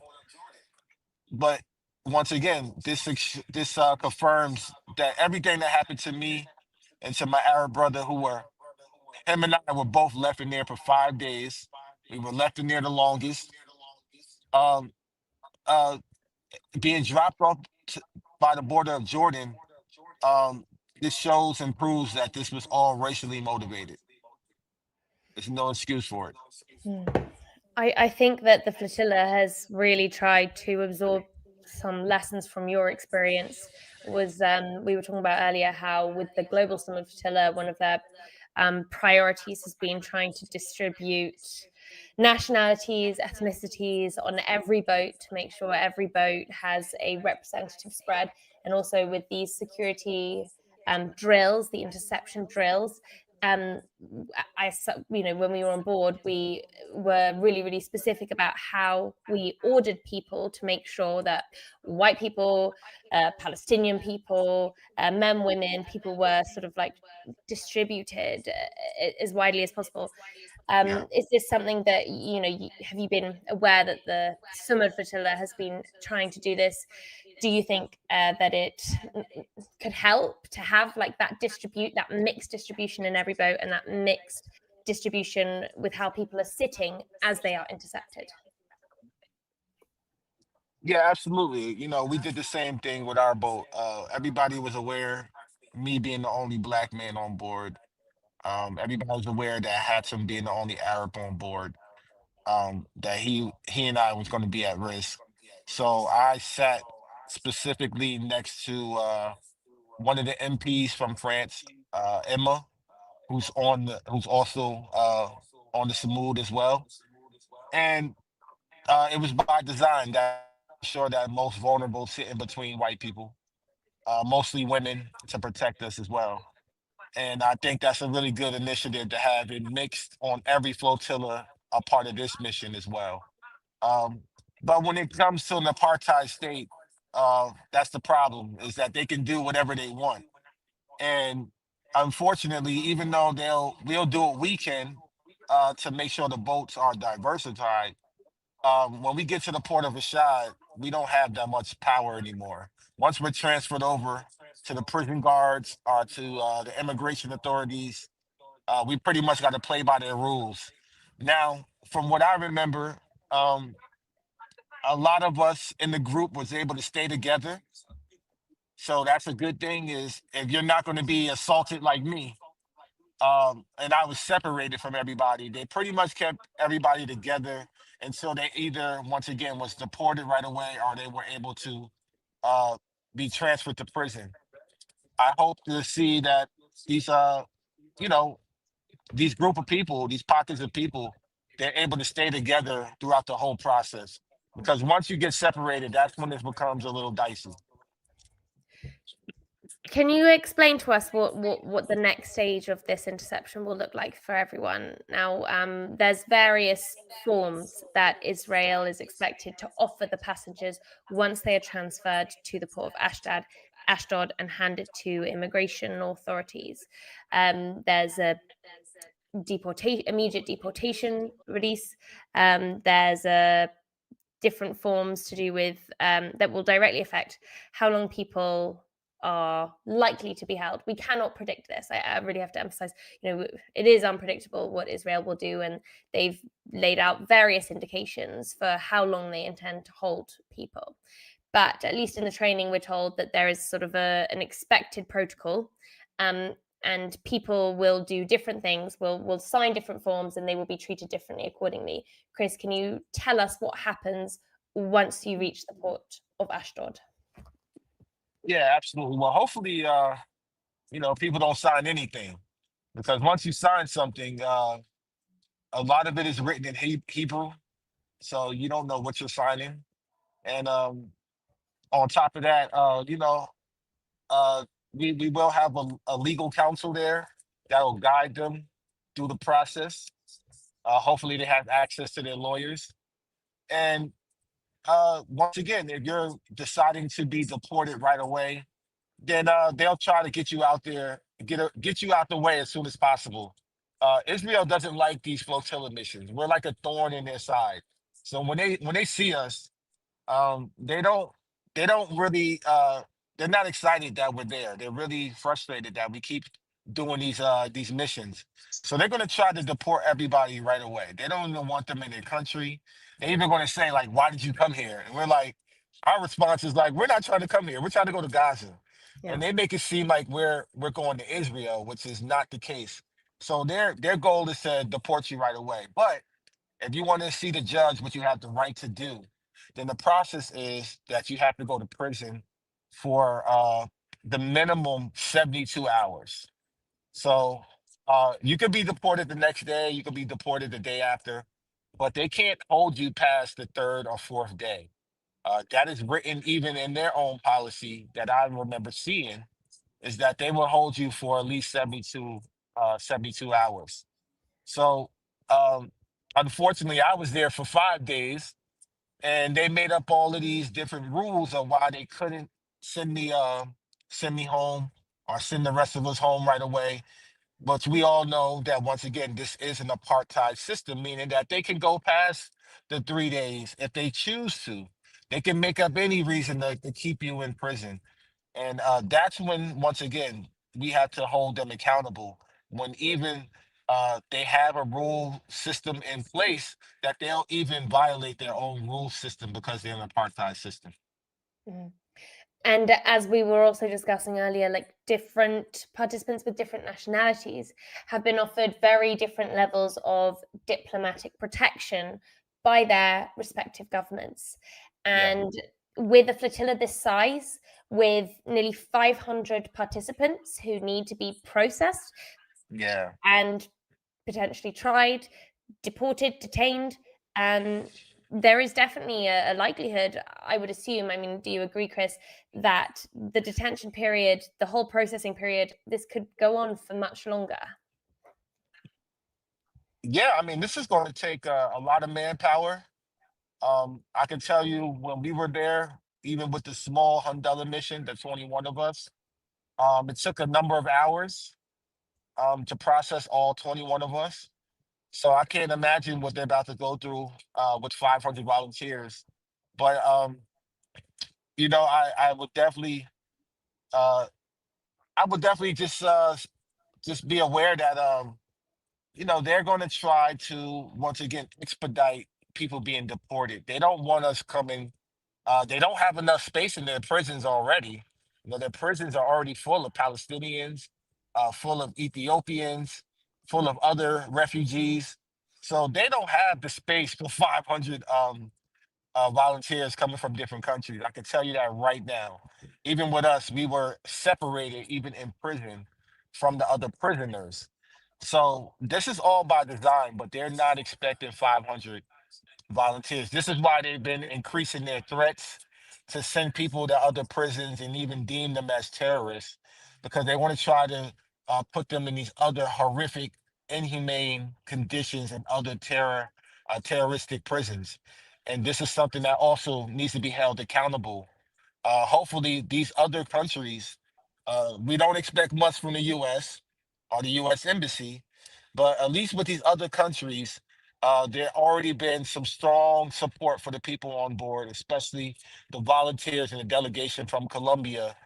Their president has been very strong and very vocal in the last few weeks.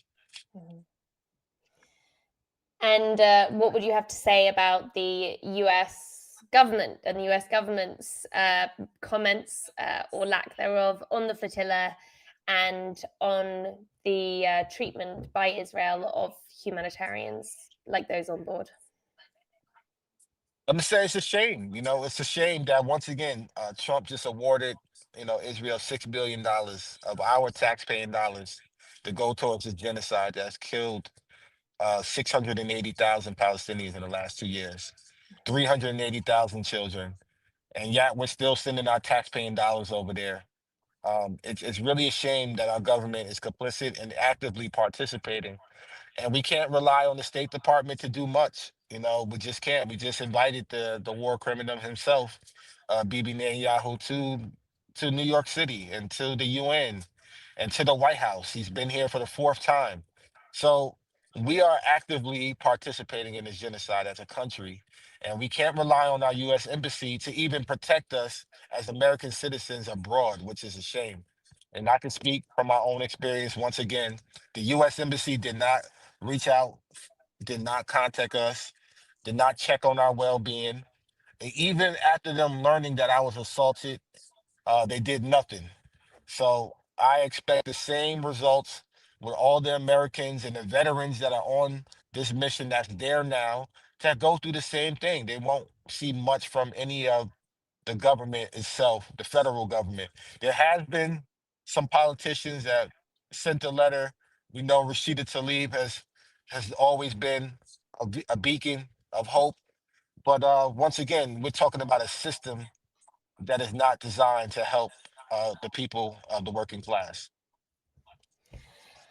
Yeah, there's been similar pressure coming from mostly opposition politicians in various countries represented on the flotilla. There have been some countries to pledge diplomatic protection, Spain really at the forefront. The UK, where we are streaming from, really at the opposite of the forefront, but probably bringing up the rear would be the United States of America.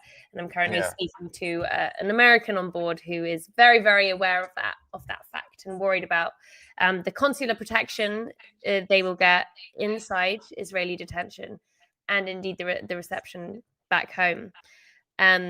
Actually, something that we had to be really careful of as Brits on the flotilla, well, as journalists as well, was picturing any other British citizens in around branding to do with Palestine Action, because Palestine Action is a prescribed group now in the UK, but it is of course a group that has various bodies overseas, and there are lots of other organizations in other countries, including Tunisia, that have the name Palestine Action. But for a Brit to even be pictured in a frame with someone wearing that in another country where it is legal, we were informed by legal counsel that that could make them vulnerable to being arrested upon their return. So a British citizen who is detained in Israel, deported to the UK, may then be arrested in the UK on those grounds. So yeah, it is a very, very fragile political situation for a lot of the passengers on board. Chris, will you be following the interception as it happens tonight, and how does it make you feel having been in this position yourself and seeing this unfold on our screens tonight? Yeah, I mean, I'm obviously I'm glued to the screen. I've been watching even last night. I started watching live stream. Yes, thank you. I've definitely been glued to my phone, glued to social media. Definitely been in touch with some of the people on the flotilla. I just did a live stream with the Colombian delegation earlier, about an hour or two ago. So I'm going to do everything I can from land, and I'm going to do everything I can in my power and with my platform to amplify, keeping all eyes on Gaza, all eyes on the Freedom Flotilla, the Sumud Flotilla Coalition. And, you know, with that being said, we all have to do the same. You know, everybody that's watching this live stream, everybody that's watching the live stream of the interceptions, we just can't sit back and watch the interceptions. We have to make phone calls to every representative that represents these people in their prospective districts, whether it's here in the U.S. or even abroad. Right now, it's the time to start reaching out to your elected officials to try to make sure that they're protected, that no one gets assaulted like I did, and that they are returned safely back to their families. Yeah, and thank you for emphasizing that, because again, this is not going to be a rapid operation. This interception is going to take time, and the importance of keeping eyes on the flotilla is really, really vital. And even we know that the interception will involve many, many tactics by Israel to reduce the visibility of what is happening. They are interrupting communications. We've had internet cutting in and out constantly whenever we are speaking to anyone on board. We've had the live feeds constantly cutting in and out, and we've had a suspected cyber attack on the Global Sumud Flotilla website. Again, this is going to be a drawn out operation. And over the hours that follow, the importance of visibility and accountability is just really, really essential. Thank you, Chris, for talking to us and for helping us to draw eyes onto what is happening and sharing your expertise. Absolutely. Thank you for having me. Thank you. Thank you, Chris. Free Palestine, free Gaza, free Palestine. Thank you. Thank you. Something that is worth sharing actually is that as these interceptions are slowly happening, I think we still only have 3 confirmed interceptions of vessels. Other boats are continuing to sail towards Gaza, moving at a pace of around 5 knots. And they are sorry to not interrupt, but I guess one of the CCTV showing us the moment of interception right now. That's Matique. That is the ship Matique. You can see the passengers on board are holding their hands out to demonstrate that they are unarmed. This is the position we were trained to take the moment that the interception vessels really approach the ship, and it appears that boarding is imminent. So it looks like Matique is imminently about to be boarded or intercepted by Israel. We've also just been joined by, is that Belle? Yes. We've just been joined by Labour MP here in the UK, Belle Ribeiro Addy.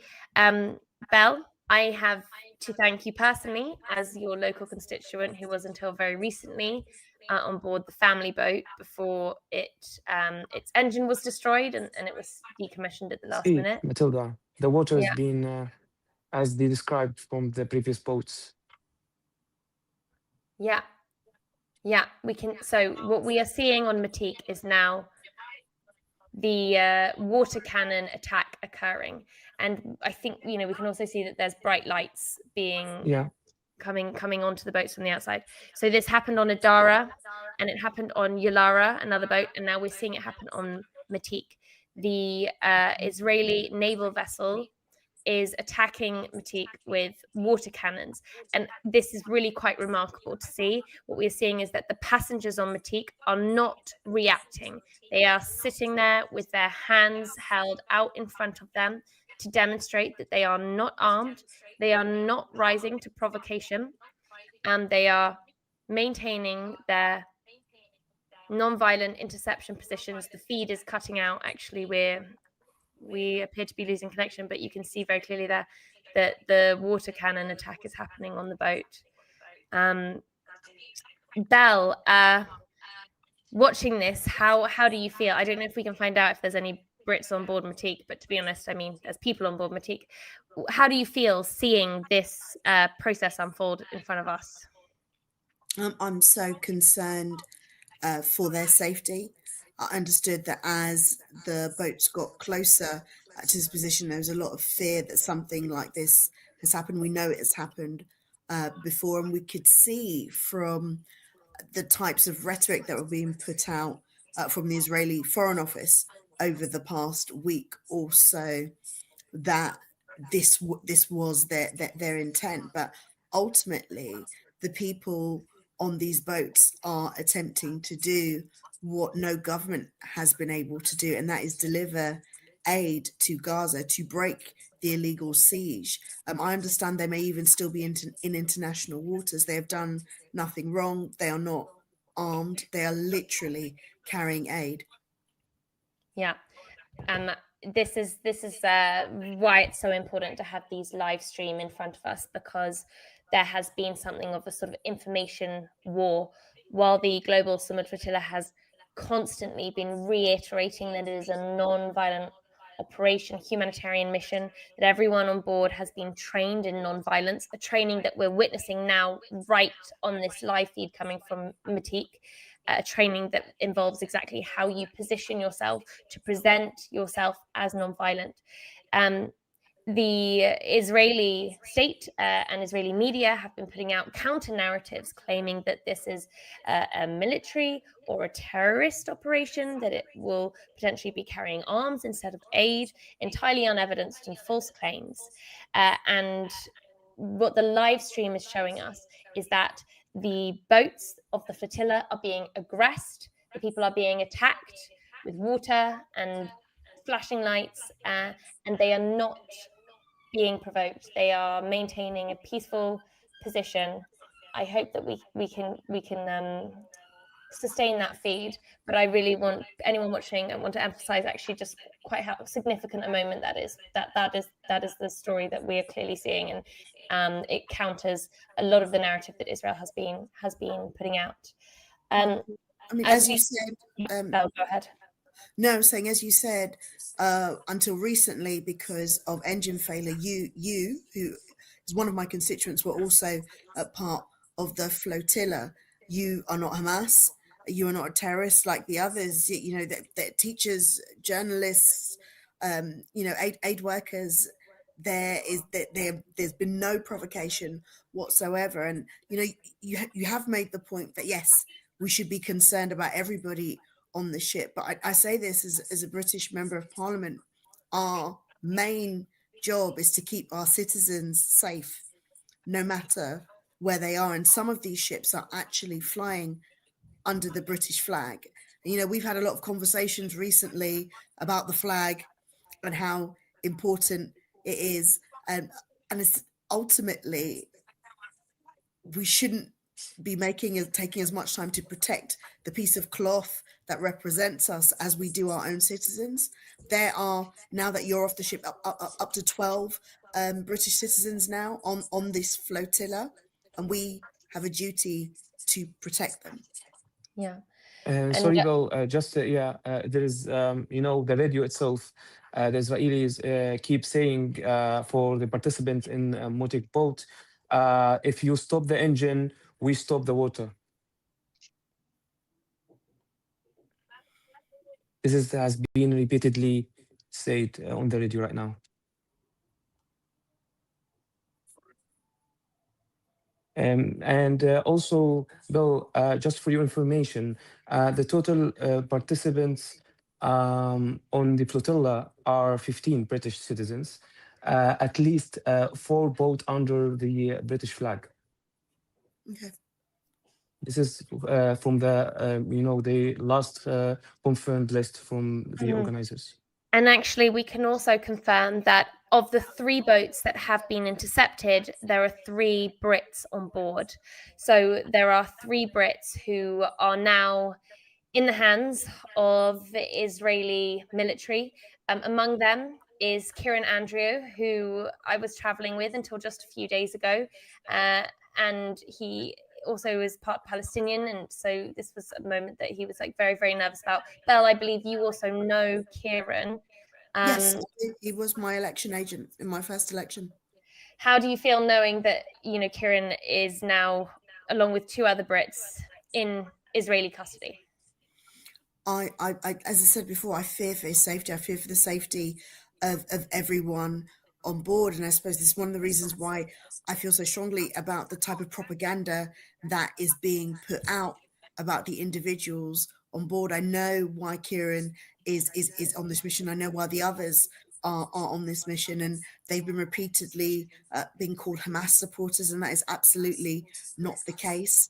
And now they are due to be detained at the very least, and we expect maybe deported again when they were carrying out a peaceful mission. As I've said, we need to accept that they are our citizens, British citizens, and we should be doing everything we can do to protect them.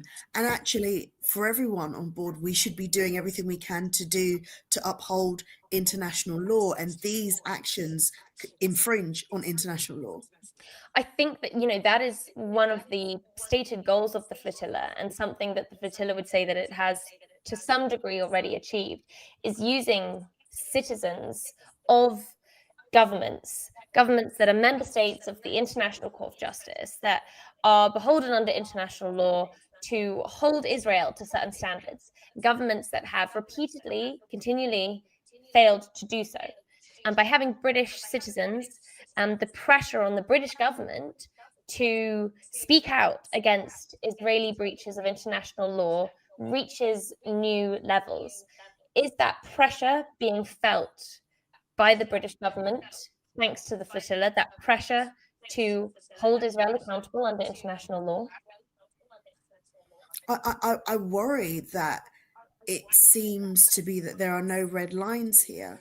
It is not just this particular flotilla. As you know, there was one not so long ago, exactly the same thing happened. Actually, within the past year, I believe, we have seen 3 or 4 British members of parliament either detained, deported, or denied entry into Israel. And Israel are meant to be our allies. And as I've said previously, forgive my arrogance about being British, but I thought it was meant to mean something. I thought it was meant to mean a certain amount of protection when we went to certain places, especially places where we call our allies. I cannot believe that this is being allowed to happen, and that British citizens are being left in this amount of danger.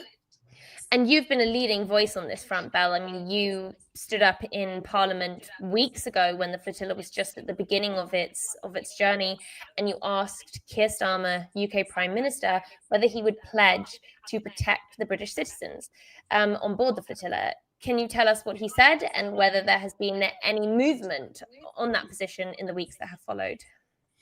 His response, whilst I can't quote it exactly, was talking about how the best way to get aid was via land, and said that what was happening in Gaza overall was terrible, and that governments were working to get aid by land, but there wasn't a direct response from that. I also, I think a week or 2 after, asked Foreign Office Minister in another debate what would be done to protect British citizens. I have not received a response about that. And last week, I led 86 members of the House of Commons and the House of Lords to write to the Foreign Secretary to again ask for protection for the flotilla, and in particular the British citizens on board, and I am yet to receive a response to that also.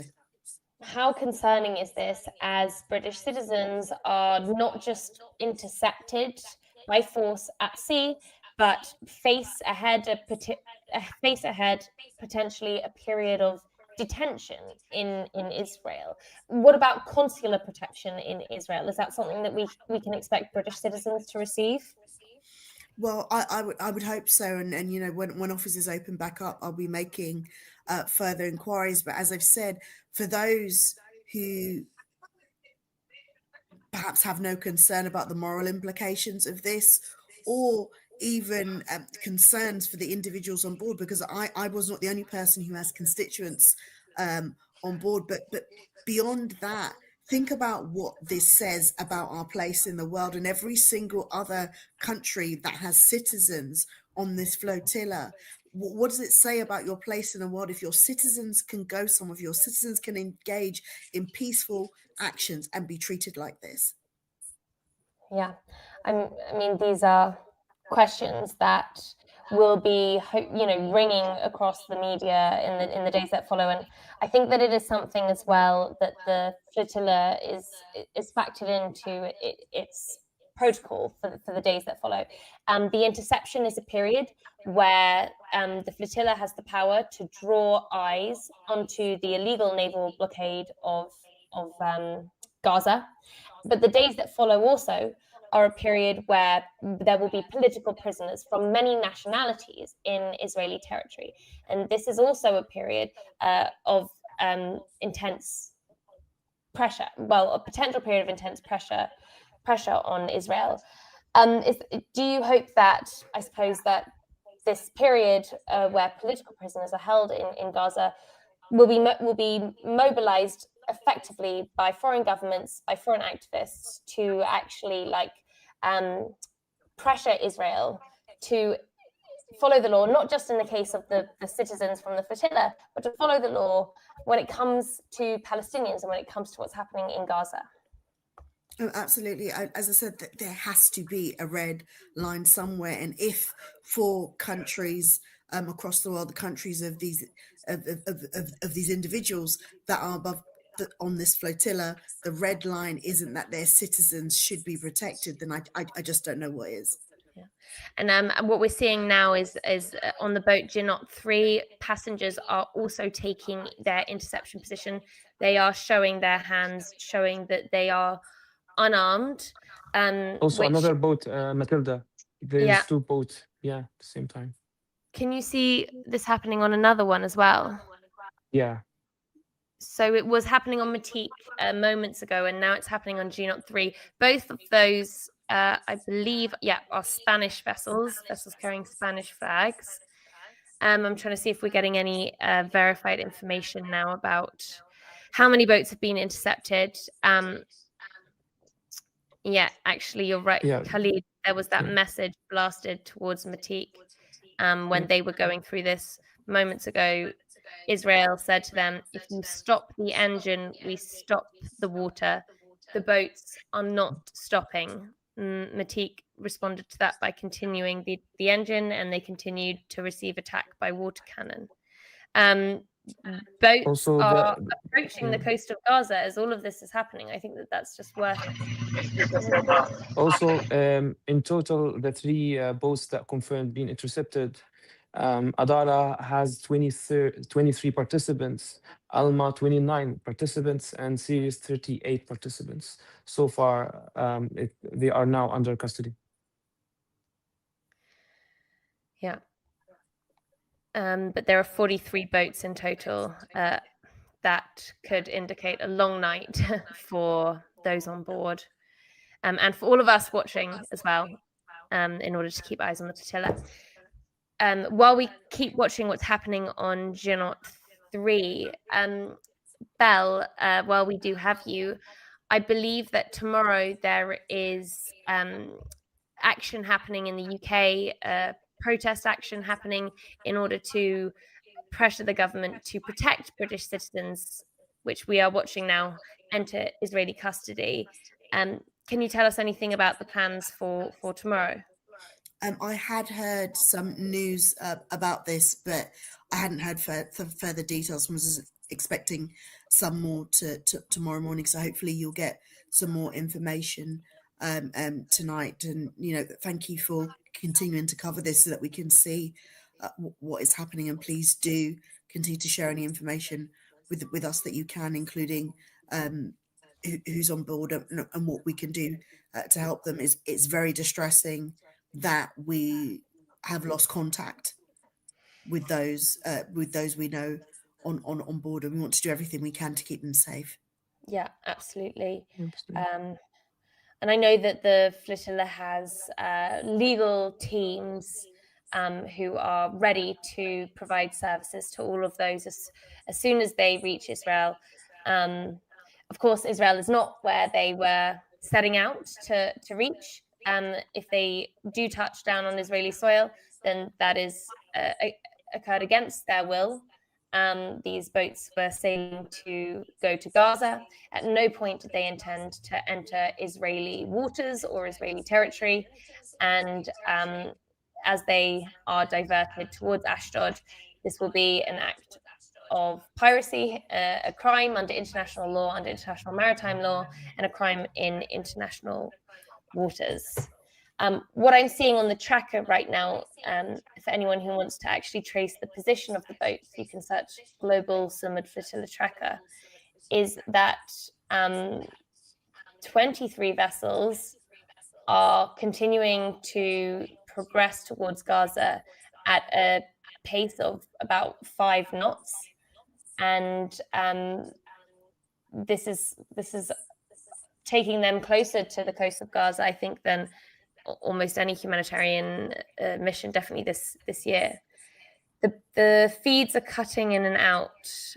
I can't now see what is happening on Ginot. But the last time we saw them, they were holding their hands up.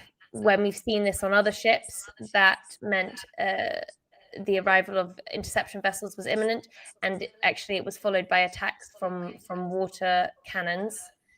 The pattern that we've seen on multiple boats is that the passengers will be blasted with bright lights, blasted with water cannons, and shouting in Hebrew by Israeli soldiers.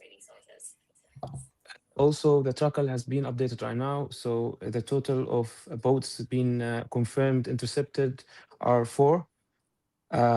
It's Sirius, Alma, and Karma, and Adara. God. Belle, will you be able to bring any of this to the attention of the UK government in Parliament tomorrow? What course of action will you take as a member of Parliament witnessing this happen to British citizens tonight? We are currently on parliamentary recess, so it's not something we could raise directly in Parliament. I have raised it with the Foreign Secretary already, and I'll raise it more formally again with the Foreign Office tomorrow. I am currently speaking to other members of Parliament who are watching this live as well, others who have constituents on the vessels and who are appalled by what is going on. And I believe they are doing exactly the same thing in terms of contacting the Foreign Secretary and contacting others to find out what information they can. I believe people are also contacting the Prime Minister. I've already received a number of emails myself from constituents who are also watching this live from the UK and are concerned and urging us to contact the Prime Minister and the Foreign Secretary and ask for something to be done to protect the flotilla, to protect citizens on board. That's interesting that you've been receiving messages from other constituents as well. Do you have any indication, or what's your sense about how the British public is feeling regarding the flotilla, and whether that's in line with the British government?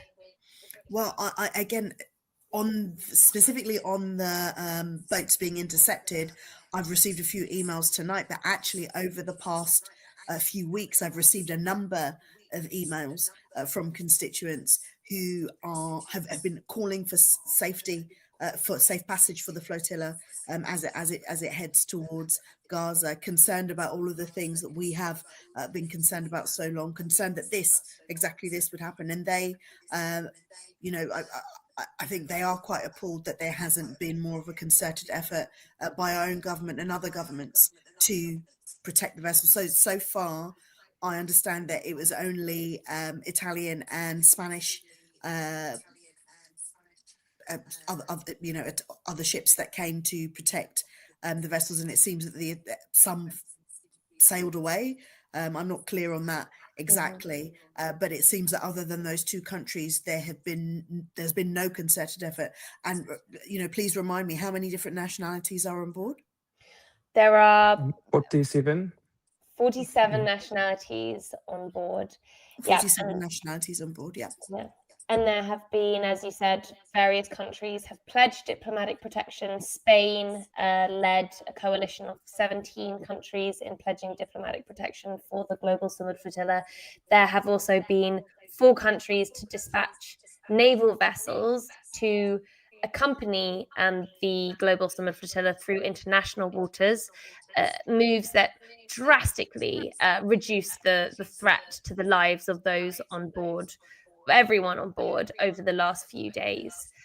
These were Italy, Spain, Greece, and Turkey. However, these naval vessels indicated that they will not proceed with the flotilla into the area of Israel's naval blockade, and so the risk at this point is once again looking very high. Actually, I am really curious, Belle, whether this conversation about sending a naval ship to accompany the flotilla was ever raised in British government circles. I mean, once you had 1 country and then 2 countries and then 3 countries and then 4 countries pledged to do so, I wonder whether pressure was felt within by other governments who have passengers on board. To my knowledge, I don't think this. Well, again, as explained, we hadn't received any responses to the general request for protection. So as to specific types of protection, there was no indication as to what exactly would happen. I'm so concerned that we haven't been able to engage with those with the power to do something specifically on this. And I think the biggest worry for me is that we've had to get to this stage where they have been intercepted and where the threat to their safety is so much higher before somebody might actually listen. We're seeing, I think, what looks like another boat. We're getting very good visuals from the boat Mango, I believe, where you can see an approaching vessel with a very, very strong flashlight. And you could see water cannons, what appeared to be water cannons affecting the boat. We could see water streams coming down the cameras. That looks like the Mango ship. Look at that. That's the first time we've really had visuals of an approaching vessel, what we might assume is a Israeli naval vessel, part of the interception units, approaching that boat. And it fits the descriptions we've had from other vessels that have been intercepted, that they've been blasted with bright lights and water cannons. So that's what we're seeing in front of us right now.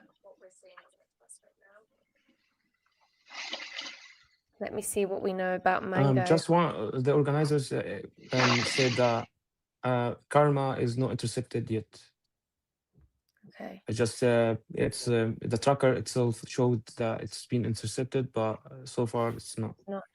What we're definitely seeing then is quite a prolonged process between when the vessel is first attacked in this way with lights, with water cannons, and when they are actually intercepted. I'm not sure if that was the same for the first 3 boats that were intercepted. The first 3 boats, the Alma, the Sirius, and the Adara boats, all of which are quite high profile and have had very, very central operational roles to the flotilla. Also boats which carried the organizers of the flotilla.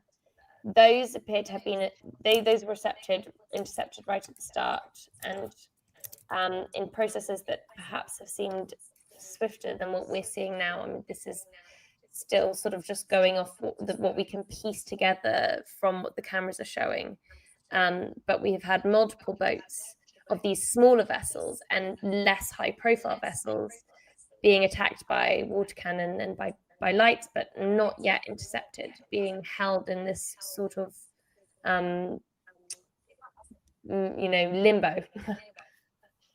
So I'm feeling very on edge watching this happen and wondering what it means for, what the interception unit has in mind for these other boats, these boats that are less visible and have been less visible than the lead ships, which are already intercepted.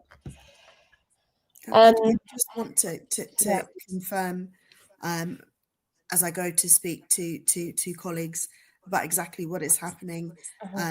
What we are seeing is each boat being stopped individually, sprayed with water cannons, lights being shone on them, and then presumably they are coming on board. Well, we don't know actually with these boats. So with the first boats, the lead boats that have the 3 boats that have been intercepted, I don't believe we got reports. We should check this. But I don't believe we got reports of these water cannon attacks. Instead, what we saw was a communication cut, and then the vessels evacuated. Let me just check. Did we have water cannon, etc. attacks for the lead ships?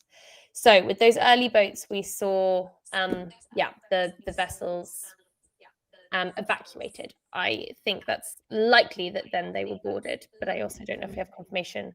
And were they definitely boarded? Let's find out. What we're seeing now with were people were people forcibly removed from those boats? Yeah, that's what we that's what we think happened. I'm just asking for total verification that they were actually boarded. Yes. Okay. So we did have these water cannon attacks. So what you can say has been a pattern for the interception are the interception vessels attacking the boats with water cannons and flashing bright lights, and also shouting in Hebrew at those on board before boarding. And then we have had boats boarded and intercepted. However, with these smaller vessels we're watching now, like Mango and G-Knot 3 and Matique, none of them have yet been boarded. They have faced the first round of attacks and appear to still be manned by all of their passengers and not yet boarded by the Israeli vessels.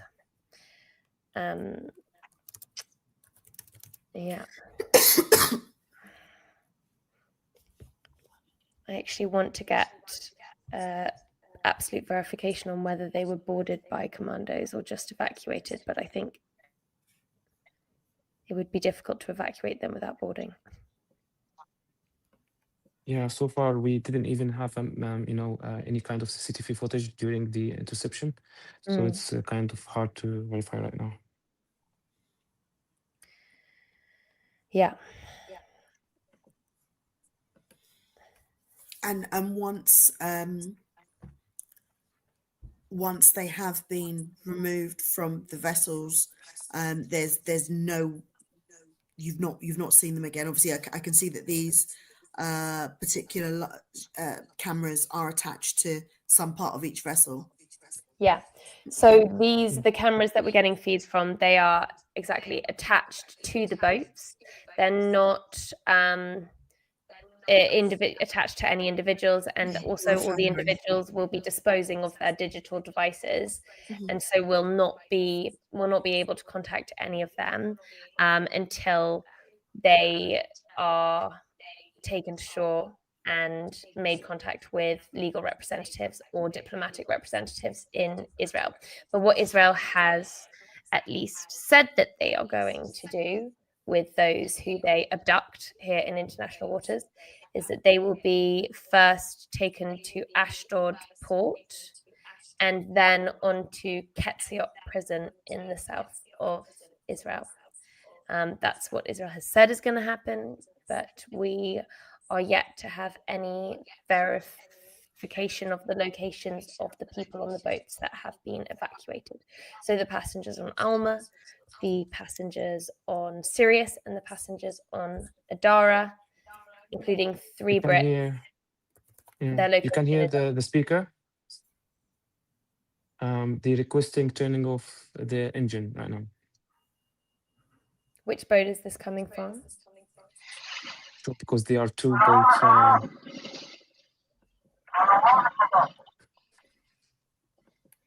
So yeah, they're requesting turning off the engine. Presumably, the boat is likely to not take Israel's order and not turn off its engine. That's what we've seen so far. Thank you so much, Bill, for your time with us today. I much appreciate it. Thank you very much. Thank you, Bal.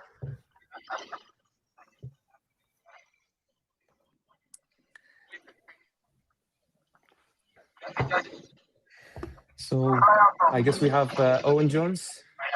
Hello. Hey, how you doing? Hi. Hi. Yeah. Thank you for your time today. Appreciate it. No, great to be here. But obviously, as I'm sure we all are, feeling very, very anxious about the safety of people. Obviously, all of us know people personally, individually, on the flotilla. I know they emphasised, so many of them, that they knew what they were getting into. But it's difficult not to be deeply concerned, given the past behaviour, of course, of Israel, not just, of course, during the genocide, but with previous attempts to break the siege of Gaza, the illegal genocidal siege of Gaza, the deliberate starvation of entire people, which of course has led the International Criminal Court to issue arrest warrants centred on starvation against Benjamin Netanyahu and his former defence minister, Yoav Gallant. I think what they've done, by the way, is just so important, not simply obviously in terms of keeping eyes on Gaza and the deliberate starvation of Gaza, but just demonstrating that if there was the will, this siege would end. I mean, it's so striking that they, because of their action, I won't talk about Italy's role, but Spain's role, you know, that Spain was forced to send their, or felt that they should, you know, intervene to protect them earlier on. But, you know, Western countries could have, I mean, they could obviously just use their muscle to force Israel to stop the land blockade. But if they so wish, they could just open a permanent corridor. I mean, unless Israel's willing to go to war with Britain, Germany, you know, well, you know, all of these Western countries. I know it sounds, you know, kind of utopian to suggest they do that. That's the issue. But if Britain, France, Spain, all the rest of it got together in, you know, in a corridor, what would Israel do?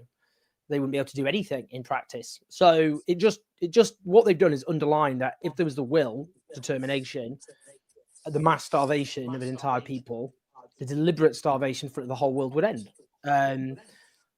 It's very courageous what they're doing, but it's deeply worrying, and I think we're all very anxious until we know about the well-being of all of them. Yeah, I think, Owen, what you point to really well there is that while what we're witnessing right now is on paper the defeat of the mission according to its goal to reach Gaza, to get aid to Gaza, this is a mission that has had a lot of victories already. One of them you point to was actually forcing the hands of European governments to get them to enforce international law in international waters with a NATO military presence, essentially, for countries dispatched naval vessels to accompany the flotilla after an attack occurred on the flotilla in international waters, a very dramatic attack, and as someone who was on board, a very scary attack, an incident in which there were 14 attacks in one night, 11 explosives, 3 drones dropping chemical substances on board. And it was the day after that that Italy became the first European country to pledge a Navy vessel to accompany the flotilla. So while we are seeing an attempt to thwart the flotilla's goal of reaching Gaza, there are many, many things that the flotilla has achieved. Yeah, I think it's remarkable, to be honest. I mean, look, deep down, I obviously loved it if the flotilla reached Gaza. I didn't think that was ever going to happen, and that's not to belittle the point of the mission. I didn't see it in those terms, which was it's more than done its job. It has, forced the hand of European nations, and exposed the fact that